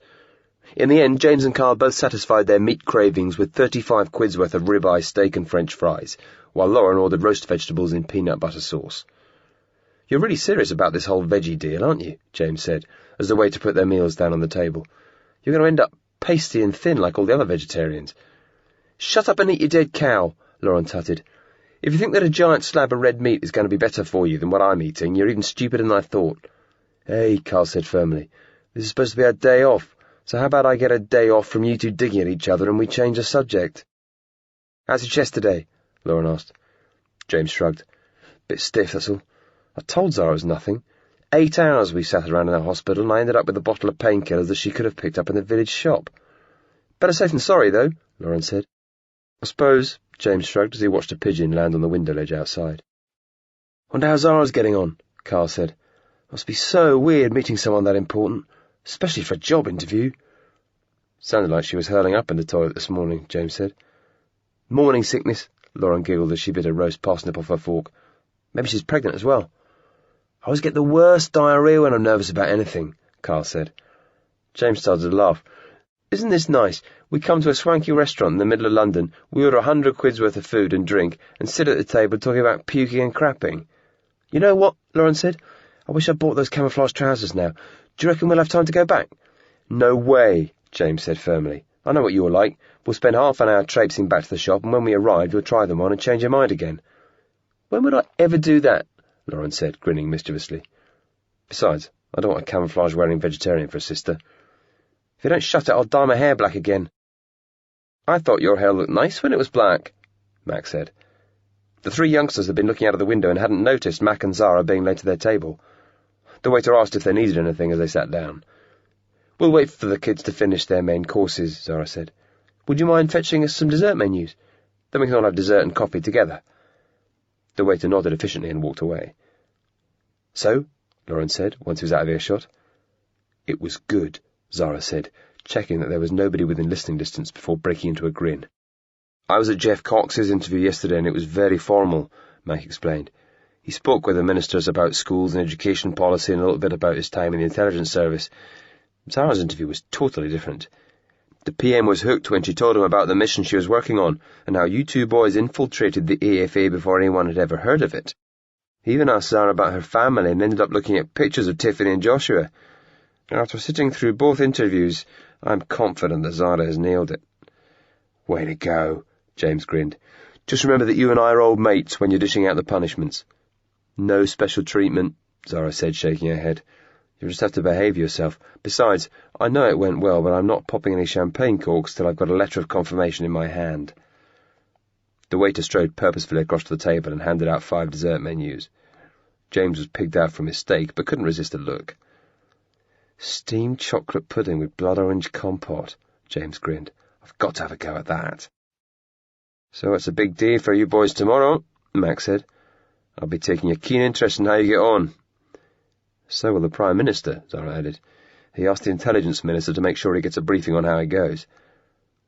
Lauren noticed the uncomfortable look on her brother's face and made a da-dum, da-dum sound like a heart beating. Feeling the pressure, James? Carl laughed as he wrapped an arm round James's back. We're not worried, are we, mate? All we've got to do is travel to some unknown location, follow some unknown plan, and bring down a well-armed, well-funded and highly dangerous terrorist group. And make sure nobody gets hurt in the process, James said. Mac laughed as Lauren started doing the heartbeat noise again. James put his arm round Carl's back and pulled him tight. You know what I think, Carl? James asked as he grinned at his best friend. What? Carl asked. I think we're totally screwed.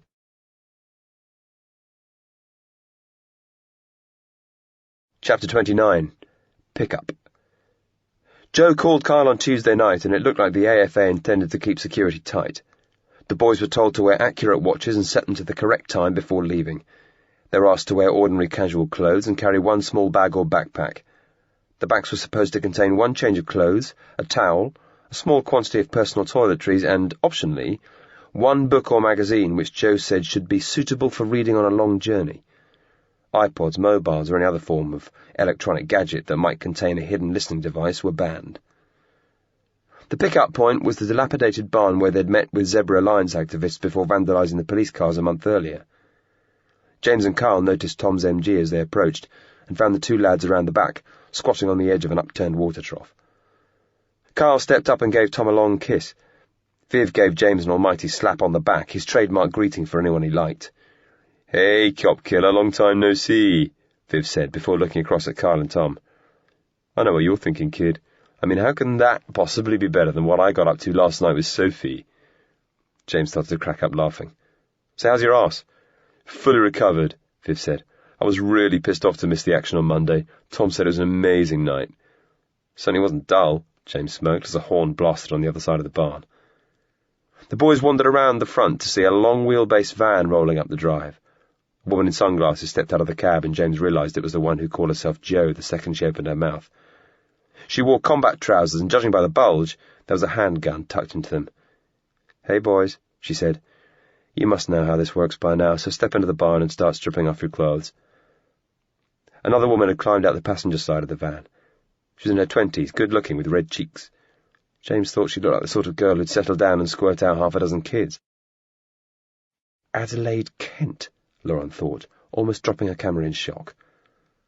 Lauren was staked out in the bushes 20 metres from the barn. She wasn't invisible, but you'd have had to look hard to see her, and if she was caught, she could push the matchbox-sized digital camera down the back of her underwear and pretend to be nothing more than a kid sister, sticking her nose where it didn't belong.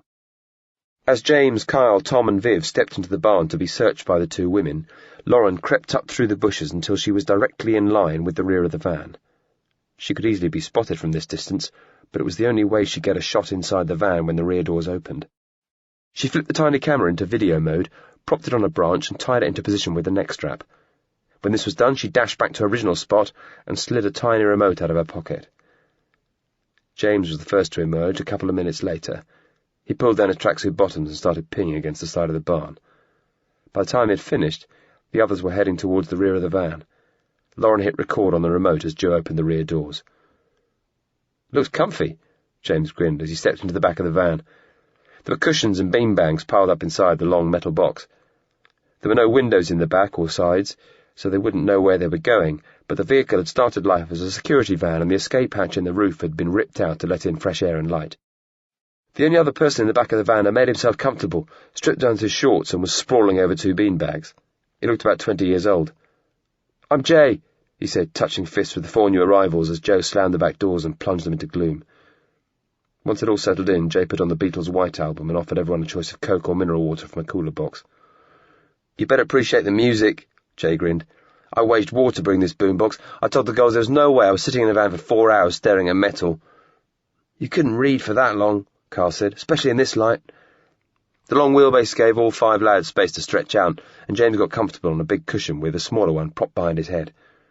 He was nervous about the next 48 hours, but Tom, Viv, Jay and Kyle all started chatting, and he found it hard not to pick up the buzz of 5 young men going on an adventure.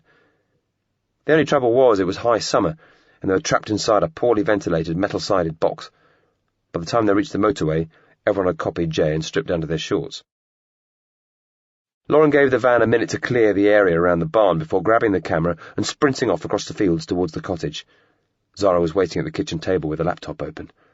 "What did you get?" "I took pictures," Lauren gasped. "More important, I recognised one of them. Adelaide Kent, from when we rescued Meatball.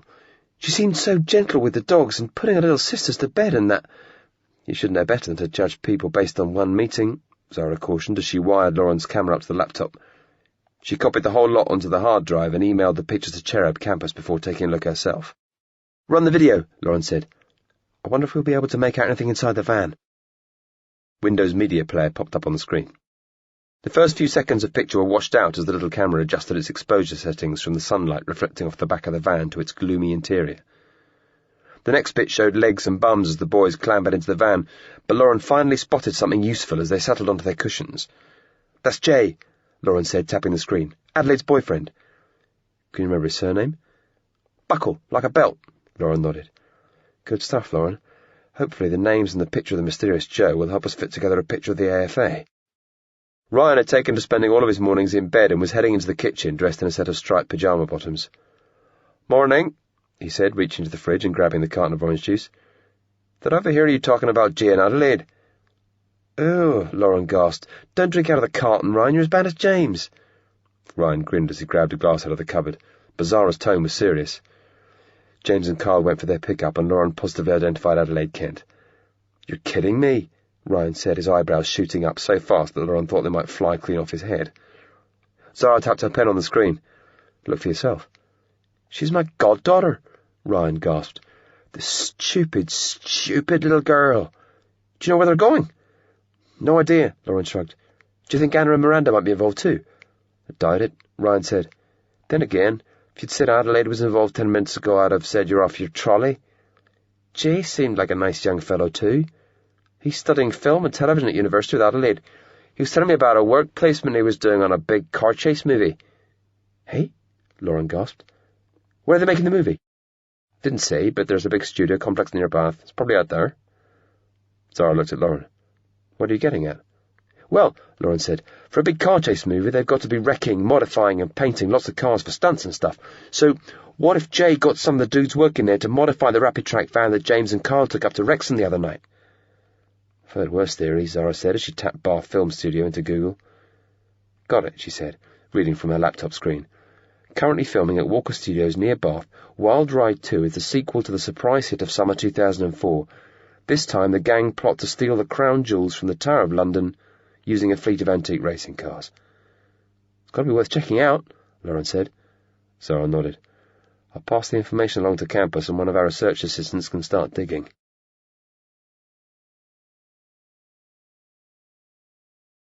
Chapter 30. Cooks. The five lads tried making the best of a van ride that took up most of the day, listening to Jay's CDs, talking about life and fighting the heat by drinking endless cokes and bottles of mineral water. Joe had scheduled a single toilet stop in an unidentifiable field, but as the second half of the journey dragged on, she refused to make another, even though the lads were all busting. Viv's solution was to piss into an Evian bottle and lob it out through the hatch in the roof. James cracked up laughing and couldn't resist the urge to copy. Seconds later, the boys got thrown around as the van stopped abruptly at the side of the road. "Which one of you idiots did that?" Joe steamed as she ripped open the back door of the van. James sheepishly raised a finger. "Then you're a stupid little prick," Joe spluttered. "We're not heading up to summer camp, you know. What would have happened if that bottle hit another car? What if someone pulled our number plate and the cops stopped us further up the road?" Viv butted in angrily. "Hey, Miss High and Mighty, it's okay for you sitting up there in air conditioning. We're cooking back here. We've been drinking gallons and I've asked for another toilet break loads of times." Joe swiped the gun out of her trousers and pointed at Viv's head. "I'm not stopping you from peeing in the bottle, moron, but there's no need to throw it out through the roof. Was it you threw the first one? What, are you going to shoot me for urinating?" Joe clearly wasn't used to being back-chatted. She jumped inside the van, clicked off the safety, and pushed the gun against Viv's head. "If you balls this operation up, I'll ram this gun in your mouth and spray your brains over the nearest wall." Hey, Carl said, raising his hands. "We're all hot, we're all bored, and this is just a misunderstanding, so let's calm down, eh?" "We're on the same team," Tom added. "I've got my eye on you, Viv," Joe snarled as she slid the gun back into her trousers. "Join the queue. A lot of women have their eyes on me," he responded, though James thought he looked uncharacteristically subdued. Joe shook her head with contempt as she jumped off the back of the van and punished the boys' eardrums by slamming the door as hard as she could. Tom scowled as he whispered to Viv, "These are serious people. You're going to learn when to keep your trap shut." Viv was rattled and made a pathetic attempt to disguise it. "I can handle myself," he sneered, sounding like an 8-year-old who just lost a fight. Zara came off a 20-minute phone call and wandered out to the back garden. Meatball was allowed outdoors now that he'd had his vaccinations and was celebrating his newfound freedom by licking bugs off a tree trunk. Lauren sat in a sun lounger reading a book called The Complete Idiot's Guide to Beagles. "So what's the news?" Lauren asked. "MI5 identified Joe from your photograph. Her real name is Rhiannon Jules. She's the daughter of Joe Jules." This last name was clearly intended to mean something, but Lauren didn't have a clue. "Before your time, I guess," Zara grinned. "Joe Jules was a singer-songwriter, shot down by Los Angeles police during a cocaine bust in '82. Rhiannon is his only daughter and his album still sells, so you can bet she's worth a few bob." "Enough to fund the AFA?" "Definitely," Zara nodded. "Remember the EAA?" Lauren twisted up her face as she racked her brain. "Extreme Animal Action? Is that the group Kenneth Marcuson was involved with in the '80s? Zara nodded. "Most EAA members were women who lived in a commune. One of our research assistants found out that the commune was situated in a large country house which once belonged to an American singer-songwriter." "Joe Jules," Lauren grinned. "How'd you guess?" Lauren shrieked as Meatball reared up and licked the bottom of her foot. "That tickles!" she giggled as she gently nudged him away. "Any news about the film studios?" "There certainly is," Zara grinned. "Your hunch was spot on. They typed Jay Buckle into the police computer. He's been arrested twice at animal rights demonstrations, both times with Adelaide Kent. 2 weeks ago he was arrested on the set of Wild Ride 2 and questioned about a Volkswagen Transporter that had disappeared a few days earlier. The charges are still on file, but the police haven't got enough evidence to charge him. At the time the van was stolen, it was loaded up with 300 grand's worth of TV cameras, studio lights and other equipment being used to shoot a documentary on the making of Wild Ride 2. And the cherry on the cake is that the theft of a respraying rig and a pressurized metal cylinder used in car stunts has also been reported to Avon police." "So it's worth me hiding out and taking those photos," Lauren grinned. Zara nodded. "We're starting to put together a really solid picture of the AFA. There's already enough evidence to move in and make arrests. Just one huge spanner in the works. At this moment, James, Kyle, and all of the main AFA suspects have headed off to some unknown location with no intention of resurfacing until they've pulled off some kind of terrorist spectacular. Yeah, Lauren said, and I wonder what they want with all that TV equipment. The van finally arrived at a semi-derelict farmhouse with a dozen rooms spread over 2 stories. The lads were told to dump their stuff in a bare room with sleeping bags and pillows spread over the floor. Down in the kitchen, 2 men were cooking up a vegan roast to feed at least a dozen. Jay and Adelaide had equipment to set up inside the house, and Viv was asked to join them shortly after they arrived. That left James, Kyle, and Tom to stroll the isolated farm and wonder what they'd let themselves in for. "Wherever we are, it's a long way from civilization," Kyle said. The sun was setting and he looked out over hills, bedded with heather and rocky peaks in the distance. "Pretty, though," James said. "What do you reckon, Scotland?"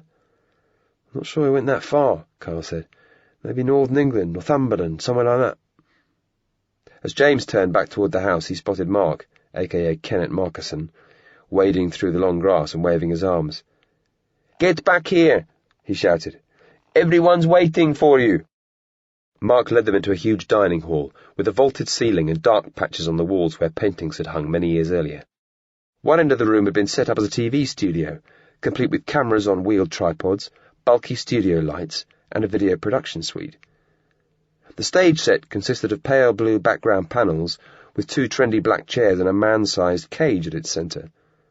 The cage had been designed for show rather than security, with chromed bars and a neck brace dangling inside.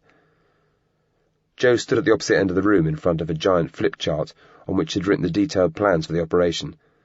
As the crowd gathered around her, Viv approached James, Kyle, and Tom. He had changed into a smart suit, matched to an expensive-looking tie. "Did you and Jo make up and decide to get married?" Tom grinned. "Looks the business, doesn't it?" Viv said. "Just had my screen test. I'm presenting the show." "What show?" Kyle asked. Jo clapped her hands together before Viv could answer. She looked sweaty, like she'd been hefting stuff about, and as always the gun bulged at her waist. "Can I have everyone's attention, please?" she said sternly. James counted 11 people besides Kyle and himself as the room went quiet. "Okay," Jo said. "Thank you all for coming. I'm sorry that the journey was an undignified one for so many of you, but absolute secrecy is required for this operation to succeed. I'm sure none of you need reminding that while you're here, you're strongly advised not to divulge your surnames or any unnecessary personal details to people you don't already know. The launch of the AFA a few days back proved a spectacular success. The latest news is that Clyde Wainwright is still in a critical condition and unlikely to resume his job as the chairman of Malarek UK. But the general public are still not paying attention to our message. Animal rescues aren't even local news these days, and even the most spectacular property destruction gets scant attention. We live in a society that cares little about religion, and even less for the politicians and businessmen that lead it.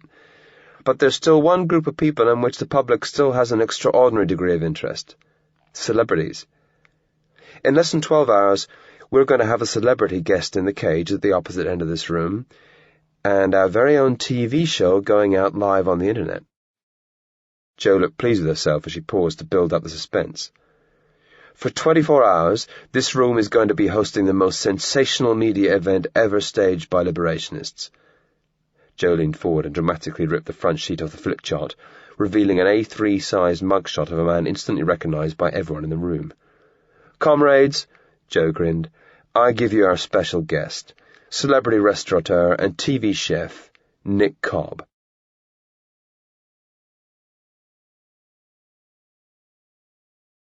Chapter 31. Studio. Nick Cobb stood at a mirror in his dressing room. The windowless space had a pastel pink sofa straight out of 1985 and shiny black marks trodden into the ragged carpet. Cobb could remember when all this stuff was new, and, depressingly, the mirror seemed to indicate that he'd aged no better than the furniture. He'd come a long way since those first television appearances at Tyneside Studios, standing in for the resident chef on a long-forgotten magazine show. He now owned 8 restaurants, had 11 best-selling cookery books under his belt, hosted the longest-running cookery show on United States television, and owned a major stake in the Gourmet Network satellite channel. Cobb strolled across to the drinks cabinet and thought about a shot of vodka, but it was 10 in the morning and he couldn't face the dusty bottles and fingerprint-smudged glassware. His publicist, Amanda, knocked on the door and stepped in without awaiting an answer. He was about to ask why they'd agreed to come back to this dump, when a set of grey tyres inched into the room. The kid in the wheelchair was 13, with twigs for arms and metal braces on her legs. He'd heard her sob story, but could only remember that he'd been too tired to argue when he'd agreed to let her visit the dressing room. "Hello there, young lass," Cobb said, turning on the charm with an accent pitched awkwardly between Tyneside and California. "You must be Gaynor." The girl smiled and said something, or rather gargled, because of the breathing tube sticking out of her throat. Fortunately, Gaynor's mother could translate. "She's baked you cakes," the mum explained as she reached into a basket beneath the wheelchair and picked out an airtight box. Gaynor was weak, and it took her half a minute to peel the lid off. Cobb eased the silence by asking his publicist to fetch a pot of tea. "Clean china cups," he added, instantly wondering if the demand made him sound like the kind of celebrity prick he was always telling himself he hadn't become.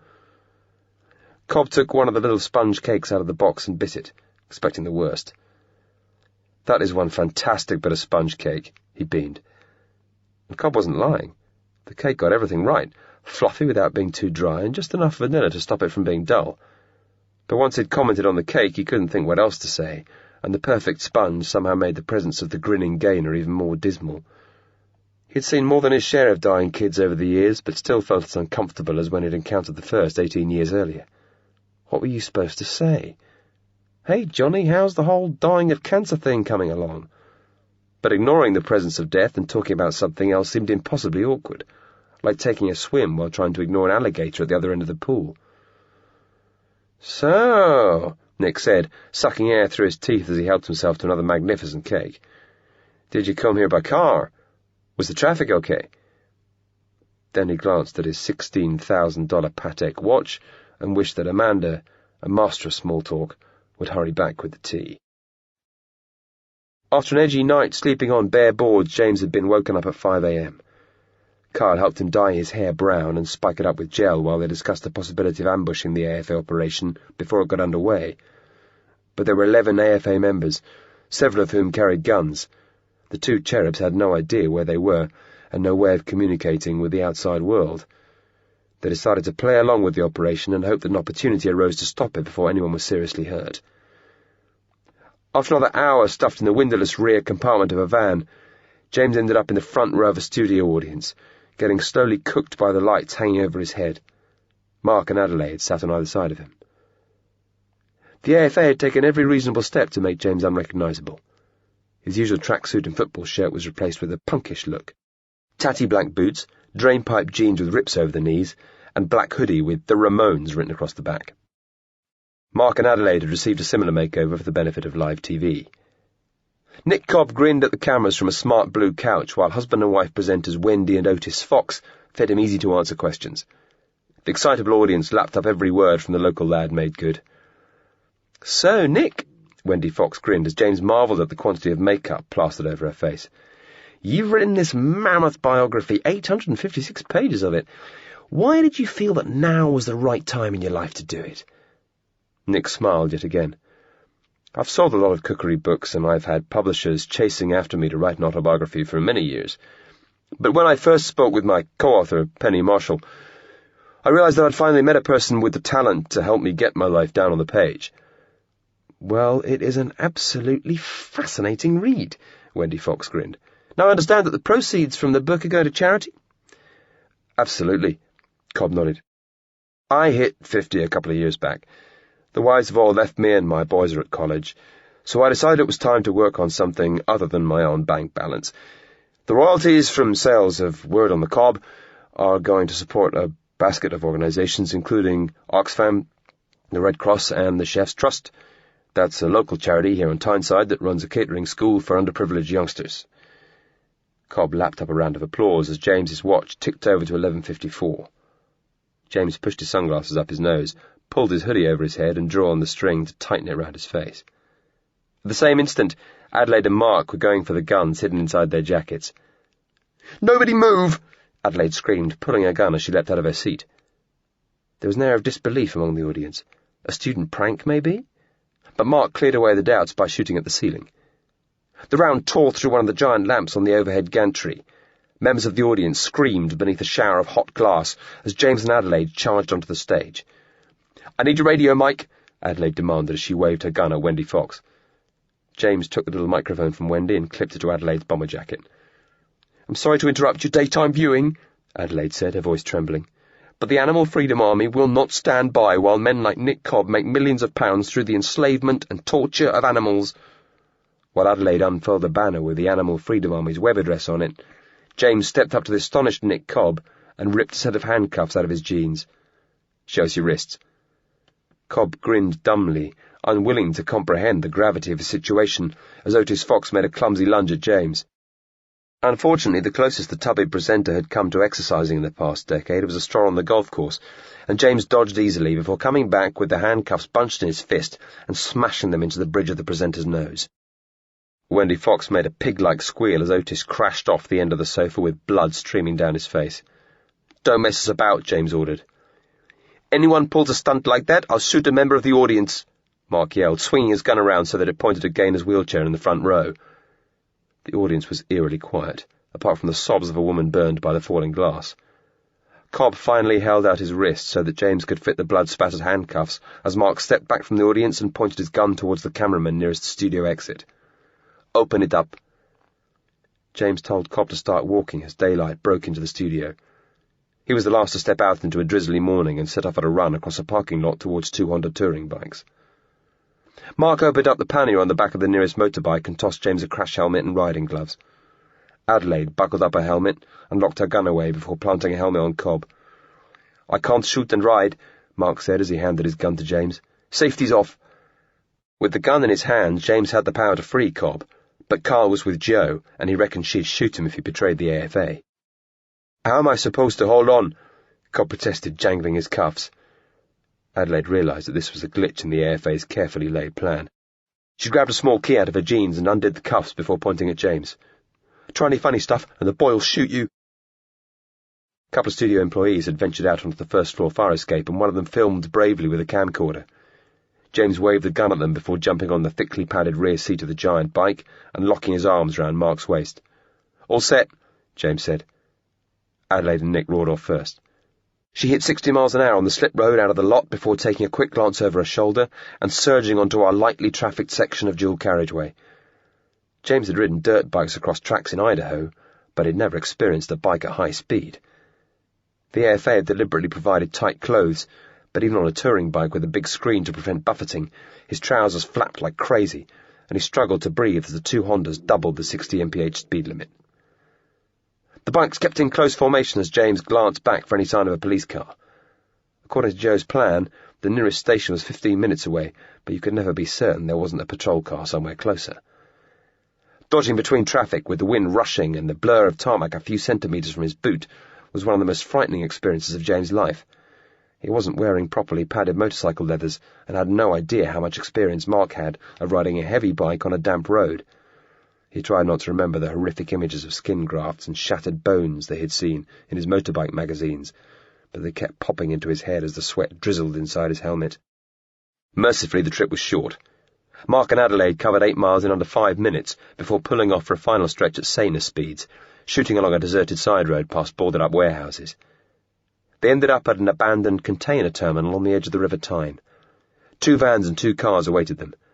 One van had its rear doors open with Joe and Carl sitting on the ledge. Carl slid out a metal ramp and the passengers climbed off the bikes before the riders drove them inside and cut the engines. The helmets and riding gloves were tossed in after the bikes, then Carl and James turned the metal ramp onto its edge and shoved it noisily back inside. Joe pointed her gun at Cobb and ordered him to walk towards a blue van parked 20 metres away. James checked nobody was within earshot before whispering to Carl, "I've got Mark's gun. Do you reckon we can take him down?" "Not a chance," Carl said, shaking his head. "Joe's got a gun, so's Adelaide. There's another guy with a gun in the van round the corner. Tom's up on the roof keeping lookout." "Shit," James muttered. "Even if we could pull that off, it'd be a bloodbath." A police helicopter blasted overhead. Everyone looked up in shock, but it was flying high and fast, probably heading towards Tyneside Studios. Mark was walking towards the boys. "Hard missed the beat there," he grinned as Carl slammed the van doors. "You driving this one, Carl?" James asked. Carl nodded before pulling James into a hug. "See you, dude." "Keep safe," James said as he felt Carl slip a piece of paper into his pocket. A blue van with Joe at the wheel and Nick Cobb handcuffed in the back roared past, with spray shooting off its back wheels. Mark jangled the set of car keys in front of James. "Better shift," he said. "Adelaide's changed already. We need to get to the safe house." As Carl stepped into the driver's seat of the van with the motorbikes in the back, James and Mark strode briskly towards a small Renault parked around the corner. Adelaide gave a quick wave as she skimmed past in a Mini. Tom had jumped off the roof as soon as he'd seen the hostage leave, and Carl drove away with him a few seconds later. Mark opened the back door of the Renault. He kicked off his shoes and began a quick change into a tracksuit and white canvas pumps. James stripped off his punk gear, revealing a white Nike tennis shirt with blue shorts underneath, then took a pair of white trainers out of a bag containing rackets and balls on the back seat of the car. The clothes, shoes and sunglasses they'd used in the raid were all stuffed into a black bin liner that would be incinerated later. Mark told James to zip the handgun inside a plastic case, covering a tennis racket. James glanced at his watch again as they pulled out of the dockyard. 12:07. 13 minutes earlier they were masked punks waving guns around in a TV studio. Now they had different wheels and looked like a father and son heading off for a knockabout on the local courts. Chapter 32. Hummingbird. James, Mark and Adelaide's role in the kidnapping was over, but Joe had laid down strict rules for their conduct. They'd worn disguises, but there was a chance that someone might have recognised them on TV, and she wanted the trio out of the limelight until the operation was complete. She'd ordered them to hole up together in a safe house where they could keep an eye on each other. They weren't supposed to go outside or make any attempt to communicate with friends or family. The Mini and the Renault arrived a few minutes apart, parking outside a terraced house in the coastal town of Whitley Bay. Each floor was a small, furnished flat. James raced upstairs to the top flat and dumped his overnight pack before rushing towards the toilet. Unfortunately, the door was bolted. "Shan't be a minute," Adelaide yelled. Mark deadlocked the door at the bottom of the stairs before striding through the living room and flipping on News 24. "We're the top story," he yelled happily. James was torn between needing to pee and wanting to watch the news, but Adelaide was already coming out. She flicked water off her hands before grabbing James and surprising him with a hug. "You were bloody great, kid," she said as her lips smacked his cheek. "Bloody great." "Thanks. You weren't bad yourself," James grinned as he bolted the bathroom door. There were towels on the rail and a grubby sliver of soap on the sink, so they were clearly borrowing someone's home, and it wasn't a palace. James grabbed the piece of paper out of his pocket. He'd been driven out of the farm in the back of a van and still had no clue where it was, but Carl was driving, so he had to know where he was going. There were just 4 words in Carl's immaculate handwriting. Hummingbird Farm near Rothbury. It was the information James had hoped for, but getting it to the outside world wasn't going to be easy. The AFA plan called for James to stay in the flat for 28 hours when Mark would drive him to the station and put him on a train back towards Bristol. James didn't have his mobile, the door at the bottom of the stairs was deadlocked, and Mark and Adelaide both had guns. James reckoned he'd be able to take Mark and Adelaide out and make a run for it, but it'd be putting Carl in danger if word of his betrayal got back to Hummingbird Farm. Once he'd peed, James went into the living room to find the TV turned up loud. Mark and Adelaide sat on the sofa, and an excitable newsreader spoke over footage from Tyneside Studios. The picture showed the kidnapping, with TV chef kidnapped rolling across the bottom of the screen. Although the 2 camera operators on the stage floor had panicked and stopped filming, the Wendy and Otis show's director had remote cameras positioned around the studio and kept his show on air, cutting expertly between different angles as the drama unfolded. "That's gotta hurt," James grinned as he watched a replay of his mercifully unrecognisable self punching Otis Fox's lights out. Then the camera cut to a close-up of Gaynor, crying in her wheelchair as Mark's gun hovered in her face. The newsreader spoke sternly over the images. "These pictures were taken 40 minutes ago inside Tyneside Studios near Newcastle.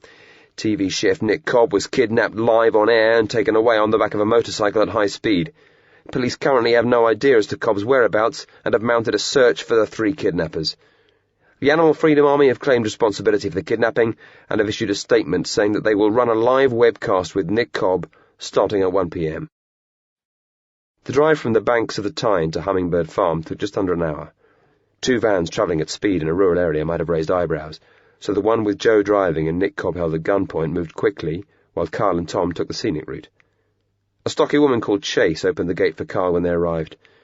She had an assault rifle slung over her shoulder, and as far as Carl could tell, this was the only automatic weapon in the AFA's small arsenal. "Take the van round the back and park beside the barn," Chase ordered. Then she grinned. "Better get a move on. They're about to start the webcast." Carl's heart was pounding as he stepped out of the van, making a point of keeping hold of the keys. "Excited?" Tom smirked as the 2 lads stopped by the back of the van and looked at each other. Half excited, half scared, Carl said uneasily. They stepped close and kissed. Carl's feelings were all tangled up. Tom was great fun, he had a great body, and was everything Carl wanted in a boyfriend, apart from the difficult-to-ignore fact that he was one of the bad guys. "We should go on holiday together when this is over," Tom said. "Just you and me. I've got enough cash for a couple of cheap flights down to Greece, and we can go camping for a couple of weeks. Do you think your mum could handle that?" Tom's plan made Carl sad. There was nothing in the world he wanted to do more than bum around the Med with Tom, but it wasn't going to happen. "If she won't let me, I'll run away with you," Carl said. "I'll book tickets when we get back," Tom said, before glancing at his watch. "Want to go watch Viv's TV debut?" The studio lights made the dining room unbearably hot. The ancient electrics inside the house weren't up to the demands of all the equipment, and bundles of cable ran out through the windows to a diesel generator standing on the back lawn. 2 women manned the cameras. Jay sat at a fold-out table in front of 3 screens and enough buttons to launch a space shuttle. He yelled orders at a couple of teenage flunkies who were making last-minute adjustments to the lights and microphones hanging over the tiny set. Viv stood centre stage. Tall, young, and well-spoken, he looked every bit the aspiring TV presenter, except for the black balaclava over his head. Joe handed identical balaclavas to Carl and Tom before shaking their hands. "Keep mine in the studio, just in case a camera turns around and catches you," Joe said. "Bang-up job this morning, by the way." "Where's Cobb?" Tom asked. "He's in the other room. I'd prefer him not to see the set until we're up and running.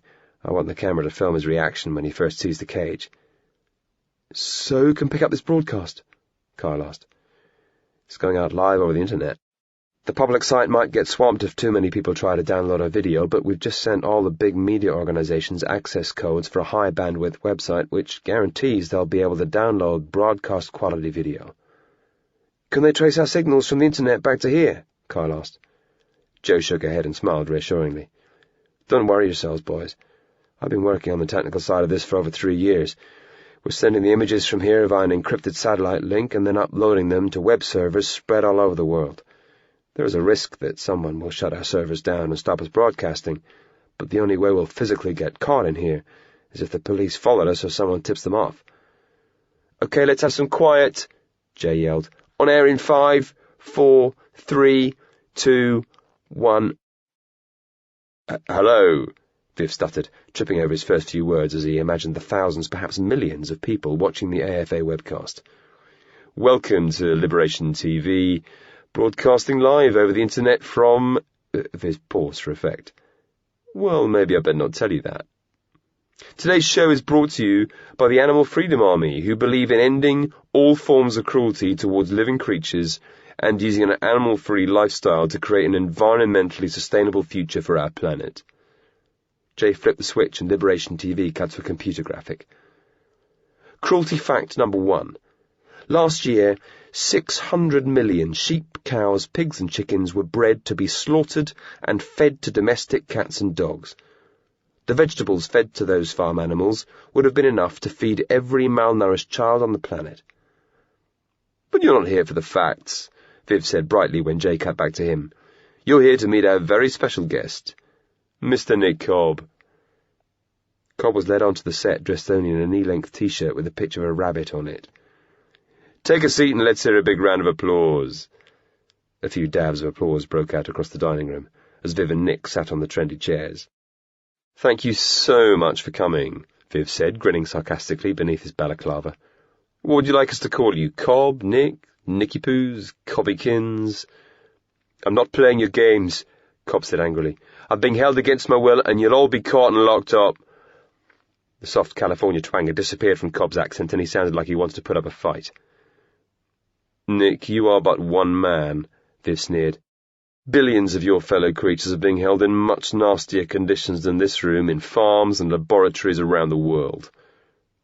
"Give over, you pompous prig," Nick said dismissively. Viv broke out laughing. "Cobby, darling, I know you've been on a lot of chat shows recently talking about that dreary autobiography. One of the things you don't mention in your book is your Cobb Cleanse range of kitchen cleaning products. Sadly, they're not available here in the UK, but I understand they're quite a hit across the pond." Nick glared defiantly at his tormentor. "But my friends in the Animal Freedom Army found out some interesting facts about Cobb Cleanse sink and worktop cleaner.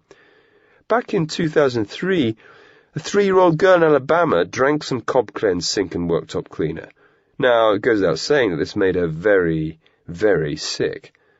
Sadly, the little girl was only able to drink from the bottle because of a batch of faulty safety caps, and her parents sued your company, Cobb Cleansing, for $66 million. Now, Mr. Cobb, perhaps you could tell our audience what you did when you found out that you were being sued. Cobb didn't answer, so Viv leaned forward in his chair and faced him off. Cobby, I know you're used to going on chat shows and having it all your own way, but it's exceedingly boring if you don't answer our questions, and if you're boring on Liberation TV, you might find that we decide to liven things up by shooting you. You're a toffee-nosed little twerp, Cobb snarled. Spoiled brats like you know nothing about the real world, and to be honest, I'd sooner be shot than listen to any more of your left-wing tripe. The onslaught made Viv uncomfortable, but he was determined not to let Cobb get the better of him. Well, Mr. Cobb, hopefully the viewers at home will have a chance to see us shoot you a little later, but I'll finish my story first. You see, viewers, when Nick Cobb's lawyers found out that the little girl's parents were suing for all the damage to her digestive system, they decided to defend the case on the grounds that the amount of damage done by the Cobb cleanse was being grossly exaggerated by her lawyers. To prove this fact, Cobb Cleanse Inc. paid Malarek Research's U.S. laboratory $23,000 to run an experiment. In the test Nick Cobb commissioned, 108 rabbits were made to drink Cobb Cleanse sink and worktop cleaner. Once the cleaner was administered, the rabbits were left for 3 days while their insides slowly burned away. They weren't even allowed a sip of water. At the end of 3 days, 81 rabbits had died from internal bleeding, and the remainder were gassed. Their bodies were then cut up to examine the extent of the damage done by Cobb Cleanse. Jay cut to another graphic. Cruelty fact number 2. Since 1995, more than 80,000 animals have died in laboratory experiments carried out not for scientific purposes, but to provide evidence in lawsuits. Viv shook his masked head grimly. Do you know, Mr. Cobb, I think that authorizing those tests makes you an evil man. The Animal Freedom Army has brought you here today to avenge those 108 dead bunnies. We're going to put you in our cage and give you a nice, refreshing drink of Cobb Cleanse sink and worktop cleaner. Then we're going to point our cameras at you and let all our viewers watch you suffer for 24 hours. Doesn't that just sound absolutely yummy?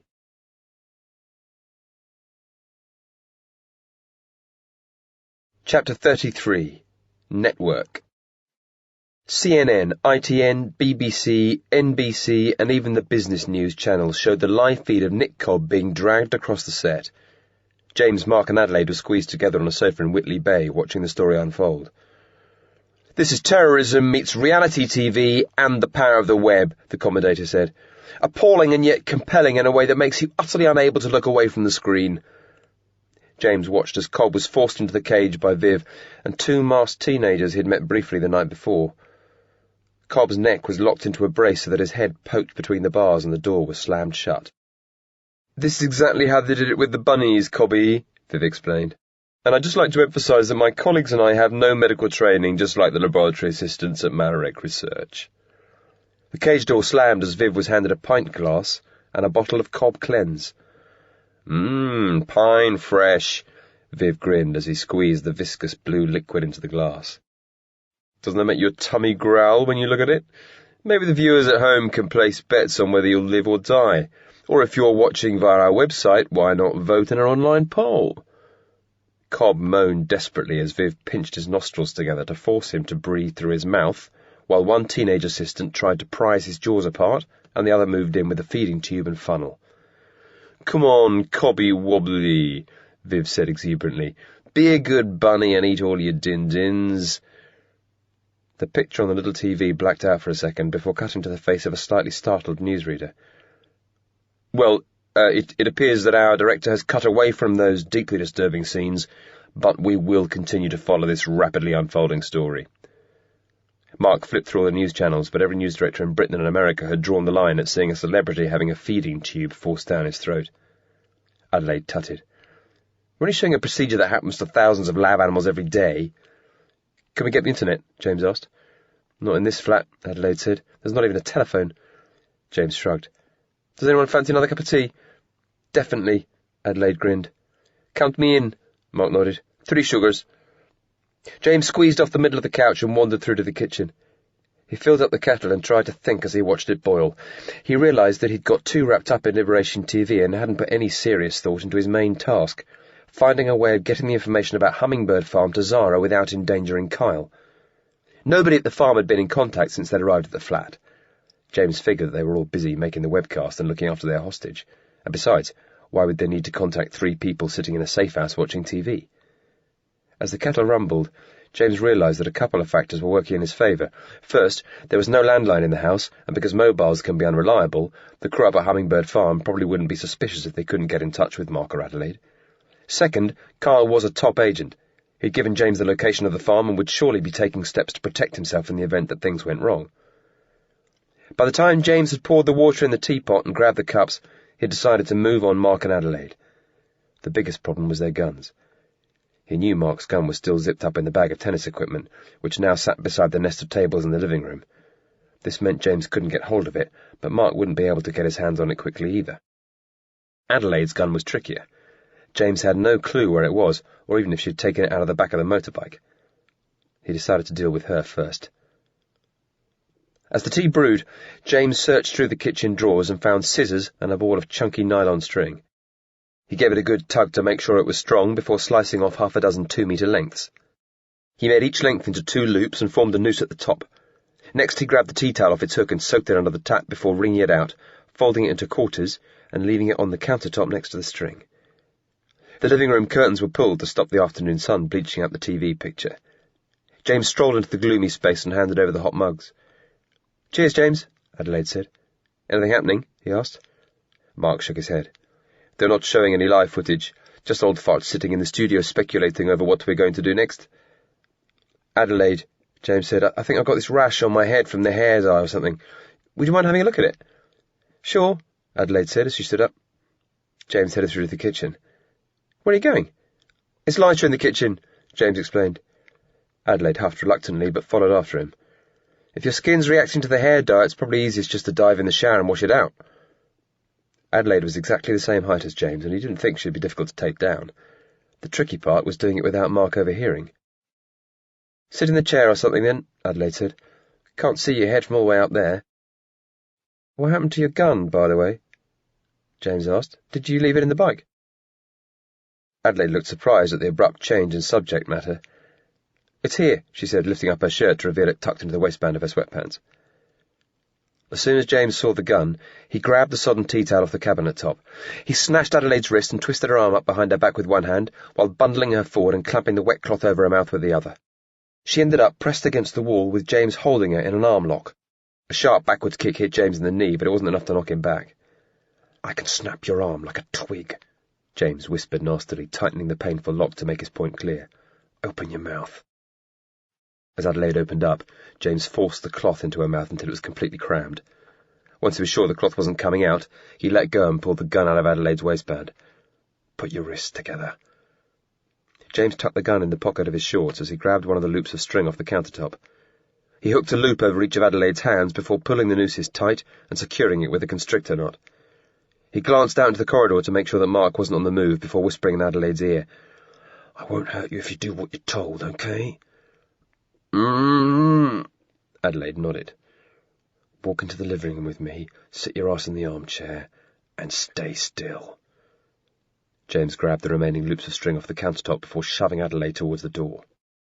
"What the hell?" Mark yelled, looking startled as he saw Adelaide with the soggy tea towel sticking out of her mouth. His eyes darted between James and the sports bag alongside his seat.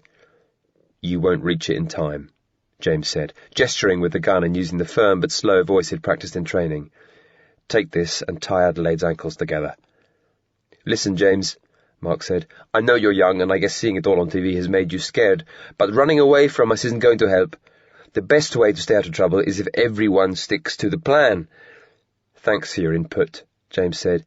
"Now take the piece of string and tie Adelaide's ankles together or I'll shoot you." Mark put his arm up on the back of the couch and smiled confidently.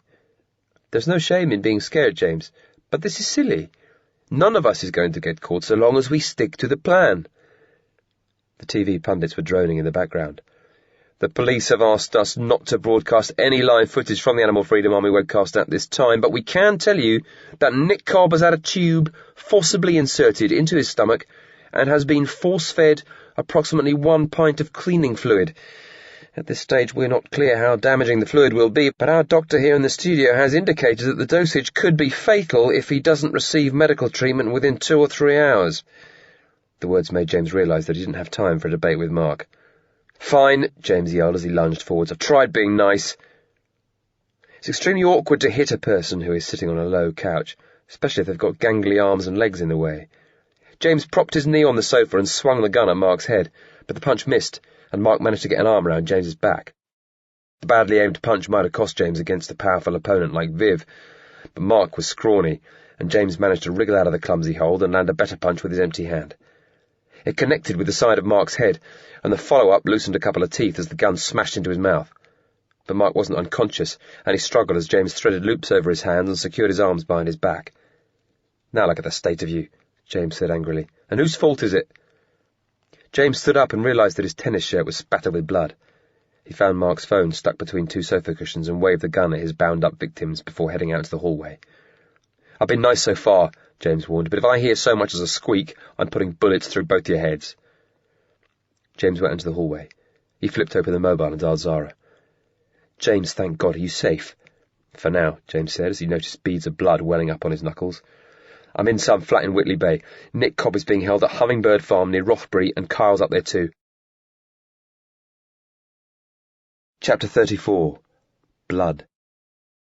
It was the vilest thing Kyle had ever seen. Nick Cobb threw up as the feeding tube came out of his throat, and hadn't stopped retching in the hour since. At first he'd brought up food, mixed with Cobb Cleanse, but now he was bringing up blood, as the powerful cleaning solution burned its way through his digestive system. Viv basked in front of the cameras. He poked a microphone between the bars, continually tormenting Cobb about the pain he was in, and even read out a recipe for rabbit pie from a Nick Cobb cookbook. Cobb was defiant at first, but as the pain grew, he swallowed his pride and begged for water. "You paid to make 108 rabbits suffer exactly like this," Viv taunted. "They didn't get water, and neither will you. The AFA wants everyone out there to know, farmers, scientists, supermarket executives, laboratory workers, and shoppers, this is just the beginning. When the AFA gets you, we're going to make you suffer in whatever way you made animals suffer." Kyle and Tom sat together on a woodwormy bench at the rear of the dining hall. Jo steamed through the door behind them with a mobile at her ear. "We're off air," she announced, flipping her phone shut angrily. "I'm not sure how they've done it, but none of the remote sites are receiving our satellite signal." The room filled with moans as Jay turned away from his control console. "Do you want us to keep filming?" "Might as well," Jo shrugged. "We can use the footage later, but it's not going to have anything like the same impact that it does going out live." Over on the set, Viv noticed a glimmer of hope in Nick Cobb's eyes. "Go ahead and smile, Bunny Rabbit," Viv sneered, kicking the bars. "You're still going to die in that cage." Cobb raised his head off the ground to be sick again. There was nothing left in his stomach, and all he could do was retch before slumping back to the floor of the cage. Tom stood up and headed briskly out of the room. Kyle followed him down a wood-panelled hallway and out onto the front lawn. The morning cloud had burned off, and it had turned into a hot July day, with the hum of the generator fighting the sound of birds and crickets in the surrounding countryside. "What's up?" Kyle asked. Tom looked upset. "Do you think my brother's enjoying himself just a little bit too much up on that stage?" Kyle nodded solemnly. "I think he's loving every minute." "Do you think this is right?" Tom asked. Kyle said, unable to think of anything worth saying. He couldn't imagine how Tom could think this was anything but wrong. "This whole eye for an eye deal. You kill bunnies, so we kill you," Tom said, wrapping his hands around his head and looking stressed. "And seeing a man tied up in a cage, puking himself to death. I thought we'd be blowing up a building or something. Wish we'd never got involved in this shit." Kyle felt a huge surge of affection. He'd always thought that Tom was basically a good person, and the confirmation made a tear well up in his eye. "This is a bloody mess we got ourselves in," Kyle said, grinning wryly. "I guess we could grab a van and try making a run for it or something." "Viv wouldn't leave. He's in his element in there." "Screw Viv," Kyle said. "I'm talking about us." "We can't," Tom said, shaking his head as his eyes welled up. "If we walk out on Joan now, she'd definitely find a way to stitch us up. grass on us for the arson attack or something. The only way we'll come out clean is by seeing this through. Jo stepped out onto the front lawn. Hey, you two lazy asses, she yelled aggressively. We need a hand. Doing what? Tom asked. I don't know why communications have gone down, but I know I don't like it. Carl was confused. I thought you said they might shut the websites down. The websites are working fine, Jo explained. It's the satellite link. It might be a technical glitch, but it could mean that someone is onto us. Either way, I want everyone on alert. You two go over and get the 3 vans ready for a quick departure. I want them driven around to the front of the house and facing the gate with keys in the ignitions. And I want the 2 motorbikes unloaded from the back of the van and ready to roll as well. Tom walked towards the courtyard behind the barn where the vans were parked as Carl headed into the house to get the 2 other sets of keys. Carl wondered if the satellite had been shut down as a result of James getting the information about their location out to Zara, but he doubted it. Blocking a satellite signal is easy once you know where it's coming from, but it also puts your opponent on high alert. Has anybody got van keys? Carl asked loudly as he walked into the dining room. He was surprised to see 7 masked terrorists gathered around the cage, debating furiously. Nick Cobb had coughed up more blood, and lots of it. He lay in the middle of the cage, convulsing violently. Carl could hardly bear to look. Get Cobb out of there, Jay yelled. Screw him, Viv said. Sort of he's not lasting as long as we expected. We knew there was a chance he might die. If he pegs it, we'll still be making our point, and we can pack up early and be home in time for neighbours. Nobody was interested in Carl's request for keys, so he decided to use the set he already had in his pocket and headed out towards the courtyard. What happened? Tom asked. It's going pear-shaped in there, Carl explained. Looks like Cobb's gone into shock. Great, Tom said, shaking his head miserably. I'll get the other keys in a minute when they've calmed down, Carl said. I might as well drive our van up to the exit gate in the meantime. What am I supposed to do? I don't know, Carl shrugged as he climbed into the van. Have you checked to see if they've got the keys in the ignition already? Good point, Tom nodded. Carl considered his options as he reversed the van out of the courtyard and trundled up the rutted path towards the gate. He didn't fancy taking on 9 people, and until now he'd been relying on James getting the information about the farm out to Zara and sitting tight until the cops arrived. But with Nick Cobb's health declining faster than anyone expected, this option looked increasingly like a death sentence for the TV chef. Carl's first thought was to squeeze the gas pedal, plough through the gate and keep going, but Chase was on guard duty with her British Army assault rifle, and if anything, the combination of his escape with the satellite signal going down might make Jo even more paranoid and push her into a violent standoff with the cops. As Carl stopped the van and pulled on the handbrake, he realised that Nick Cobb's only decent chance of leaving Hummingbird Farm alive would be if he rescued him. Back at the cottage in Corbin Copse, Zara had barely been off the phone in the half-hour since James rang through with the information on AFA headquarters. She'd taken down all the details of the farm layout from James, as well as who the activists were and what weapons they had, before relaying it all to the headquarters of the National Anti-Terrorist Unit in Milton Keynes. One problem with Cherub operations is that you have to cover your tracks if agents behave in a way that makes it clear that they aren't ordinary kids, and James's situation at the safe house was one of them. Adelaide and Mark were surely going to wonder how a 14-year-old boy had overpowered them before disappearing without trace. But that was only one of Zara's problems. She was on the phone to Cherub's liaison at the anti-terrorist unit, and she was absolutely furious over the mix-up with the satellite uplink. I have a 16-year-old agent on that farm, she yelled. I don't care what your director says about the importance of cutting off the oxygen of publicity to terrorists. I'm concerned about the safety of my agent, and when I pass confidential information up to you, I expect you to make intelligent use of it, not to put them at risk. It's out of my hands, said the voice on the other end of the line. I know it's not your fault, Joseph, but the local police say it's going to be at least another hour until they can get their armed response teams out to Rothbury and ready to move in on Hummingbird Farm. The absolute last thing you should have done is cut the satellite relay and put the AFA on a higher state of alert. Lauren was dealing with the calls Zara couldn't take and came running out of the kitchen with her mobile at her ear. Give us a second, Zara said into her phone. I've got to speak to Lauren. I've got Campus on the phone, Lauren explained. They've contacted MI5. They have a team on an operation in Gateshead who can drive over and sort out the situation with Mark and Adelaide. Zara nodded hurriedly as she covered the microphone of the phone in her hand. Good work, Lauren. Can you ring the details through to James yourself? The number's written on the notice board in the kitchen. Right, Lauren nodded, before dashing back to the kitchen and turning down the volume on the portable TV. Meatball was jumping up and down, wanting to play. Sorry, mate, I'm a bit busy, Lauren said, giving the dog a quick stroke while dialing Mark's mobile. Zara? James asked anxiously. It's me, Lauren said. Hey, sis. Been stuck here for an hour waiting instructions. Can you tell Zara to sort something out pronto? She's busy dealing with Kyle, Lauren explained, but I've just got off the phone with the control room on campus. I've got your instructions. Ready? Yeah, James said, and say it quick. I keep getting the low battery warning on this phone. MI5 is sending out a unit to your flat to tidy things up, but they don't have high enough security clearance for Cherub operations, so you've got to be out of there before they arrive. Have you got a car or something? Choice of two, James nodded. Right, pick up your stuff, get in the car, and make your own way back to campus. So how will they cover for me? James asked. The MI5 dudes will inject Mark and Adelaide with enough tranquilizers to knock them out for 12 hours or so.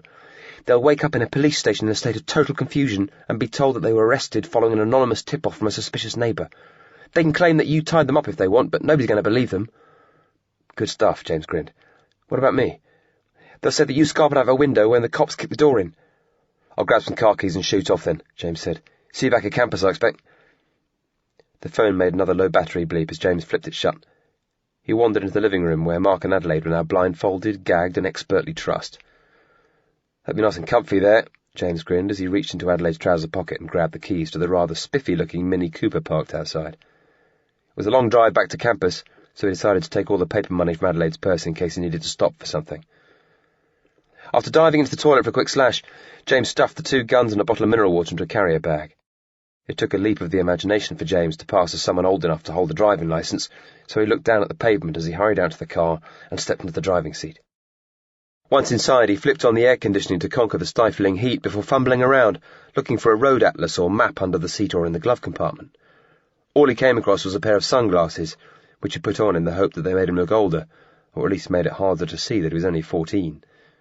With no atlas, James figured that he'd head south for 100 miles or so and then buy a map and work out the finer points of his route somewhere along the motorway. Chapter 35. Hero. Kyle stepped out of the van and wandered across to Chase. "What's up?" the stocky woman asked. "Jo sent me over," Kyle lied. "She told me to take over so you could go back to the house for a cup of tea and a bite." "Thanks," Chase grinned. "I'm busting for pee, actually. It's undignified having to squat in the bushes." Kyle cleared his throat as she started walking away. "Sorry, Chase, but I don't reckon I'll make much of a guard if I'm left to fend off the enemy with my bare hands." Chase burst out laughing. "God, I'm daft." She giggled as she unhitched the strap from her shoulder and passed the rifle to Kyle. "Do you know how it works?" "As a matter of fact, I do," Kyle said, expertly clicking off the safety and raising the heavy rifle so that the muzzle pointed at Chase's head. "Start walking back towards the house, quickly and quietly. Be a good girl or I'll have to shoot you." Chase's eyelids fluttered like she'd heard a tasteless joke, until Kyle's grim expression made it clear that he wasn't joking. It was 200 metres to the house, and Kyle gave his hostage a couple of shoves in the back to make her pick up the pace. He had no cover, and it would only take someone looking out of a window to turn the whole show into a shootout. Keeping his finger on the trigger, Kyle cut behind the house, hoping to find Tom in the courtyard, but it looked like he'd gone searching for the keys. He did find a 4-wheeled trolley with pneumatic tyres that had been used to shift some of the heavier studio equipment the day before. Kyle looked at Chase. "Take it." "You're off your skull," she sneered. "You might well be right," Kyle said, too nervous even to force a grin, as part of him wished he'd taken the simple option of driving out of the gate and leaving the tricky stuff to the cops. Rifle poised, Kyle led into the house through the chunky back door, with Chase and the squeaking trolley wheels behind him. He leaned into the kitchen and was relieved to find it empty, then cut across the hallway and peeked inside the giant dining hall before looking back at Chase. "Leave the trolley, you go in first." Kyle counted 8 AFA members in the room. Chase, Viv, Jay, Jo, plus the 2 teenage lads who'd been working as stagehands and the women who'd worked the cameras. Tom was the only absentee. Apart from Chase, they're all standing close to the cage. Kyle clicked the gun into single-shot mode and fired a round at the wall to grab everyone's attention. "Hands up, everyone!" he shouted. Kyle reckoned that Jo had a gun and Viv, who didn't, were the most likely to give him trouble. He closed Jo down with the gun aimed at her head and tried to sound as friendly as his nerves would let him. "I think we've made our point, Jo," Kyle said. "Let Cobb out of the cage and I'll take him to hospital. You'll be long gone by the time the cops get here." "You haven't got the guts to shoot us," Jo hissed. "And don't you care about the animals?" Cherub training teaches you to study the dynamics of the group you're trying to infiltrate. The AFAs were simple. Jo was the boss, and the others were all scared of her. Kyle reckoned he'd have everyone except Viv under his thumb once Jo submitted. "Jo, if I back off now, you'll either pull your gun and kill me on the spot or stick me in the cage with Cobb. So I might not be a cold-blooded killer, but I'm smart enough to know that shooting you may be my only option at this stage." Jo mulled over Carl's words before slowly pulling her gun and handing it to him backwards. "Thank you," Carl nodded, managing a brief smile before looking round at Chase. "Wheel the trolley up to the cage." Then looked back at Jo. "Open it up and get the boys to lift Cobb onto the trolley." Carl was fairly certain that Jo was the only one with a gun, but kept his eyes open, looking for any sudden movements. The cage clanked open, and Cobb made a low moan as the two stagehands lifted him onto the trolley. His hair glistened with sweat, and his giant T-shirt was a mass of puke and bloodstains. "Who has the keys to the blue van?" Kyle asked. "I always knew you were a soft prick, Kyle," Viv shouted angrily. "Your kid brother James has more balls than you." "Soft prick with an SA-80 pointing at your head," Kyle grinned, feeling much more confident now that he had Jo under control. "Someone give me the keys." "Your boyfriend took them away," Viv sneered. Kyle cursed his luck. Tom must have been cutting around the front of the house towards the courtyard as he'd come in the back with Chase. "I need your phone, Jo," Kyle said, trying not to let on that he wasn't sure what to do next. Jo handed it to Kyle without any fuss. He stuffed it inside his trousers and started backing up towards the door. "I want you all to stay in this room and keep calm. Once you hear me drive away, you can do whatever the hell you like. Chase, you pull the trolley. Jay, come with us to help lift Cobb into the back of the van." Carl thought about ordering Chase to wheel the trolley up to the white van parked near the gate, but even if the trolley made it up the rutted path, the bumpy ride would knock the stuffing out of Cobb. Carl couldn't fetch the van back himself because he wouldn't be able to control the others from 200 metres away, and he reckoned Jo had more weapons stashed upstairs. If he asked someone else to go get the van, they'd most likely use it to escape. With hindsight, Carl realised that the best plan would have been to put Chase in the van and reverse it back towards the house. Now he was left with no choice but to go out the back and hope that Tom would hand over the keys to one of the other vans. "Roll him out," Carl ordered. Carl checked that Tom wasn't waiting outside before Chase pulled the trolley with Cobb on it along the hallway and out into the sun. "You out here, Tom?" Carl yelled, trying to sound casual as he wondered what might be going through his boyfriend's mind, or if Tom even realised that he'd taken the others hostage. As Chase and the trolley squeaked across the lawn towards the courtyard, Carl kept his finger on the trigger and Jay walked alongside him. It took half a minute to reach the two parked vans. Carl shouted again, "Tom!" He walked away from the trolley and looked around and under the two vans. He shook with fear as he tore open the back doors of the blue van and pointed his rifle at the cushions and junk inside. "Tom, what's the matter, mate?" Carl asked as he crept around the side of the van. As he walked parallel to the open window on the passenger side, Tom popped up out of the footwell and aimed a revolver through the window frame, 50 centimetres behind Carl's head. "Drop the rifle," Tom ordered. Carl turned slightly so that he could see Tom's shaking hands reflected in the door mirror. "I did this for you, Tom," Carl lied. "You said it isn't right.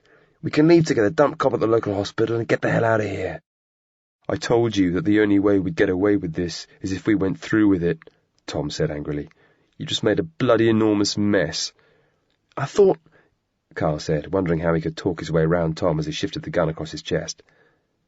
"Hold still." "I thought you and me had something special," Carl said, trying to sound needy. "Kyle, I don't—" Tom faltered. "I can't believe you did this, dude. I don't want to shoot you, but I don't want to get nicked either." "Guess I'm an idiot," Carl said, looking down submissively, like he'd given up hope. "If you're not coming with me, I can't see any point." Carl reached across his chest to unhook the shoulder strap holding up the gun. He could see how scared Tom was, and guessed that he'd fly up like a jelly if it went off.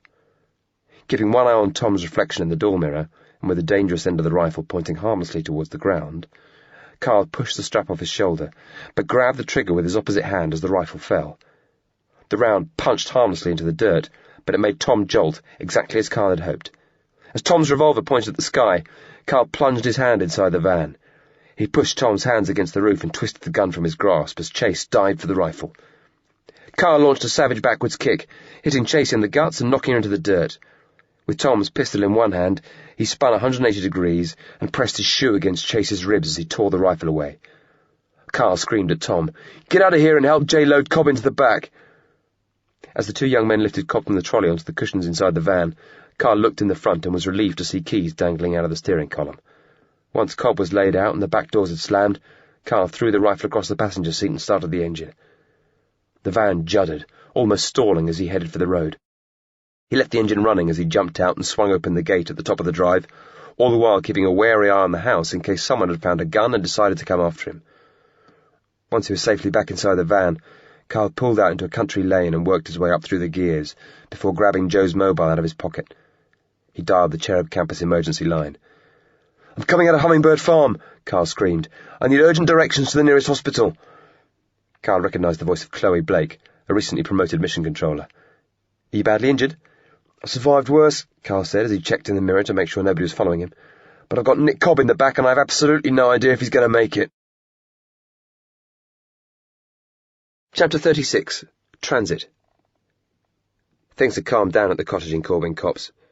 James's situation had been sorted and Carl was dealing directly with the control room on campus. Lauren had settled on the living room couch next to Ryan and marvelled at the way 24-hour news channels managed to keep waffling on about a story without ever actually saying anything new. She was in half a mind to go out the back and throw a couple of balls around for Meatball when Zara came charging in. "Kyle's safe," Zara grinned. "Cobb is with him, but he's hemorrhaging blood. As soon as the police know Cobb has been released, they'll send all their units into the area around Hummingbird Farm to sweep up the terrorists. James and Kyle are both going to be identified, and the police will trace them back to this cottage. We'd better disappear before that happens." "Now?" Lauren asked. "Absolutely," Zara nodded. "We'll pack our own stuff, then we'll go into the boys' room and do theirs." "What about me?" Ryan asked. "I want you out too," Zara said. "I'll book you into a hotel until we sort you out a flat, unless you've got a friend you want to stay with." "What about my parole?" Ryan asked anxiously. "This is my registered address. I'm not supposed to stay anywhere else." "Don't make any contact with your parole officer. Call me at campus tomorrow and tell me where you are.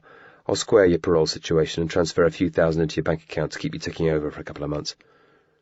Lauren looked warily at Zara. "What about Meatball?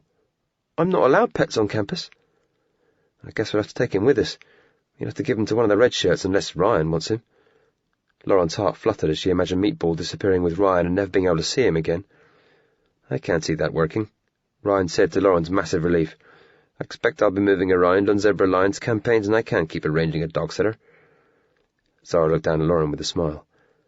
"Why are you still standing there? Come on, get packing." "Right," Carl yelled into the phone as the blue van steamed through a red light at the end of a street of terraced houses. "This one is definitely King Edward Place. Now what am I looking for?" Chloe's reassuringly calm voice came back down the phone. "It should be the second turning on your right." Carl got a horn blast as he slowed sharply to make the turn, then had to slam the brakes on as he spotted the no entry sign. "It's one way!" Carl yelled as he heard Cobb moaning with pain in the back. "Hang in there, Nick, not far to go." "According to the map on my screen, any of the next 3 turnings will get you there," Chloe said. "Take another right when you reach the bottom and you should be able to see the hospital." Carl heard a police siren coming up behind him as he pulled away. Plainclothes police had been scouting the area around Hummingbird Farm. It looked like they'd seen him leave and sent their colleagues after him. "I've got a blue and white on my tail," Carl yelled, "but I'm not pulling over before Cobb is in the hospital." "Roger that," Chloe said. "I'll try getting a message through to the local police telling them not to stop you before you arrive." The next street was one way as well, but there was no traffic, and it looked wide enough to pass even if there was. Carl made the turn and hit 55 mph, but the police cruiser still closed in his mirrors. As he neared the bottom of the road, a set of lights changed, and he found the line of cars turning towards him. The lead car pulled up as Carl blasted the horn. He swerved onto the pavement, but still tore the front bumper off a little Toyota as he turned into a busy main road, with the police siren blaring directly behind him. He slowed up to pull onto the slip road as something that looked uncannily like a hospital, but it turned out to be an adjoining retirement home. By the time he'd realised, the police car had swung into the opposite lane and attempted to cut him off by turning into his path. But Carl knew that trick from his advanced driving course and managed to get on the accelerator and use the weight of the van to barge the nose of the police car out of his way. Carl spotted a couple of ambulances parked up under a canopy at the entrance to an accident and emergency unit. He warned a couple of pedestrians with the horn as he pulled onto the lot. The police car was directly behind, and Carl screamed to the hospital staff for help as he jumped out. An ambulance crew and a couple of hospital orderlies ran towards the van. "Patients in the back!" Carl shouted. By the time the medical staff had the doors open, the 2 policemen were out of their car and steaming angrily towards Kyle. They weren't armed, but he had nowhere to run, and he was completely exhausted, so he raised his arms to surrender. "Up against the van," the cop said, drawing his baton. A couple of metres away, an ambulance woman stepped inside the van as the trolley was wheeled up to the back doors. "It's Nick Cobb!" the woman shouted. "Turn to face the van," the cop said nervously. "What's that you got sticking out your pockets?" "A Smith & Wesson revolver and automatic pistol." The policeman looked shocked as he stepped forward and pulled the guns out of Carl's pockets. "Is that all you got?" "There's an assault rifle on the passenger seat." As the other cop walked around to check the front of the van, a message burst out of his radio. Units 62 and 188, one of you stay and look after the van, the other officer to escort the van driver to Newcastle Airport.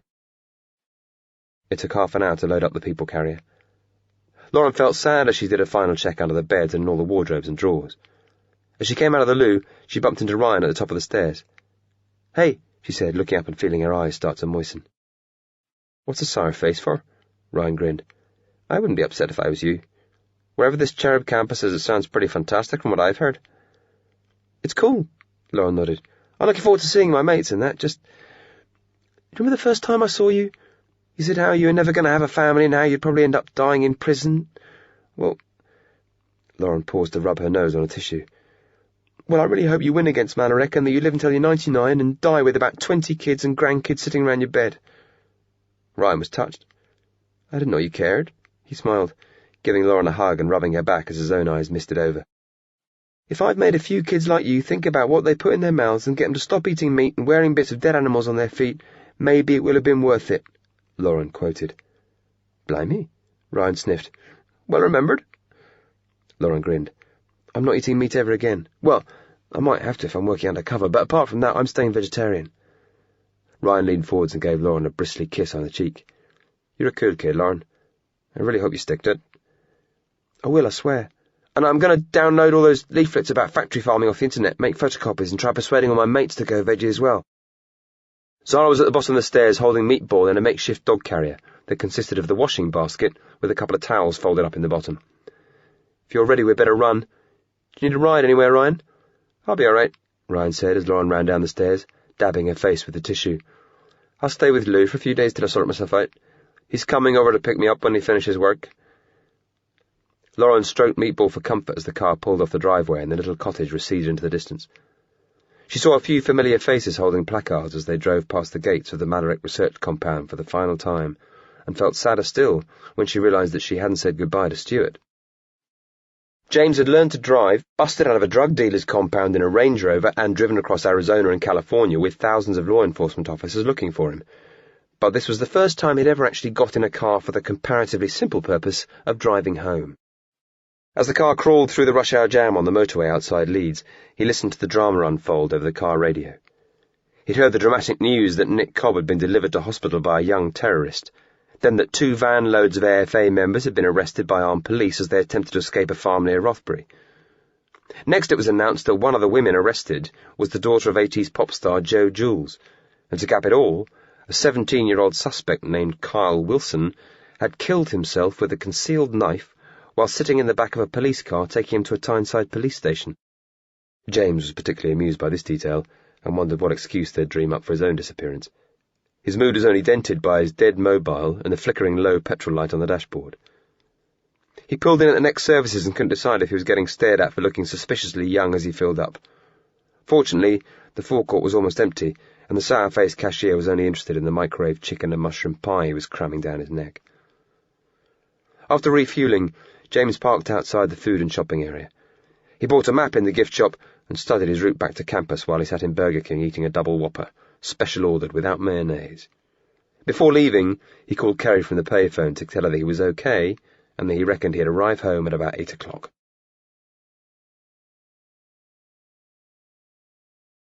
Chapter 37. Home. Zara glanced at her watch when the people carrier got close to campus. It was just past 7. "Do you mind if I stop by my house for a few minutes?" she asked. "Ewart will be putting the kids to bed about now, and I've not seen much of them lately." Lauren was half asleep in the middle row of seats and rubbed her eyes as she told Zara that she didn't mind. The Askers lived in a secluded bungalow about 2 kilometres from campus, and Ewart brought his son and daughter onto the doorstep as he heard Zara pull up. Tiffany could only manage a few steps unassisted, but Joshua ran out, dressed in a Buzz Lightyear pyjama top with matching shorts. "Is this home now, Mummy?" the toddler asked. "Yes, I'm back home now, sweetheart," Zara grinned as she picked up her son and gave him a kiss. "Where's my present?" "Oh," Zara said uncertainly, "I'm afraid I couldn't go to the shops today, so how about I take you to the shops tomorrow and let you pick your own present?" "No," Joshua whined, screwing up his face. "I want it now." Luckily, Lauren had put Meatball in his lead and was taking him out of the car to stretch his legs. "Nice dog," Joshua grinned, pointing at the ground to signal that he wanted to get down and play. Meatball looked suspicious as Joshua came towards him. "Stroke him nicely," Lauren said. "Don't make any sudden noises or you'll scare him." As Joshua ran his hand along Meatball's back, the little dog tipped his head forward and licked Joshua's toes. Tiffany screamed because she was missing out on the action, and Hewitt held her up by her hand so that she could walk towards Meatball and her big brother.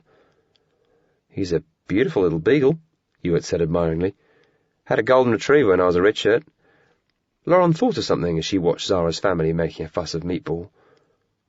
"Why don't you take him?" she asked. "Meatball's quite sensitive after all he's been through, and I don't fancy having him pulled around by a bunch of red shirts. Some of those little kids are lunatics, especially the boys." Zara and Hewitt exchanged a look. "What do you think?" Hewitt asked as he crouched down and gently bounced his daughter on his knee. "We did talk about having a dog, and you won't be away so much once you're made chairman." "If I'm made chairman," Zara said pointedly. Hewitt smiled. "Max seems sure you got the job." Joshua had cottoned on to the conversation. "Can I have him?" Zara and Hewitt smiled at each other. "You know, Lauren, that's a really kind offer. We'd love to take Meatball," Zara said. "And we live near enough to campus that you can still visit him and take him out for walks and things." "Cool," Lauren smiled. "Can I bring Bethany over too? She's heard about Meatball. She's not seen him yet." Hewitt crouched down and looked at Joshua. "What do you say to Lauren for giving you Meatball?" "Thank you," Joshua grinned. "Oh, there's one condition, though," Lauren said. "He's not allowed to eat meat." "Hey?" "I've got a few packets of vegetarian dog food in the car, and there's places on the internet where you can buy more if you can't get it in the supermarket." Zara gave Lauren a smile. "Don't worry, I'll make sure Hewitt doesn't sneak him any scraps of steak." James got lost a couple of times and finally arrived at the gates of campus shortly before 9. He parked the Mini outside the main building and blasted the horn a couple of times in the hope that someone would come downstairs and check out the car. At this time on a summer evening, he had expected to see older kids still out on the tennis courts and football pitches, but everywhere seemed empty. "Where are they all?" James asked, as he stepped up to the reception desk inside. "Charity five-a-side tournament in the gymnasium," Violet, the elderly receptionist, explained. "I hardly recognised you with the brown hair, James." James grinned. "Does it suit me?" "I'm sure you'd look handsome whatever you did with your hair, but you don't smell so great. I'm not sure about the blood on your shirt, either." "Oh," James gasped, realising that he hadn't showered since leaving Corbin Copse 2 days earlier. "I'd better go up for a quick scrub before I go find the gang." "Aren't you forgetting something?" Violet said as James headed for the lift. "Am I?" "I'll have the car keys, thank you very much. We wouldn't want you joyriding with your mates, would we?" "Would I do a thing like that?" James grinned, feigning innocence as he dumped the key fob on the reception desk. "I'm sure butter wouldn't melt," Violet said, "and all those appointments in Dr. McCafferty's office have been the result of simple misunderstandings." "Exactly," James nodded as he noticed the lift doors opening and jogged off. He headed up to the 6th floor. Most of the rooms were open because it was warm, but nobody was inside. He was especially disappointed when he leaned into Kerry's empty room, but it still gave him a rush, seeing all their things, breathing her smell, and knowing that he'd be seeing her as soon as he scrubbed up and put on clean clothes. He realised Zara and Lauren were already back when he found his room unlocked and his hurriedly packed holdall and a bag of dirty washing standing in the doorway. As he turned through his door, he noticed Kyle, spread across his bed in the room directly opposite. "Hey," James said, leaning to Kyle's doorway. "You got back quick?" Kyle propped himself up so he could see James. "Helicopter from Newcastle Airport dropped me down on the pad at the back of the rugby fields." James realised that Kyle didn't look too happy. If he hadn't been crying, he was close to it. "What's the matter?" "Just Tom," he said. "You spent a lot of time hanging out with him, didn't you?" Kyle nodded solemnly. "Remember when you said that Kerry wasn't the most beautiful girl in the world, but that she was special because everything clicks when you're together? Well, that's how I felt when I was with Tom. Driving around the countryside in his little MG, going to the cinema." "Romping on my bed while I was stuck in school," James interrupted. Kyle laughed. "One time." "Don't worry about it," James said, shaking his head. "I never said sorry for how I acted that day. From now on, absolutely anyone can use my bed just so long as they keep their underwear on." Kyle grinned half-heartedly. "One thing I won't miss is that titchy cottage. The way we're all crammed in there. I'm amazed nobody came to blows." "It's true," James nodded. "I'm going to take a quick shower and head over to the gymnasium to find the gang. You want to come with me, or are you happy being miserable?" "Might as well," Kyle said. "Can't spend my whole life sitting around feeling sorry for myself, can I?" Chapter 38. Jet. 2 days later. Provided they behave themselves, every Cherub gets a 5-week break at the Cherub Summer Hostel on the Mediterranean island of C. Kids who are late back from missions are flown out on regular scheduled services, but the main flights that take half the population of campus in one go are put on by the Royal Air Force in one of its dilapidated tri-star jets. Designed for carrying soldiers, every expense had been spared. There was no entertainment system, the basic seats had torn covers, they didn't recline, and the bare metal floor was covered in sand and mud from soldiers' boots. It was best not to put anything into the seat-back pockets, because years of accumulated orange peel and crumbs had sprouted mould, and the ashtrays were still full, even though smoking on RAF jets had been banned years earlier. Not that any of the 116 Cherubs on board cared. They wore shorts and T-shirts and were already tearing into the bagged lunches they'd been handed as they boarded the plane. There was screaming, shouting, and occasional choruses of, "Why are we waiting?" They were stuck on the tarmac because one of the coaches bringing them to the airport had broken down, and it had taken over an hour for the stricken passengers to be picked up in a stream of taxis. James and Kerry were among the last group to arrive, and Lauren spotted them running up the steps from her window seat. "Looks like those two have finally come up for air," Lauren grinned. Bethany nodded her head, which had a paper crown and streamers dangling off it. "I saw them 3 times yesterday, and they were snogging every single time." "Lucky James," said Rat, who was in the aisle seat. "Kerry looks so fit these days," Bruce added from across the aisle. James stepped inside the plane and caught a none too pleasant odour from the toilets. As he walked down the left-hand aisle, he spotted a few people he hadn't seen since arriving back. Bethany's brother Jake grabbed his arm. "Thanks for helping us out in training," Jake said. James stopped walking and looked back at him. "I heard that you and Rat passed," he said. "Well done." "Basic training's piece of cake," Jake grinned, dismissively waving his hand in front of his face as one of his little mates held out a PSP. "You didn't look so confident when I last saw you," James smoked as he walked on. "Hold up," Jake said urgently. "Watch this clip. I guarantee you'll love it." "What is it?" Kerry asked as James grabbed the PSP off Jake and hit the play button. The little screen showed the familiar set of the Otis and Wendy show. Otis made his lunge, and the director zoomed in as James threw the punch at his nose. James was impressed by how brutal it made him look. "That was some bad punch," Jake smiled. James showed Jake and his friends the circular cuts where the handcuffs had cut his fingers. "And I got the marks to prove it." "Not as bad as the state of Otis Fox's nose," Jake's friend giggled. "I've got my PSP in my bag," James said. "Can I make a copy of that clip when we get to the hostel?" "Of course can." Kerry gave James a disapproving look as they headed on down the aisle towards Lauren. "What have I done now?" James asked. "Those two are only 10, Kerry tutted. Shouldn't be encouraging them." "Jake doesn't need any encouragement," James grinned. "He's a total nutter already." When they reached the row with Lauren, Bethany and Rat in it, James gave Rat a congratulatory high five for passing training as Kerry wished Bethany happy birthday. "Oh yeah, happy 12th birthday," James said half-heartedly. "Has Lauren talked you into becoming a veggie yet?" "Yes, as a matter of fact I have," Lauren grinned. "And Rat's thinking about it too." "Am I?" Rat gasped. "You told me you were going to read the leaflets," Lauren said. "Yeah, but only to stop you going on and on and on about it," Rat laughed. James nodded to Bruce as Carl stood up from a seat in the row behind Lauren. "Saved them for you," he said. "Put my bag in the overhead," Kerry said to James, handing it to him as she shuffled into the middle seat. "Anything else, madam?" James sneered. "Duty-free, hot towel, tea and crumpets?" As James opened the flap of the overhead compartment, a piercing scream hit him in the face. Several camera phones popped up and snapped his shocked expression as he stumbled back and dropped his bag. "Bloody hell!" James gasped, clutching his chest with fright. Cheers erupted as a little red shirt called Lyra dangled her legs off the side of the overhead bin and jumped down onto the metal floor. "Gotcha, James!" Lauren grinned as Lyra collected half a dozen chocolate bars from James's mates in return for the 10 minutes she'd spent crammed into the overhead locker. "Show us," James said, grabbing Lauren's phone and looking at the picture of his gawping mouth on the screen. He could see the funny side as he settled into his seat and buckled his belt. "Zara's coming up the steps," Carl announced. "Looks like she's the last one." Lauren glanced out of the window and saw Zara carrying a stroller up the steps. Ewart walked behind her with Joshua and Tiffany in his arms. "Wonder who's looking after Meatball while they're away," Lauren said. "Probably Mr. Large," Carl said. "He lives in the bungalow next to the Askers and he's already got dogs." "What?" Lauren gasped. "Large's dogs are dirty, great, massive bloody Rottweilers. They'll eat him." James giggled. "Large will have Meatball up at 4 o'clock every morning, make him run a little doggy assault course and doing doggy push-ups." "Shut up, James," Lauren said, clearly worried. Carl spoke reassuringly. Seriously, Lauren, don't get upset about it. Large and his partner have got 5 or 6 dogs. I've seen them in town with their daughter and little Jack Russell.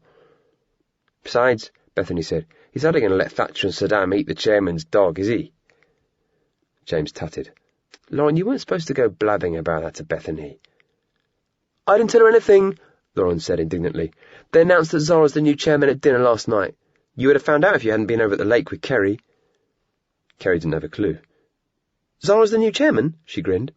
Yep, Carl nodded. That's so cool. I thought it was going to be some old fart from outside. As Zara stepped onto the plane, everyone started clapping, cheering and chanting, Chairman, Chairman, Chairman. Zara broke into a big smile and turned bright red. I hope you're all this enthusiastic when you get in trouble, Zara said. Thank you. How can she be the chairman? Rat asked. Lauren shrugged. Maybe she'll be the chairwoman. Or she could have a sex change, James said. The pilot's voice came over the intercom. Good morning, everyone. I've been told that all our passengers are on board. The stairs are being rolled back and the cockpit doors are closing as we speak. Could all passengers fasten their seatbelts, secure their tray tables, and remain seated until we've reached a cruising altitude? We've been given an immediate takeoff slot, so we should be taking to the air in under 5 minutes. A big cheer went up as the plane started to roll. They were flying out of a small military airfield near to Cherub campus, and it took less than a minute to taxi to the beginning of the runway. After a jarring halt and a brief pause, the pilot opened the engines up to full blast, and all manner of interior fittings began flapping and groaning as the aged jet belted down the runway. You know, so cool, James grinned to Kerry. You, me, Lauren, Kyle and Bruce all getting to go to the hostel at the same time this year. Pity about Gabrielle getting a mission at the last minute, Kerry said. But I still reckon it's going to be the best summer ever. In the next row forward, Lauren reached into her Nike gym bag to pull out a Just 17 magazine and noticed a mysterious dark object at the bottom. It felt greasy to the touch, and she immediately pulled it out and scowled back at her brother through the gap in the seat. James! Lauren screamed over the roar of the engines. What the hell is this? Looks like lamb chop to me, James said as Carl smiled and Rat burst out laughing. It's not funny, you know, Lauren yelled. That was a beautiful living animal. Beautiful with mint sauce and gravy, James smirked. As the aircraft left the ground, Lauren aimed the chop at her brother's head. You just wait till that seatbelt light goes off, James. I'm going to kick your ass. Then she turned around and thumped Rat on the arm. It's not funny. James looked at Kerry, but got a disapproving look. Great start, Kerry huffed. You and Lauren will probably be on punishment for fighting before we even arrive. James smirked at Kyle, who thought James was mean, but couldn't help laughing. You think she's angry now, James whispered. Just wait till she finds the chicken nugget hidden inside her swimming costume.